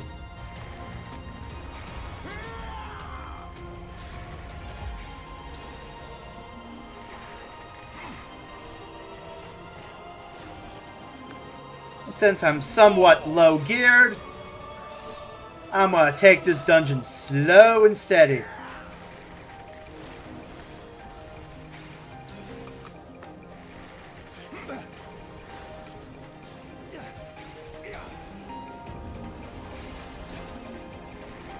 Slow and steady wins the Chocobo race.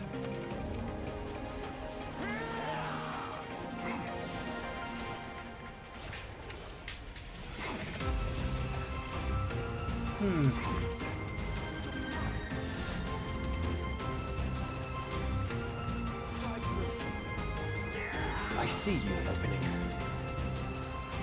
opening.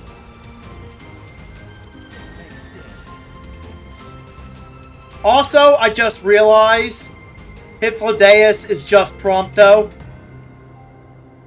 I've been replaying Final Fantasy 15. And he's just Prompto, but with a bow. I see you there, opening. I see what they did.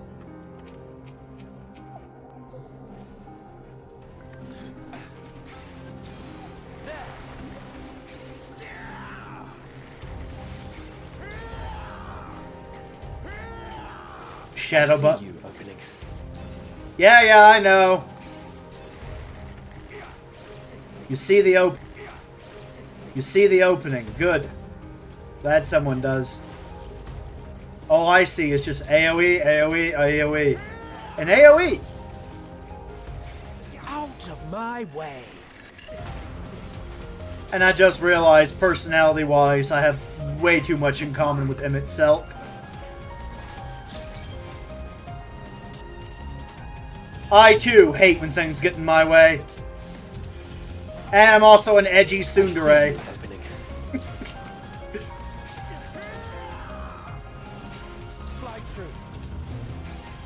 An edgy, condescending tsundere. It's like, ah, crap, I have to explain myself for the billionth time again to some other worthless idiot who probably won't even understand the explanation I'm about to give. Fine, whatever. I see you, opening. Anyway, as I was saying, reality is not a social construct. Objective reality is real. And 2 plus 2 actually does equal 4. You fucking retard. Also, Hyland and Zodiac are primals.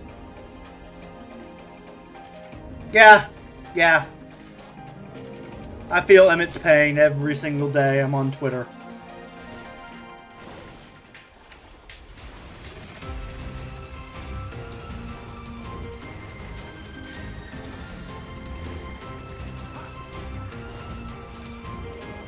Mage's Ballad!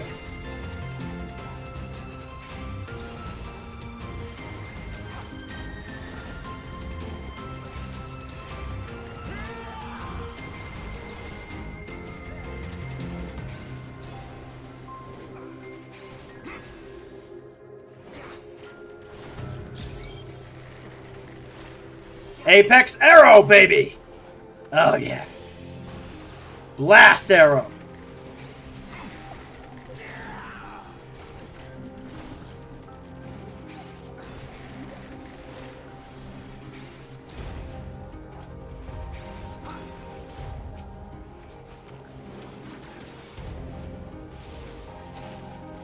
Out of my way.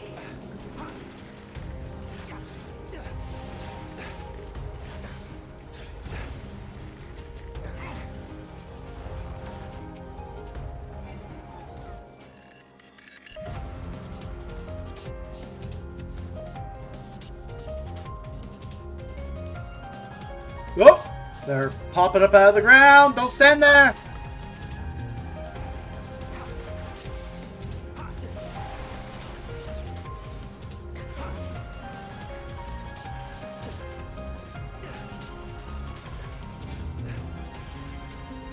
Huh.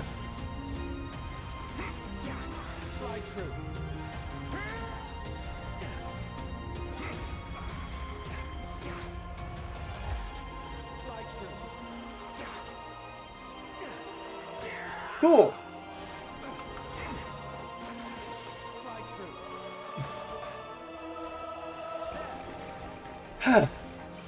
There we go.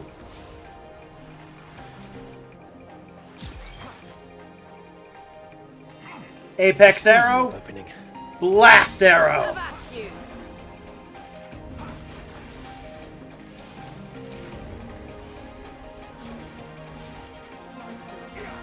Have at you. Out of my way.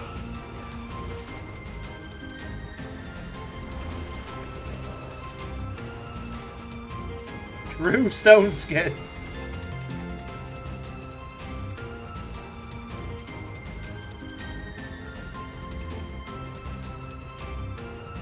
Oh, Troubadour is on P.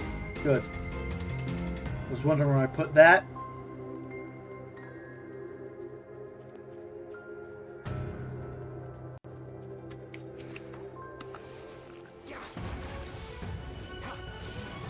Cool.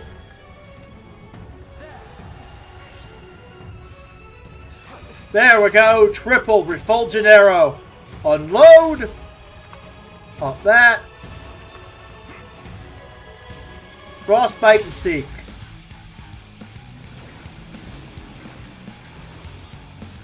Uh-huh.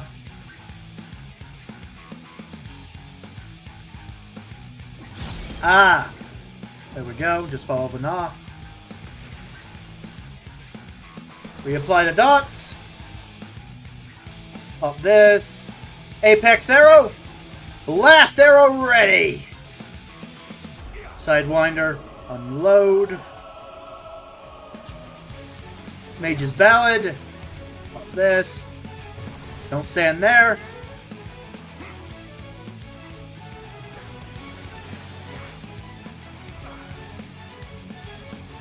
Ah.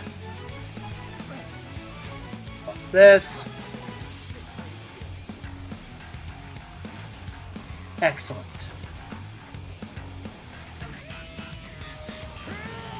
Frostbite and Seek.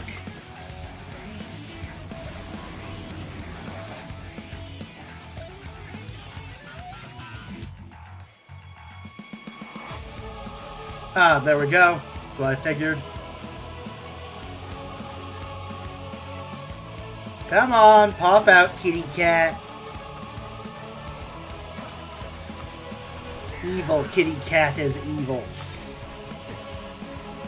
Why can't the kitty cat be good? I like good kitty cats. How about you?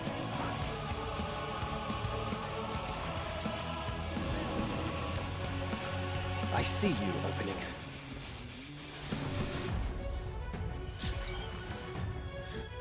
Stand here. Troubadour. Last arrow.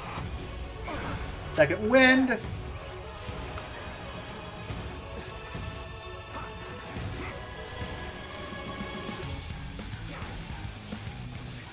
Unload. Triple refulgent arrow. I see you opening.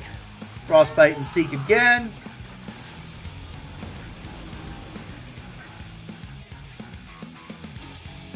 There we go.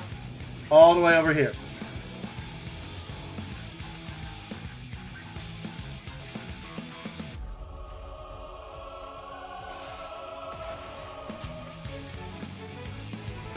Reapply a dot, sidewinder, pop this, unload, unload, unload, unload.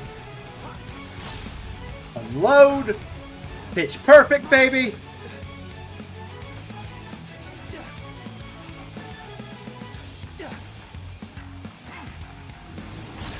Pop this, pop this, pop this. Blast arrow.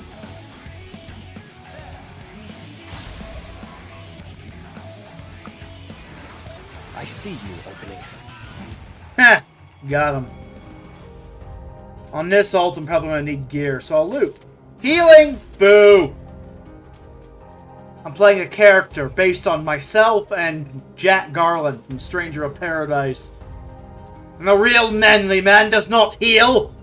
He just rips the boss's appendages off and beats the guy to death with it. Healing! That's a woman's job. What's next? You want me to switch to Culinarian? Fuck you, game. I know, some people are probably triggered by that joke. I don't care! I get off on your pain!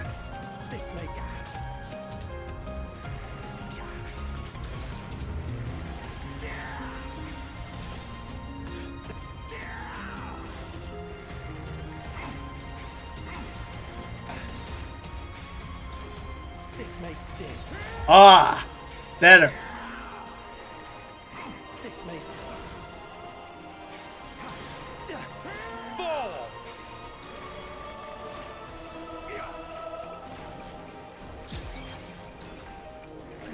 Fall!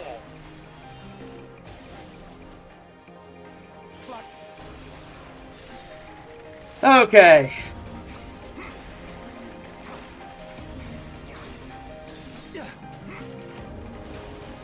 true.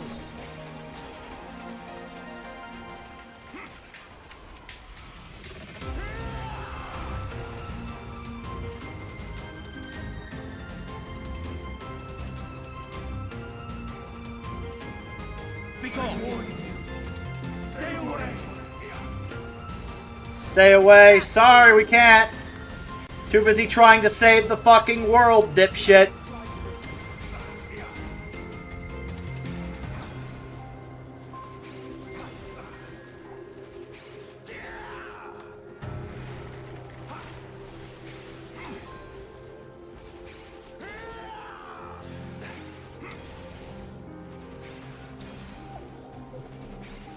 Out of my way.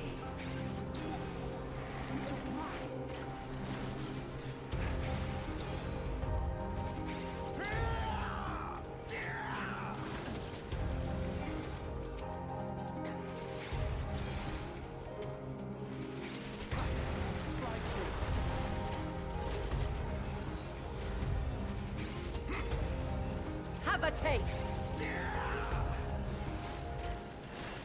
Shadow Bite.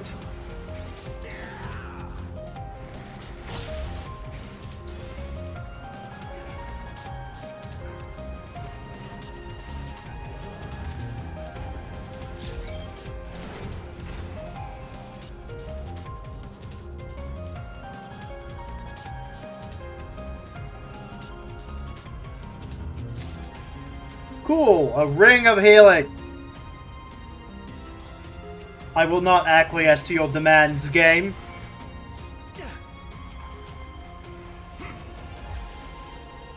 Blast arrow ready, yeah.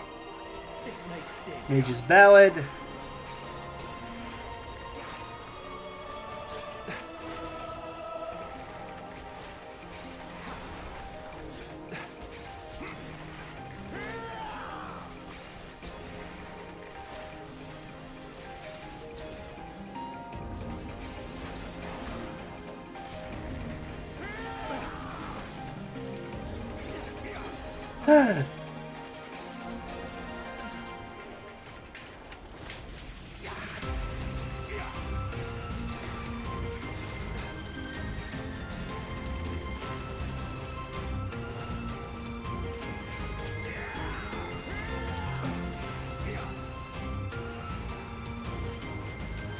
Shadow Bite.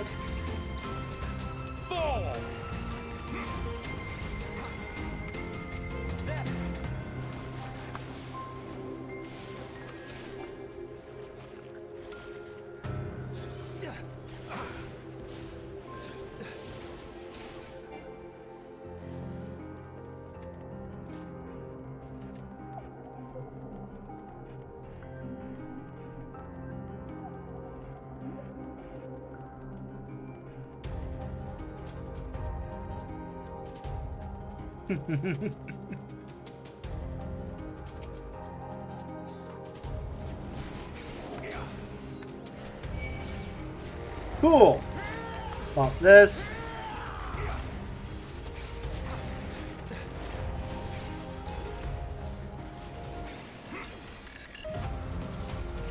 Shadow Bite.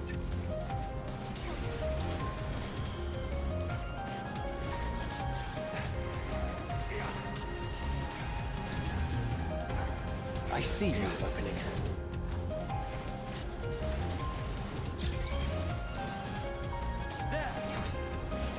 Last arrow ready, let's go.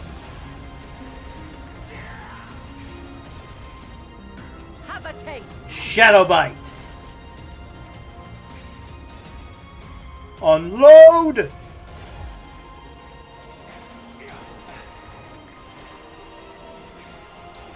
may sting. I'm not entirely useless. Out of my way.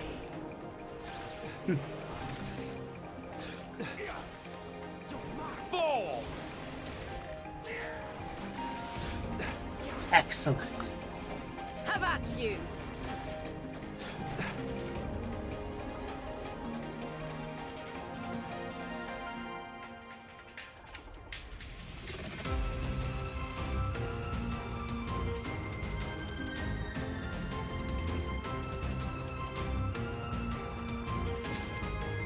an earring of aiming. Nice, but I have the EXP earring. I don't need it.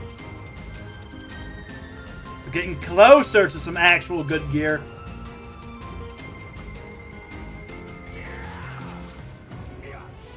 And boss time. Refulgent arrow. Fire as 1, but also as 3, but also 1.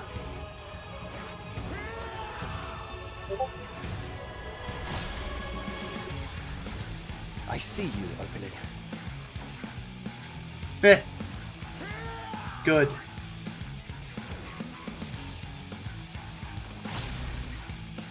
Pyrrhic breath. Out. I survived that, but that was a Pyrrhic victory. I really should have dodged.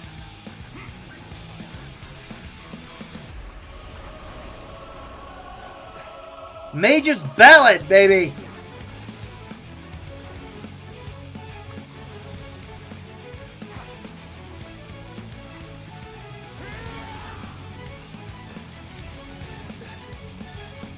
Have a taste.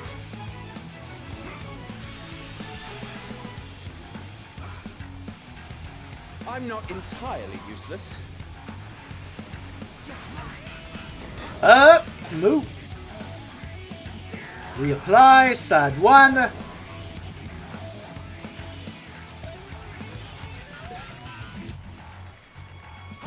Stand with Hithlow. Apex arrow. Blast arrow. Time for the army's payon.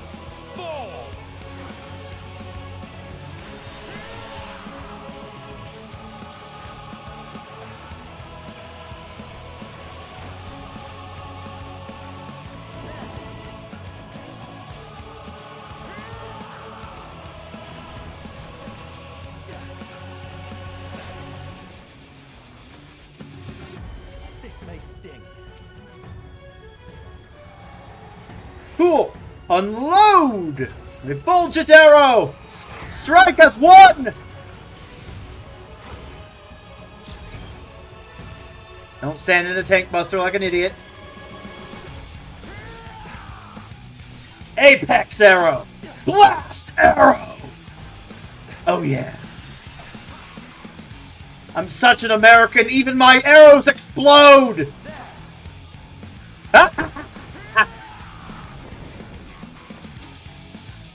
And reapply the dots. Have a taste. Pyrrhic breath. Hello, Have a Vanilla. taste. Have a taste. Stop trying to feed it. Ugly. Deserves to starve. If this was real life, I'd be flying it to North Korea. Just saying. If you want to starve, move to North Korea. That's the place for starvation. That's the local diet.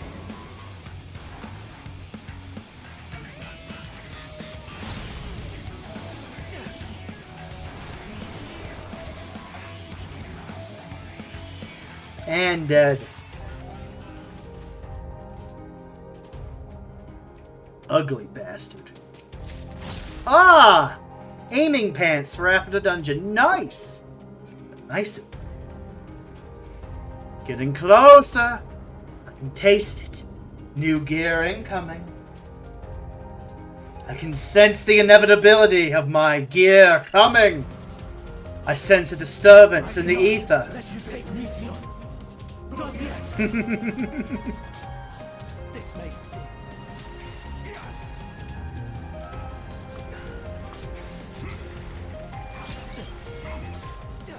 Apex arrow. Blast arrow.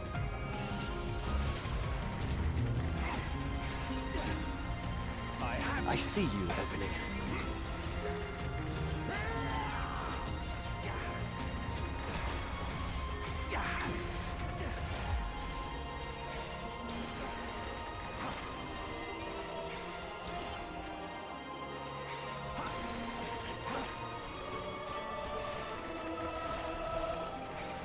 I'm not entirely useless. You're mine.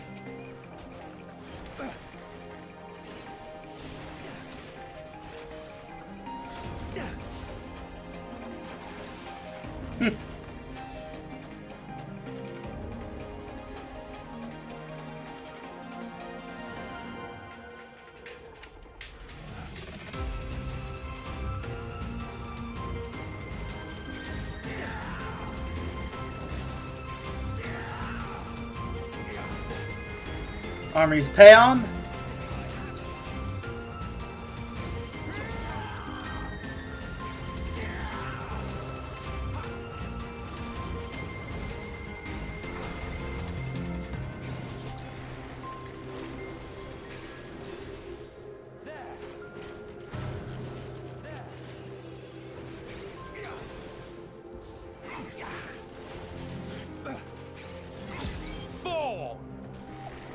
Apex arrow. Blast arrow.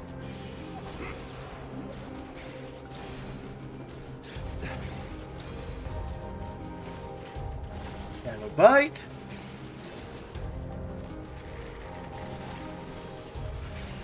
I see you opening.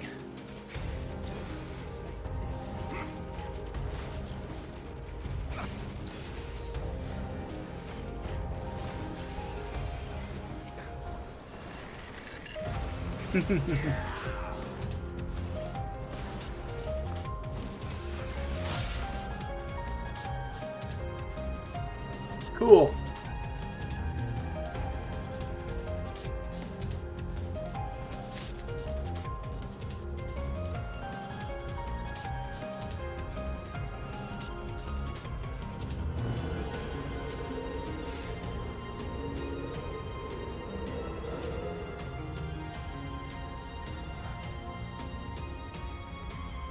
I must hear their answers before they're expunged from existence.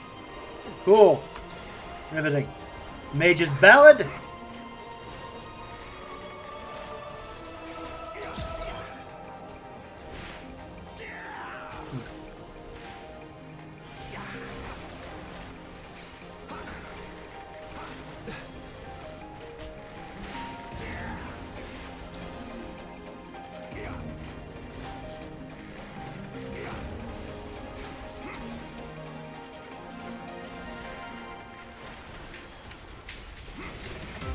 Excellent.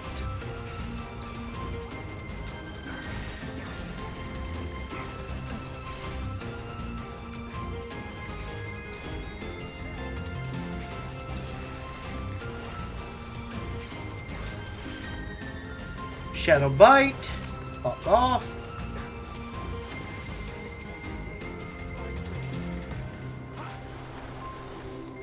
Up. More adversaries. Buzzards.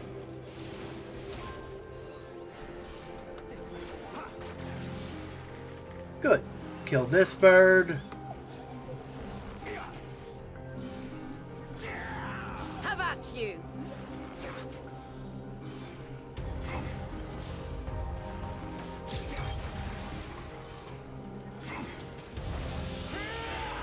Last arrow ready.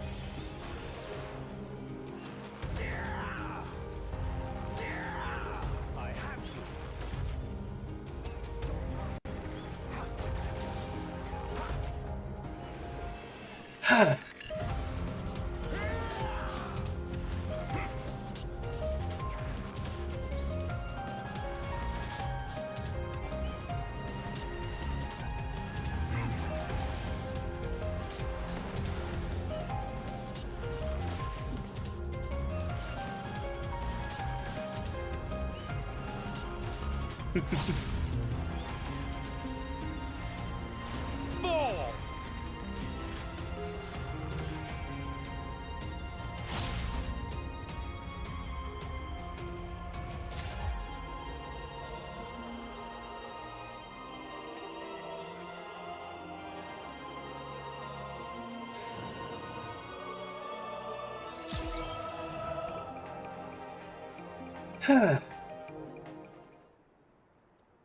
Hermes time. Let's go.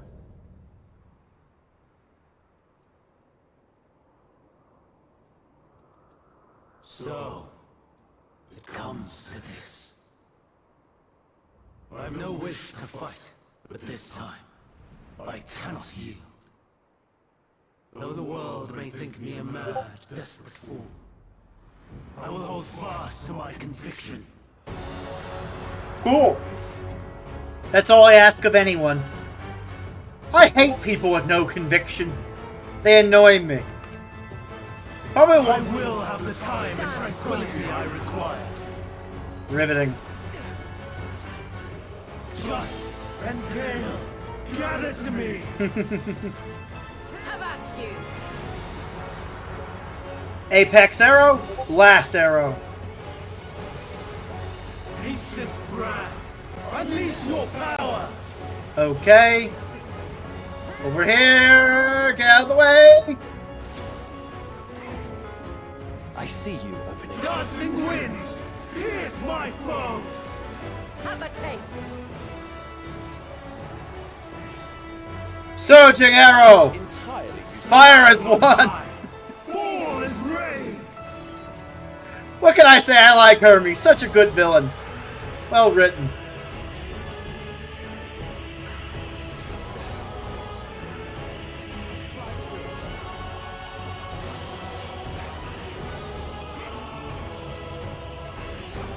Ah, made it. And made it. Apex arrow. Reapply dots. Blast arrow. Out of my way. I'm not entirely useless. Oops. I hit the wrong button. Too early, too early. I fired too soon. Get out of the true arrow. Pop this. Through bravery. They interrupted it for me. Good.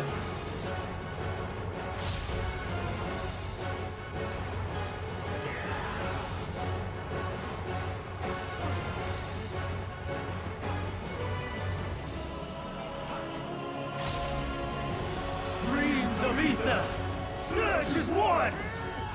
See? Have a taste. Fly true. Cool.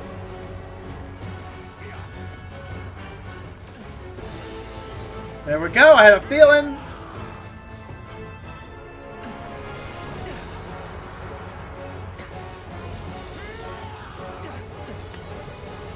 And spread. Mage's Ballad. Don't stand in the fire. Or in the wind. I guess it would be wind in this case. Apex arrow. Blast arrow. I see. Reapply dots. Dancing winds, pierce my foes. Refulgent arrows. Surge as one. Gotcha. Gotcha with your own strategy, dipshit.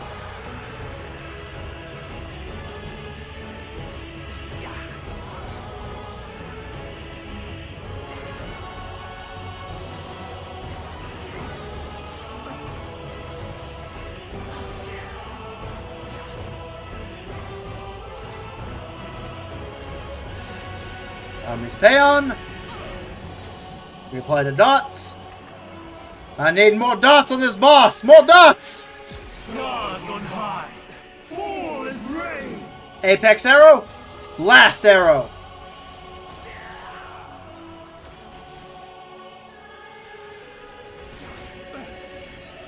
I have you.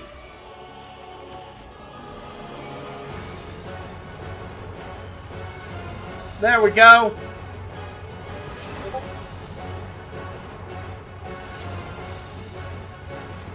And got him. Whoops. I meant to do this.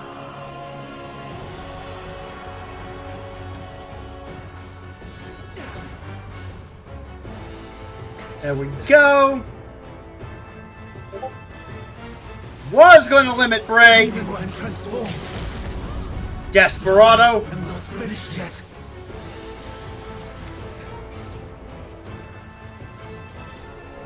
One last little ditty.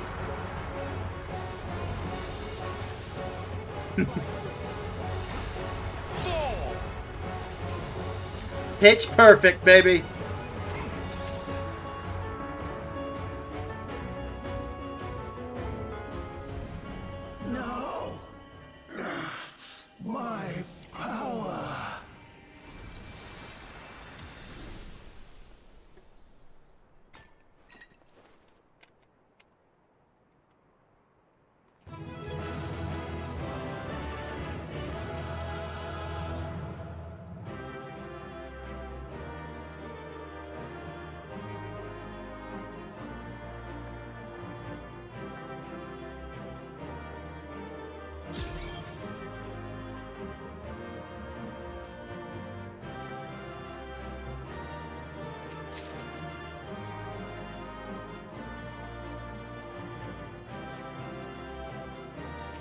Well, time to end Elpis and then end the stream. Woohoo!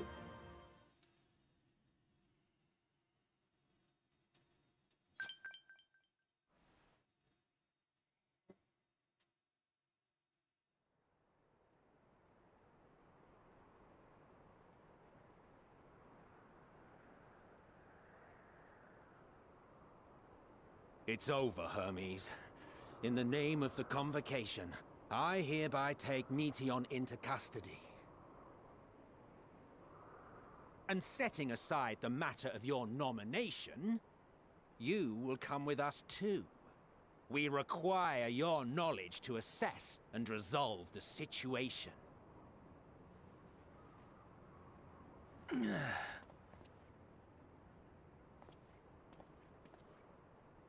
Meteon, I am so sorry. Would that I could have listened to your report in full. Reflected upon its meaning and conveyed it to others. That they might reconsider their chosen course. But I have failed. And that wish will never be realized. However, ere our fates become the province of others, I bid you tell me just one thing. Was there happiness in those distant stars? No. Was there a reason for living?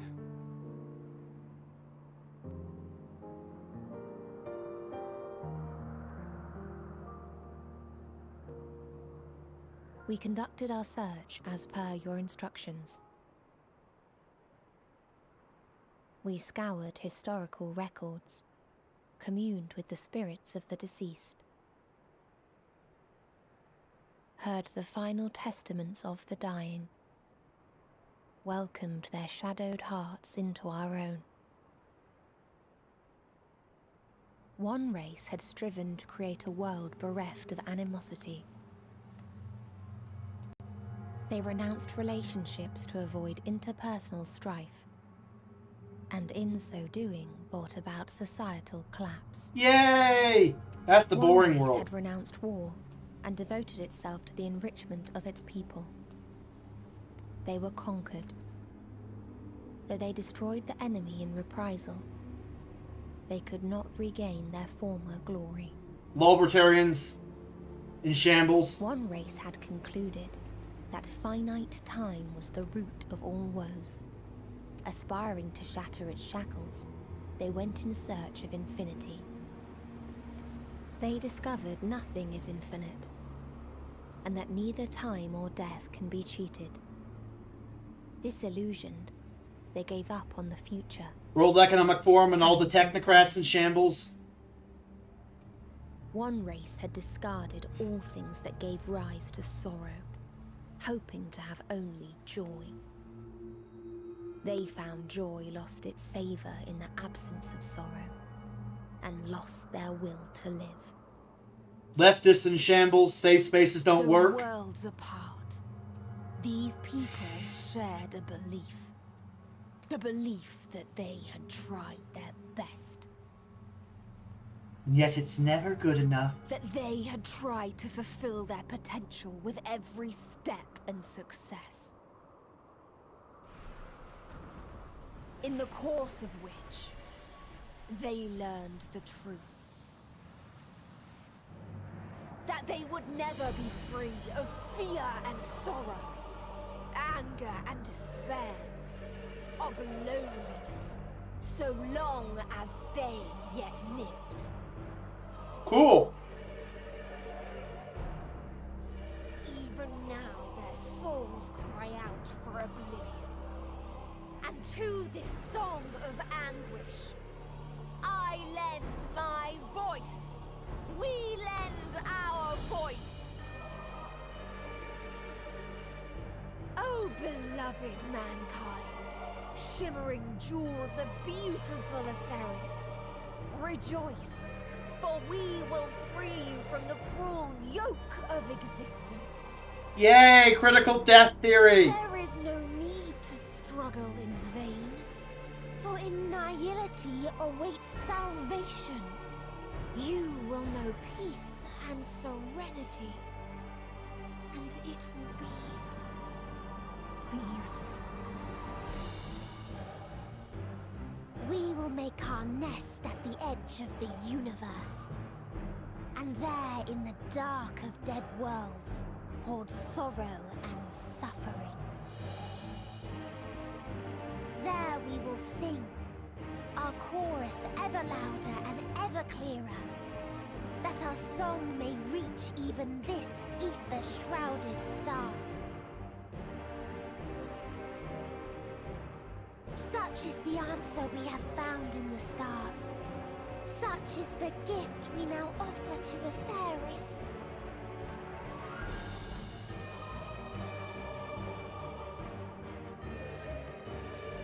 Yay, I love gifts. Where's the Kool-Aid? To decide our fate. To decree Anyway. we live or die.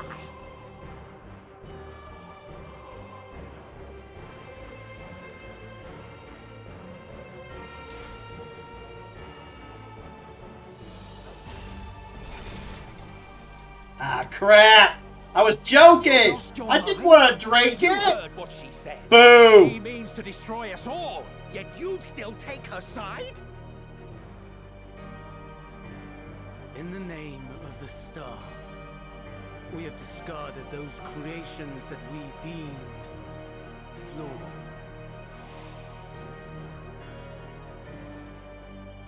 If we ourselves are flawed, does not stand to reason that we too should be discarded. That is sophistry, and you know it. True. Perhaps it is. Perhaps I am wrong. Who is to say that you are right?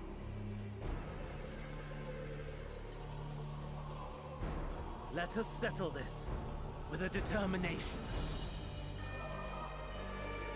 In my authority as Chief Overseer of Elpis, I will make a judgment on man's fitness to exist.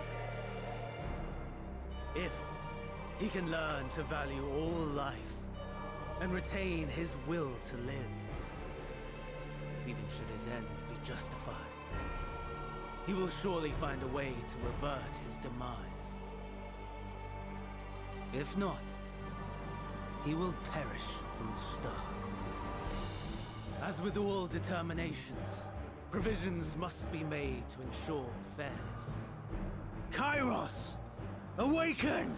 But that's ancient Greek for destined time and place! Oh! Memory reconfiguration. That's what Hyden was talking about. Activated. Awaiting No, really, it is ancient Greek for destined time and place. Command.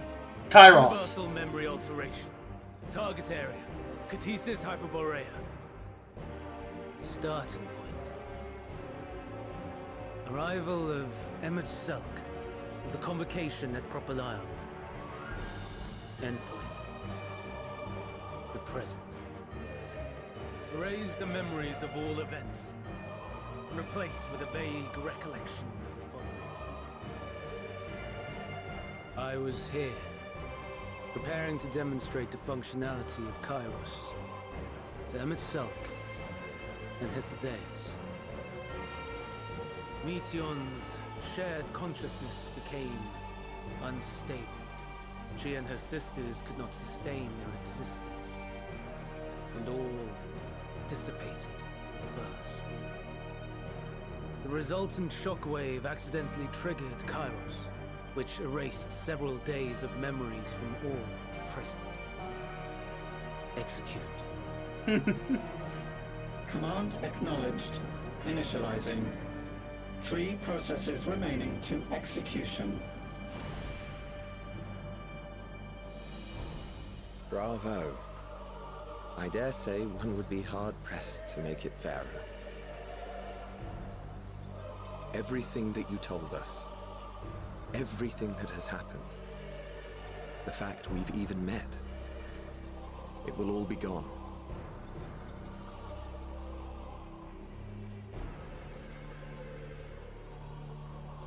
Go, Meteor.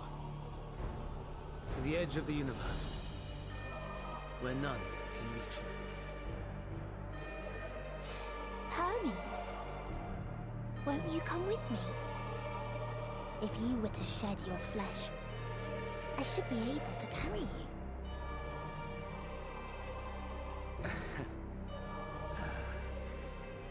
I will remain. As a man, I will oppose the oblivion you bring. Silly fool. Had you said yes, I would have granted you the gentlest end. I'm sure you would. Yay.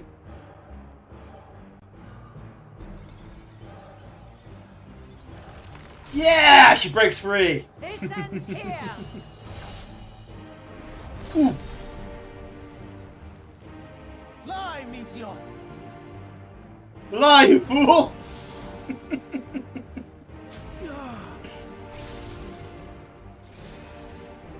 That is far enough, Hermes! Argos, to me!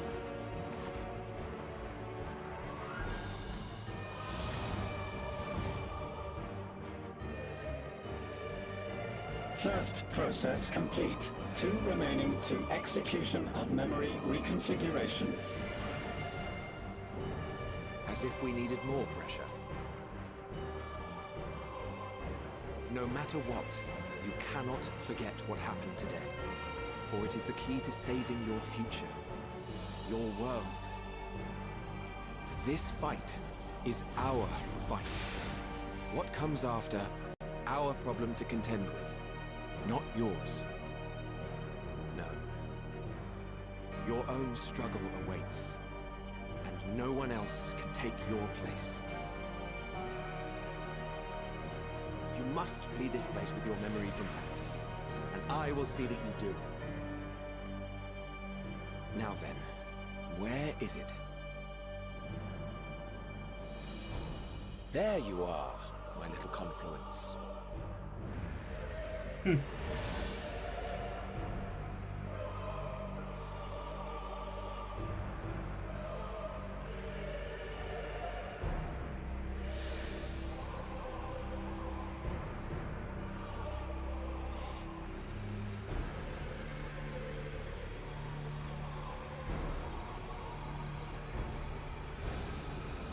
Almost!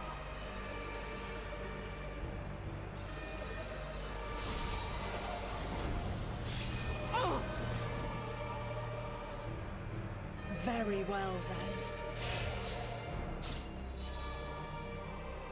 You may elude us this day, but not forever. Yay, a tracking device!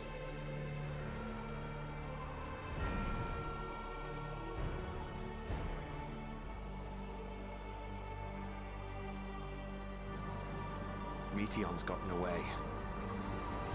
Second process complete. 1 remaining to execution. No time for brooding. Listen well. Beyond lies a spatial confluence that connects the interior sections of this building. I will destroy the confluence and force open a way outside. When I do, you must jump through.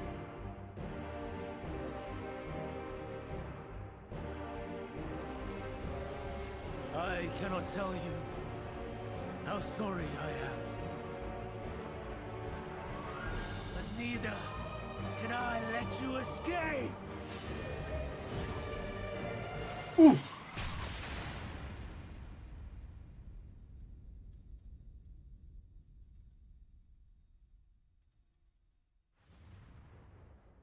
Oh no! I'm not playing a Makote. I won't land on my feet.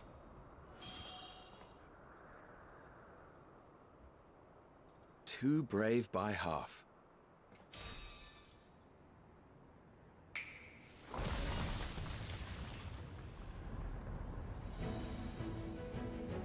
Exemplary work, as always, Emmett Selk. What? But how? I thought the confluence was... over... Over there? Yes. We were rather hoping we would. It was never anywhere but where it is now. Clever. The instant those two began making their way towards nothing, 'twas clear the plan was a diversion. I'm quite incapable of destroying a confluence, I must confess. A gambit brazen beyond words. Though we've grown accustomed to reckless improvision due to the antics of an incorrigible associate. Yay for Asm. Though, in the case of certain present company, incorrigible is an understatement. Honestly, I'm beginning to suspect it's a requirement for every Azem.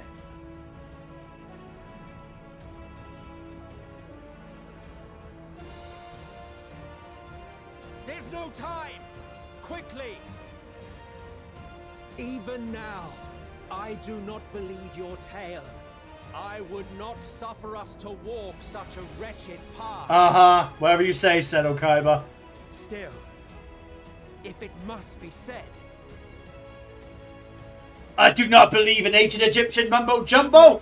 You are literally in ancient Egypt right now. It's some sort of mind trick by Bakura. Final process complete. Executing universal memory alteration. Uh-huh.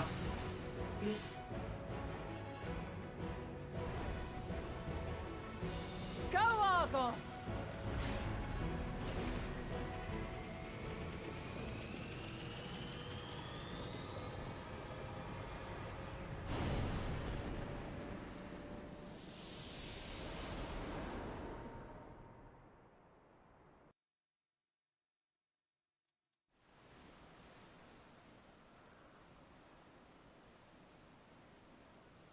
Oof.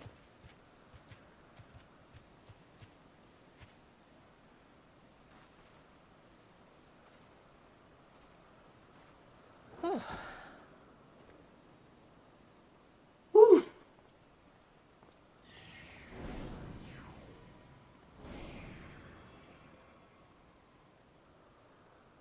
I'm fine. Just a little tired.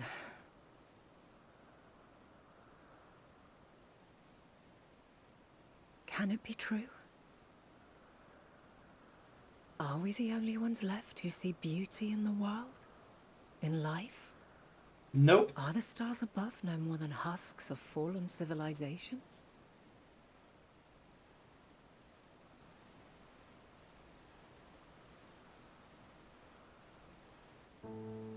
And yet, I feel her.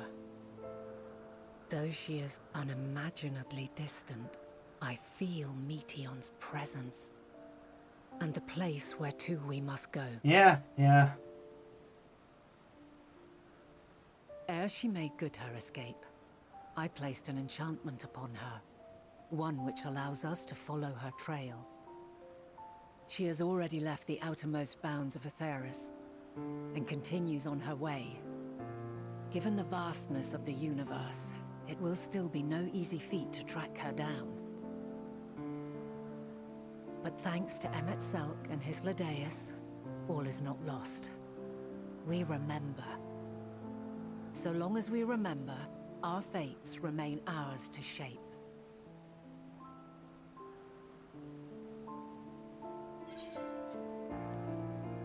So what now?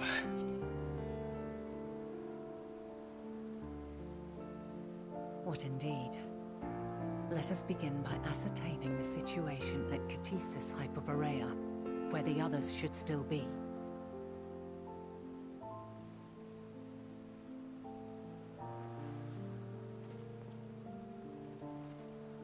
Given the likely state of their memories, however, it would be imprudent for us to approach them directly. In which case...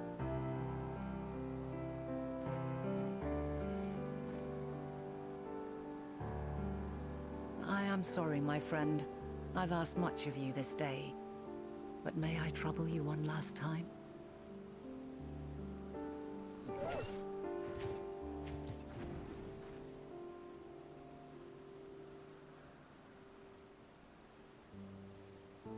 Argos will investigate in our stead. We will share in his consciousness and see and hear as if we were with him. Now, close your eyes and open your mind.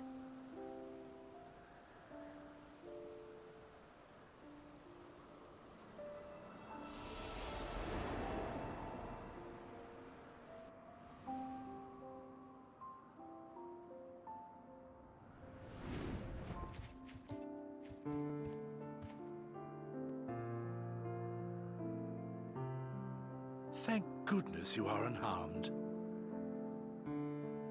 Unharmed? There is a gaping hole in my memories.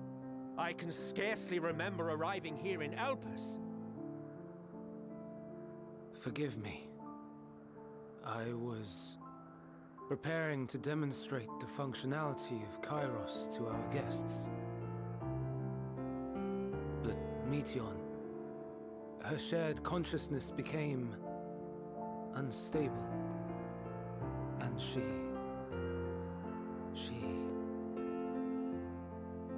So, that's what prompted the state of alert. Yeah. And when you went to investigate, you were caught in Kairos' accidental operation. Yeah, totally what happened. So it would seem. It's all a blur to me.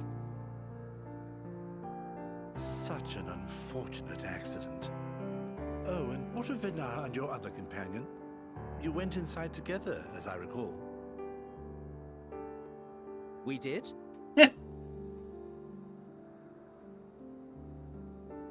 If Venar was with us, I have no recollection of it. But that there is her familiar, is it not? The fellow seems happy enough, so I think it's safe to assume his mistress as well.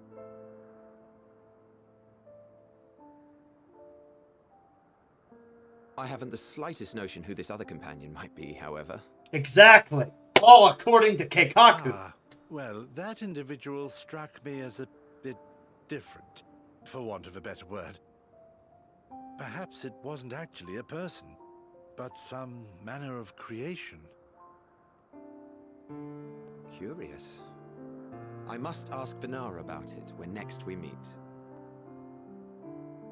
Yes, you do that.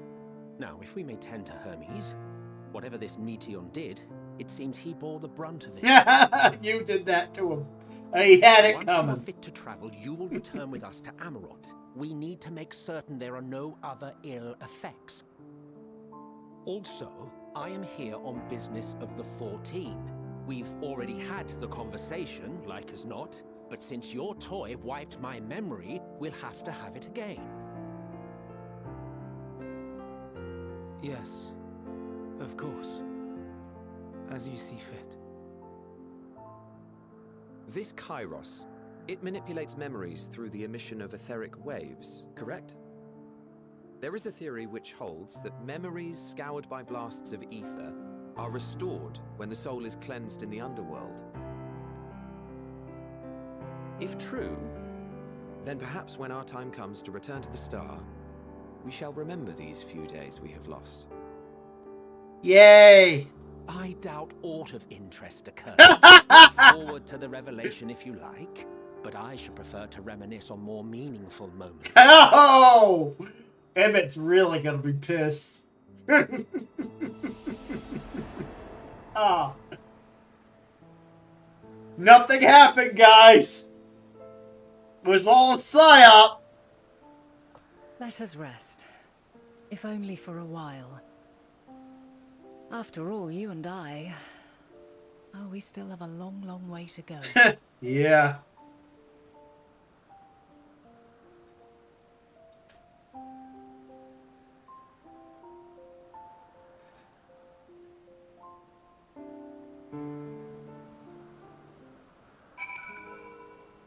Well.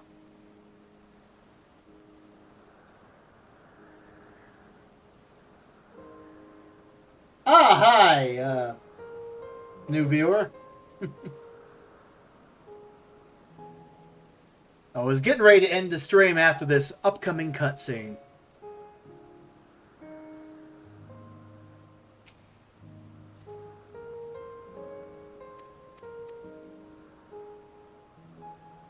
Fucking bots running the... Just a second.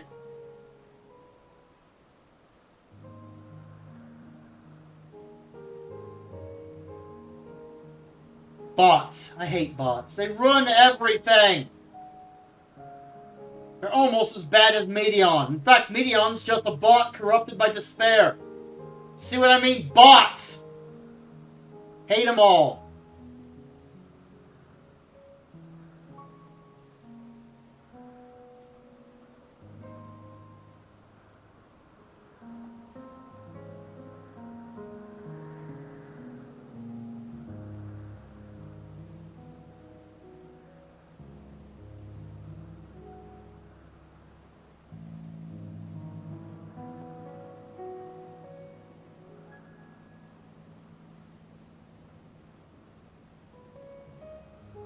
Excellent.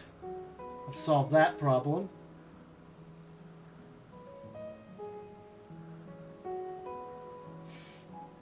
Now let's watch the ending without the bot interrupting.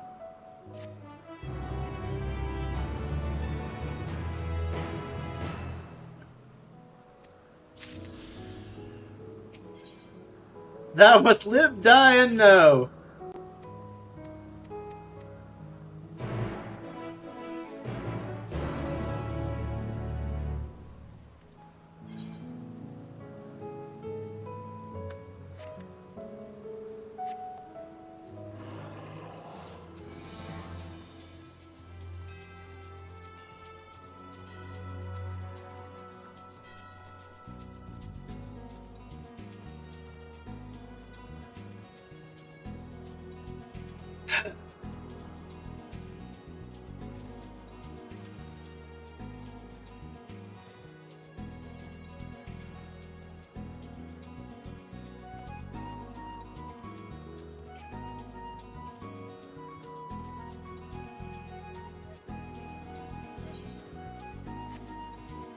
Okay.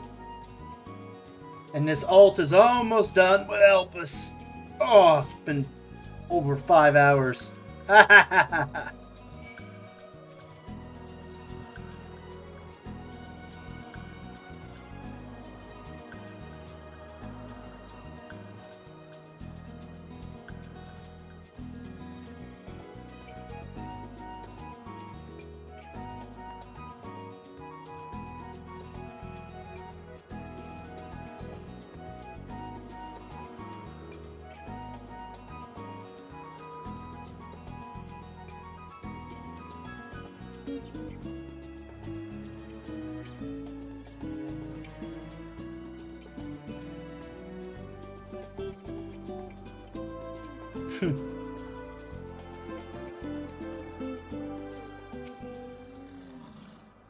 Her time in this age is drawing to an end. Upon speaking to Vana, several cutscenes will play in sequence. Yeah. Speak with Vana.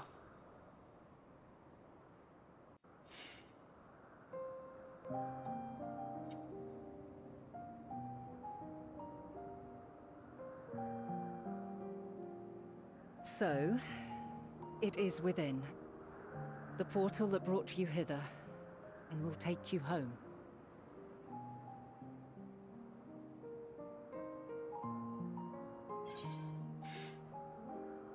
Yes, this is where we should part ways.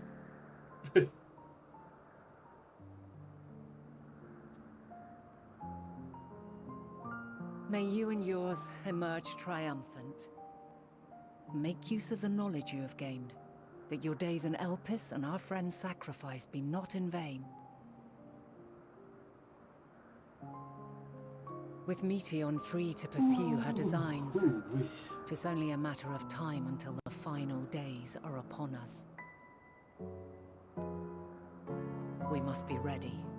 From fortifying our defenses to securing our escape, there is much to be done. In spite of this, We cannot allow the report that set this calamity in motion to become common knowledge. Were the masses to learn the fates of the other stars, I fear the situation would spiral out of our control. I must carefully consider who can be trusted and bring them into the fold. Yep. Ordinarily, I wouldn't hesitate to call upon the 14. However, it was the desire for a fair determination that drove Hermes to attempt to erase our memories. Were he made aware of his actions, there is no telling whether he would remain a friend or become a foe. Alternately, we might try to alienate him from the convocation.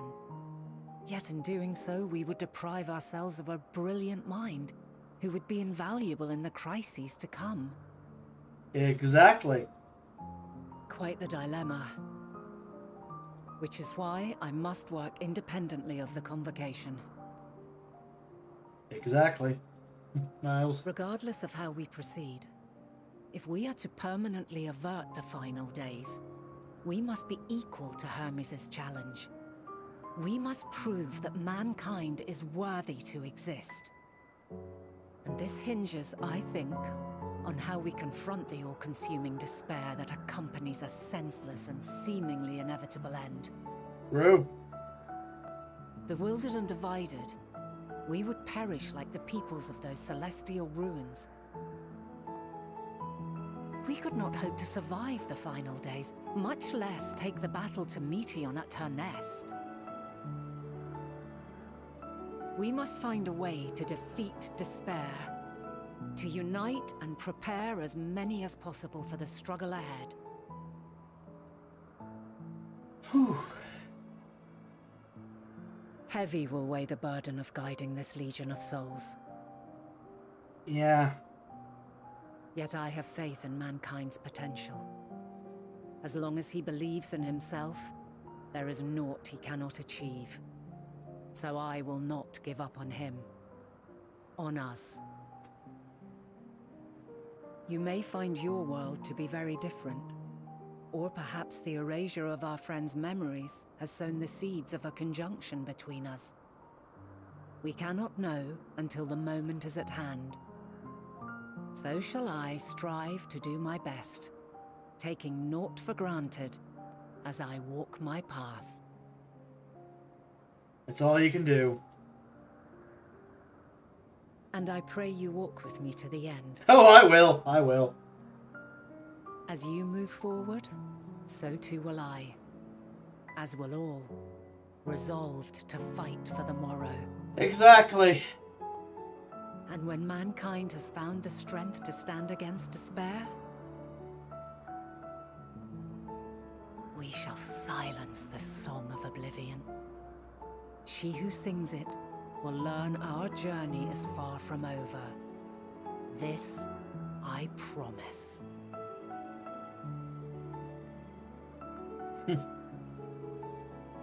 Fare you well, my light of the future, till we meet again.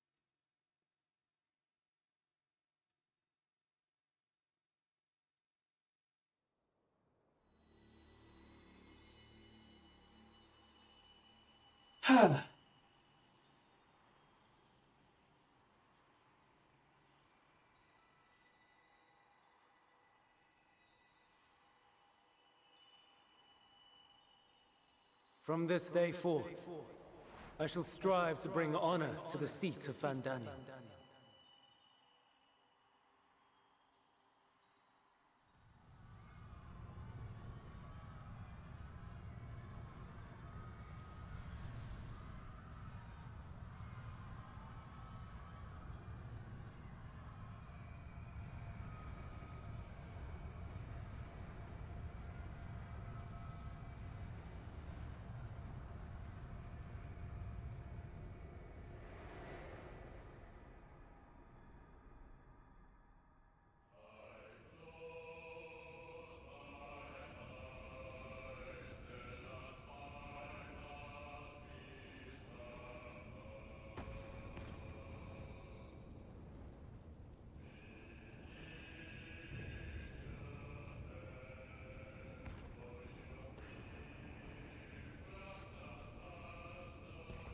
Even now, I remember standing there, locked in a moment where the sky is aflame.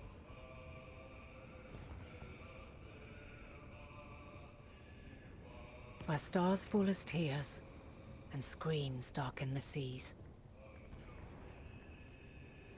Where resignation rots the trees.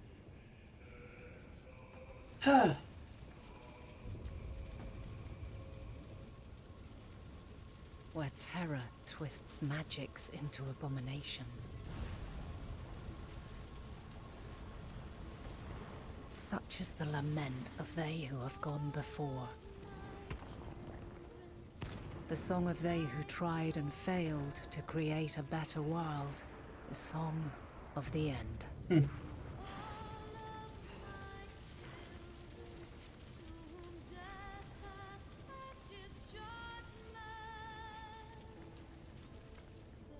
That which hides at the edge of the universe is no longer hope's creation.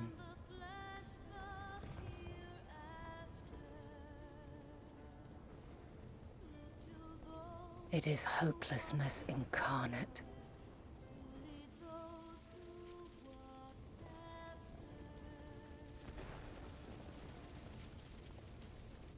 That day, mankind saw half of its number sacrificed to bring forth Zodiac. Well, everything happened exactly the same in the end. And covering the star in a shroud of ether, we forestalled the final days.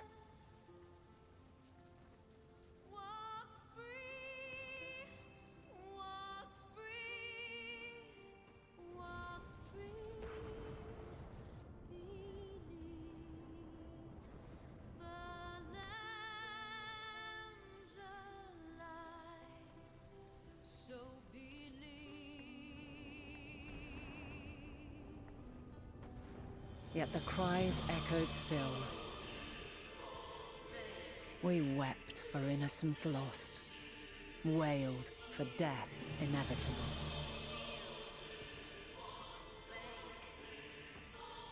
A reality too terrible to bear. And for too many who sought comfort in gilded memories of joyful days and tranquil nights.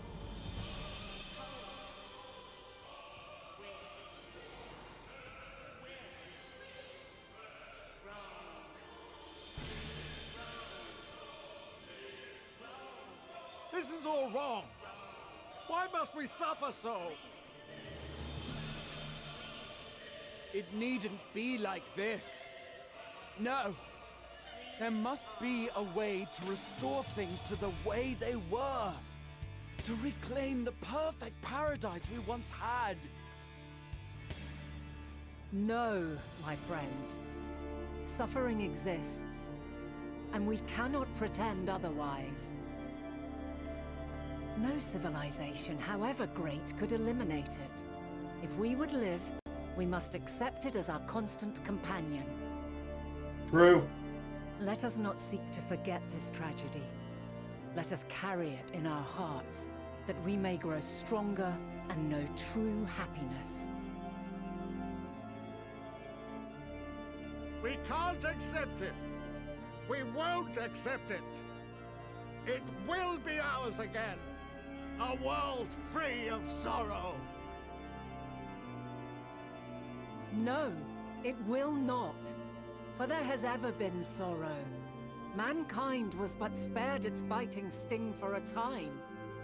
So please, open your eyes. To try and reclaim those lives we lost by sacrificing yet more isn't wisdom. It is weakness. No paradise is without its shadows. If we cannot accept this truth and learn from our pain, then our plight shall be repeated.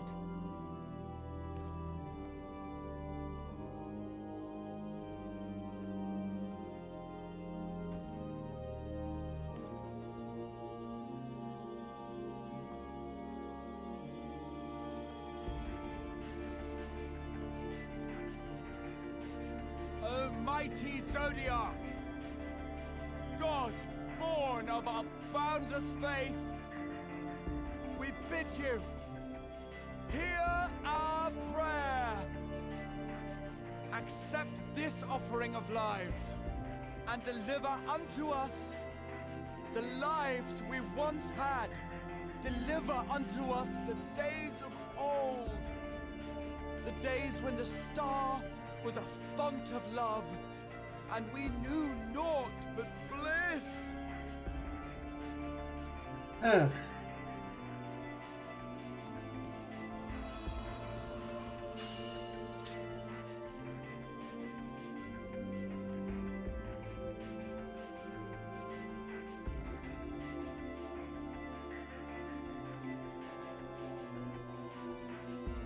You would destroy it?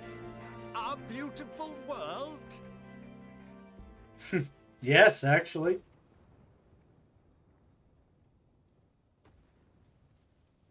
Lands that stretched on forever. Skies one could drown in. The heartbeat of nature, silent yet strong. And amidst it all, a people. Beacons of light and life. Laughter that warmed my heart like naught else before. They are my meaning and my purpose. My love. In spite of, or perhaps because of this, I choose to believe in mankind's potential. In his ability to find a way forward. So let there be no way back. From that temptation, I sunder us. Good. No more shall man have wings to bear him to paradise. Henceforth, he shall walk.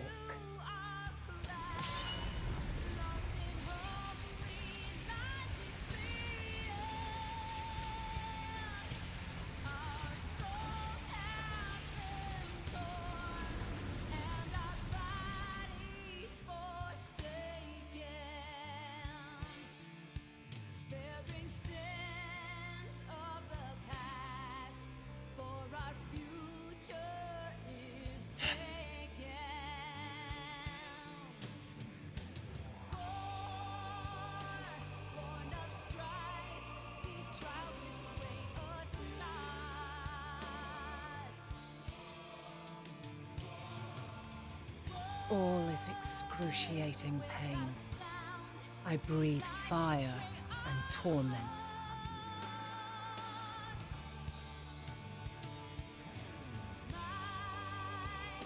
I birth a world of suffering to mire and plague.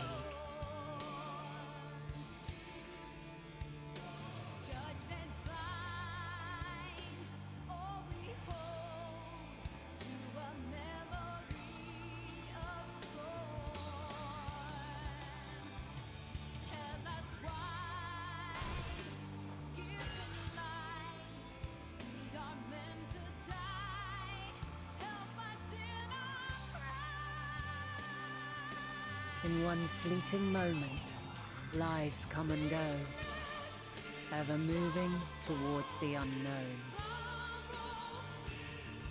And in that fleeting moment, they cry for the answer to the question. Why, given life, are they meant to suffer, to die?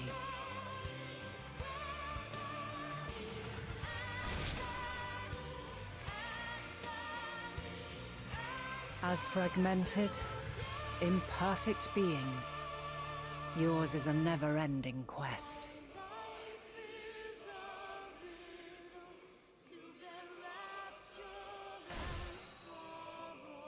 A quest to find your purpose, knowing your end is assured.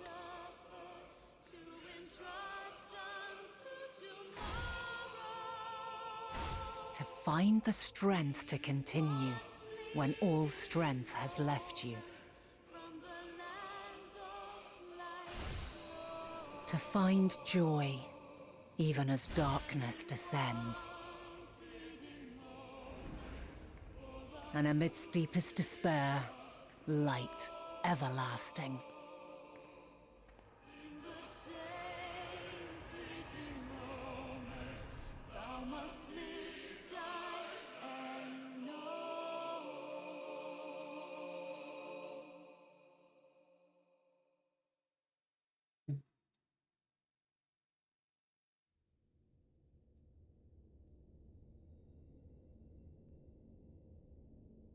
A conjunction has begun to form, an intertwining of your time and mine.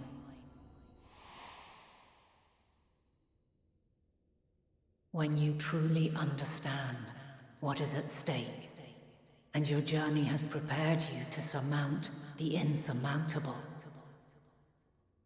then shall I honor the promise made in another time, another age.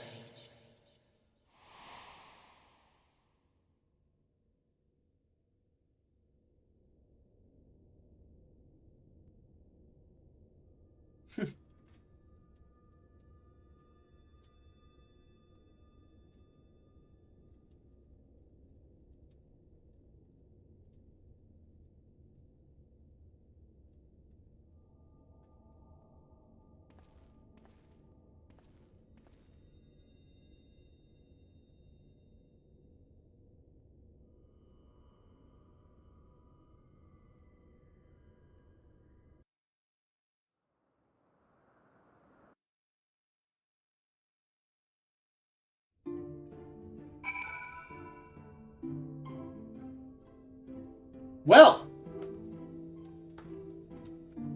and now I'm going to end off the stream with my final thoughts on the culture war. I'll simply come out and say it. Heidelin was right to do what she did. Just like Trump is right to destroy the current world order. Wanting to live in a perpetual safe space is wrong, and humanity cannot thrive in such a world and will most likely die. So I'd rather he birth a world of suffering, mire, and plague. I'd rather we live in a world where Russia and China are at war, where India is dragged in. Rather live in a world where Israel and Iran are bombing each other. And I'd rather live in a world where America is forced to annex Europe in the end and crush the World Economic Forum under its boot. In the name of liberty. I do not wish to live in the world these woke idiots on the left and right wish to create. And even though I have no power, I'm simply one man that agrees with countless other men and women on this issue. And together, from that temptation, we will sunder you, whether you like it or not. You will be dragged kicking and screaming into objective reality. Your postmodernism cannot save you from the soul-crushing despair that is to come. And half of it will be the byproduct of you being unplugged from a social construct that was never based on anything real. Because there has always ever been sorrow! What, you think your free healthcare, Europeans, you fucking Europores, was going to spare you from hardship? Sorry, the world doesn't work like that. And the clown world you superimpose over it's going to break. And some people, their psyches are so attached to that world, their psyches will break. The rest of us, though, will be reveling. Because, yeah, shit may get harder here and there, but at least we're free to find our own purpose. To live, die, and know. Yeah, that's my final thoughts. There we go. That's the conclusion I have come to.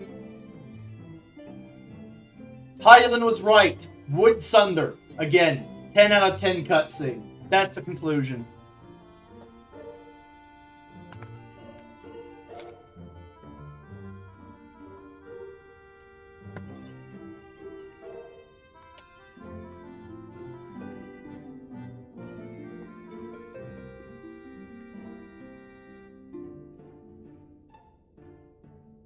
Or too long, didn't watch. That cutscene was just fuck around, find out, distilled into a cutscene. The people of Amarot fucked around, they found out, and yep, no more Amarot. And on that note, it's time to raid someone on Twitch. Please give me a follow if you haven't already. And I'll see you tomorrow for some plot theory crafting for Dawn Trail. That was a nice look backwards at Endwalker. But it's time to look forward to 7.3 and 7.4. I have some theories. Hopefully I'll see you then. In any case, this has been Captain Alexander. See you later. Bye-bye. You could say I'm going to keep walking until the...